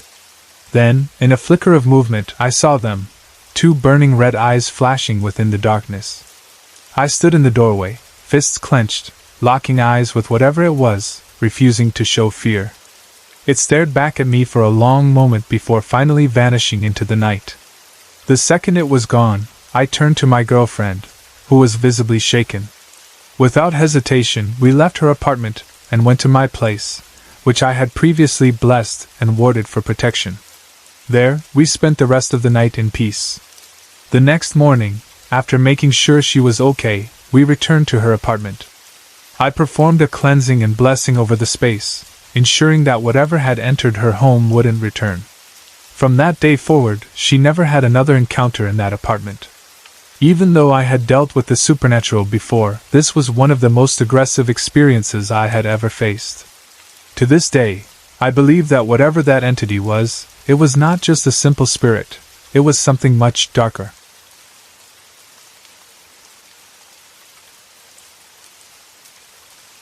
That night at Stephanie's sleepover was supposed to be just another fun gathering, gossip, movies, and late-night giggles. Her house was fascinating to us kids. It had a main floor, but just a few steps down was a subfloor, only 3 or 4 feet lower, where we decided to set up our sleeping bags. From there, you could see the main floor through wooden railings. There was only one door in that room, and it led to the basement. It was usually left open. We spent the evening talking and laughing, eventually dozing off one by one. The night was peaceful, quiet, until I woke up. I wasn't groggy or confused, I was just awake. And I had this overwhelming feeling. I needed to go into the basement. Not wanted. Needed. The pull was so strong that I sat up, staring at the basement door, my mind already trying to plan the easiest way through the sea of sleeping bags without waking anyone. But before I could move, I heard something. A faint rustling. Not loud, not alarming, just enough to make me pause. I turned my head slightly and saw Sydney, one of my closest friends, already awake. She was lying on her side, staring at me. But her eyes weren't sleepy. They were wide, filled with something between confusion and fear. The moment our eyes met, the urge to go into the basement was gone. Just like that. Vanished. I still wanted to, but it was different now, like something was blocking me from moving. Sydney didn't say a word, just kept staring. And somehow, even though every part of me had been screaming to go downstairs just seconds before, I slowly lay back down and fell asleep again. I don't know how long I slept, but the next time I woke up, it was sudden. A radio had turned on, blasting. It was so loud, so jarring, that my body tensed up immediately. But as I looked around the dimly lit room, I realized something strange. No one else seemed to hear it. The sound was everywhere, but not a single person stirred. My heart was pounding now. And then I saw her. A little girl stood behind the wooden railings on the main floor, just watching me. Her big, dark brown eyes locked onto mine. Her thick, wavy dark hair framed her small face, and she wore a white dress with a faint pink pattern stitched onto it. She didn't move. She didn't speak. She just stared. I don't know why, but something inside me told me not to talk to her. I was uncomfortable, uneasy. Something about her wasn't right. I looked away for a second, trying to decide what to do. Should I ignore her? Tell her to go away? But before I could decide, the radio cut off. I looked back up. She was gone. I assumed she had gone to turn off the radio. Maybe one of Stephanie's younger sisters had woken up early? It made sense. At least, that's what I told myself. But I didn't hear any footsteps. No movement at all. I had to leave early that morning for a soccer game, so I never got the chance to bring it up. But at school on Monday, I casually mentioned to Stephanie that I had seen one of her little sisters that morning and thought she was cute. Her reaction confused me. "My sisters weren't home that night," she said. "They went to my grandparents' house right after school on Friday and didn't come back until Sunday." A chill ran down my spine. But I laughed it off, pretending I had probably just been dreaming. I didn't want to sound crazy. Sydney, however, wasn't laughing. She grabbed my arm and pulled me aside. "Did she have dark brown hair?" she asked urgently. "Was it thick and wavy? Did she wear a white dress with pink stitching?" I froze. "Yeah." "How did you know that?" Her face was pale. "Because I've seen her too. Every time I go to Stephanie's house." She explained that every time she had been there, this same little girl would just watch. If they played outside, the girl would be standing at a window. If they ate in the kitchen, she'd stand just outside, never stepping inside. She never entered the same room as them. Until that night. Sydney woke up in the middle of the night and saw the girl standing over me, staring at me as I slept. Then, silently, she slipped past the sleeping bodies and walked to the basement, closing the door behind her. Seconds later, I had sat up, staring at the basement door. Sydney had been awake the whole time. She saw the girl, then she saw me wake up the moment the basement door closed. The timing was perfect. Too perfect. It was like the girl had done something to me, like she had been trying to lead me into the basement. We both agreed on one thing: whatever she wanted, we didn't want to find out. After that, I never went back to Stephanie's house again. But I always wondered, what was waiting for me in that basement? And why did Sydney wake up just in time to stop me? I don't think I ever want to know.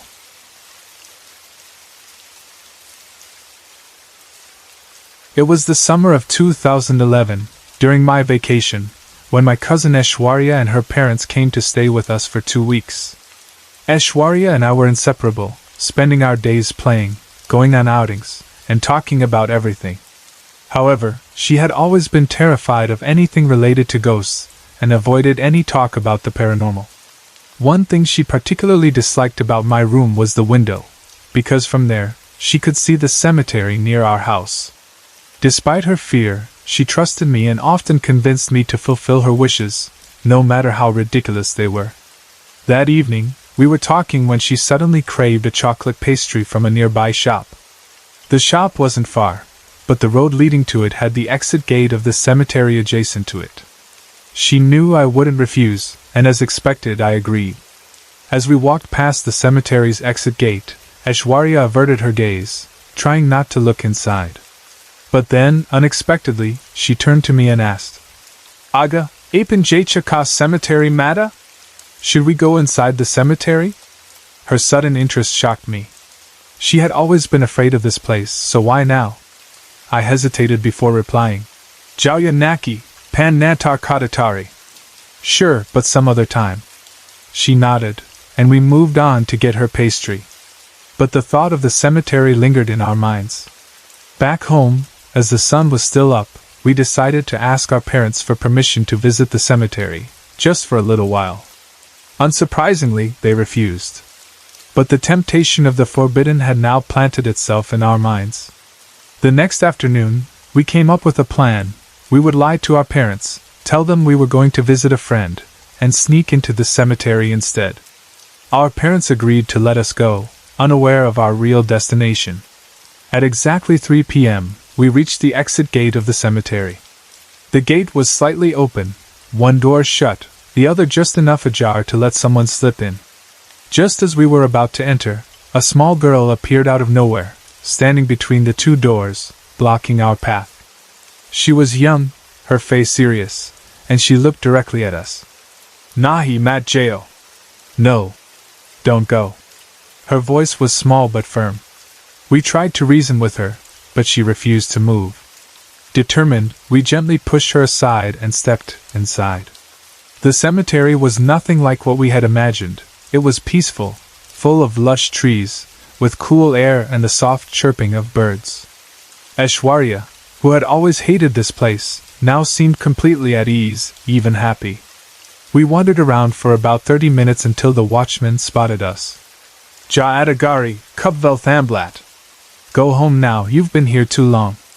We left, slightly disappointed but glad we had explored the place. That evening, around 7:30 p.m., as we watched TV, Aishwarya suddenly complained of a headache. At first, we thought nothing of it. But then, we overheard our mothers discussing that it was Amavasya, a no-moon night. Aishwarya and I exchanged nervous glances, brushing off the uneasy feeling creeping into our minds. After dinner, my mom, Aishwarya, and I went out for a short walk. We took the same road, passing by the cemetery's exit gate again. As we neared it, a sudden wave of discomfort washed over me. It felt like someone, was watching us. I tried to ignore it, but the sensation only grew stronger. Mom, can we go back home? I asked abruptly. She assumed I was tired and agreed. When we returned, I told Aishwarya what I had felt. She dismissed it, saying, Neko Vikharkaru. Don't think too much. We went to bed around 11:30 p.m. But at 1 a.m., Aishwarya suddenly woke up crying. She clung to me tightly, sobbing like a frightened child. What happened? I asked, shaken by her fear. I saw a man, standing near the door. He was wearing a black blazer, had a French beard. He was just standing there, watching us, she whispered. I tried to reassure her that it was all in her head, a trick of the dark. Eventually, she calmed down and fell asleep. We didn't tell anyone the next day, assuming it was just her imagination. But that night, something happened to me. We went to bed around midnight. At 1:30 a.m., I woke up with the urge to use the washroom. As I was about to get up, my heart stopped. On the wall beside the door, a shadow. A tall, dark figure. Moving. Terror gripped me. My breath caught in my throat. I shook Aishwarya awake. Look! I whispered. She sat up, groggy. But by the time she focused, the shadow was gone. She believed me instantly. We knew we had to tell our parents. The next morning, we confessed everything, the lie, the cemetery, the strange incidents.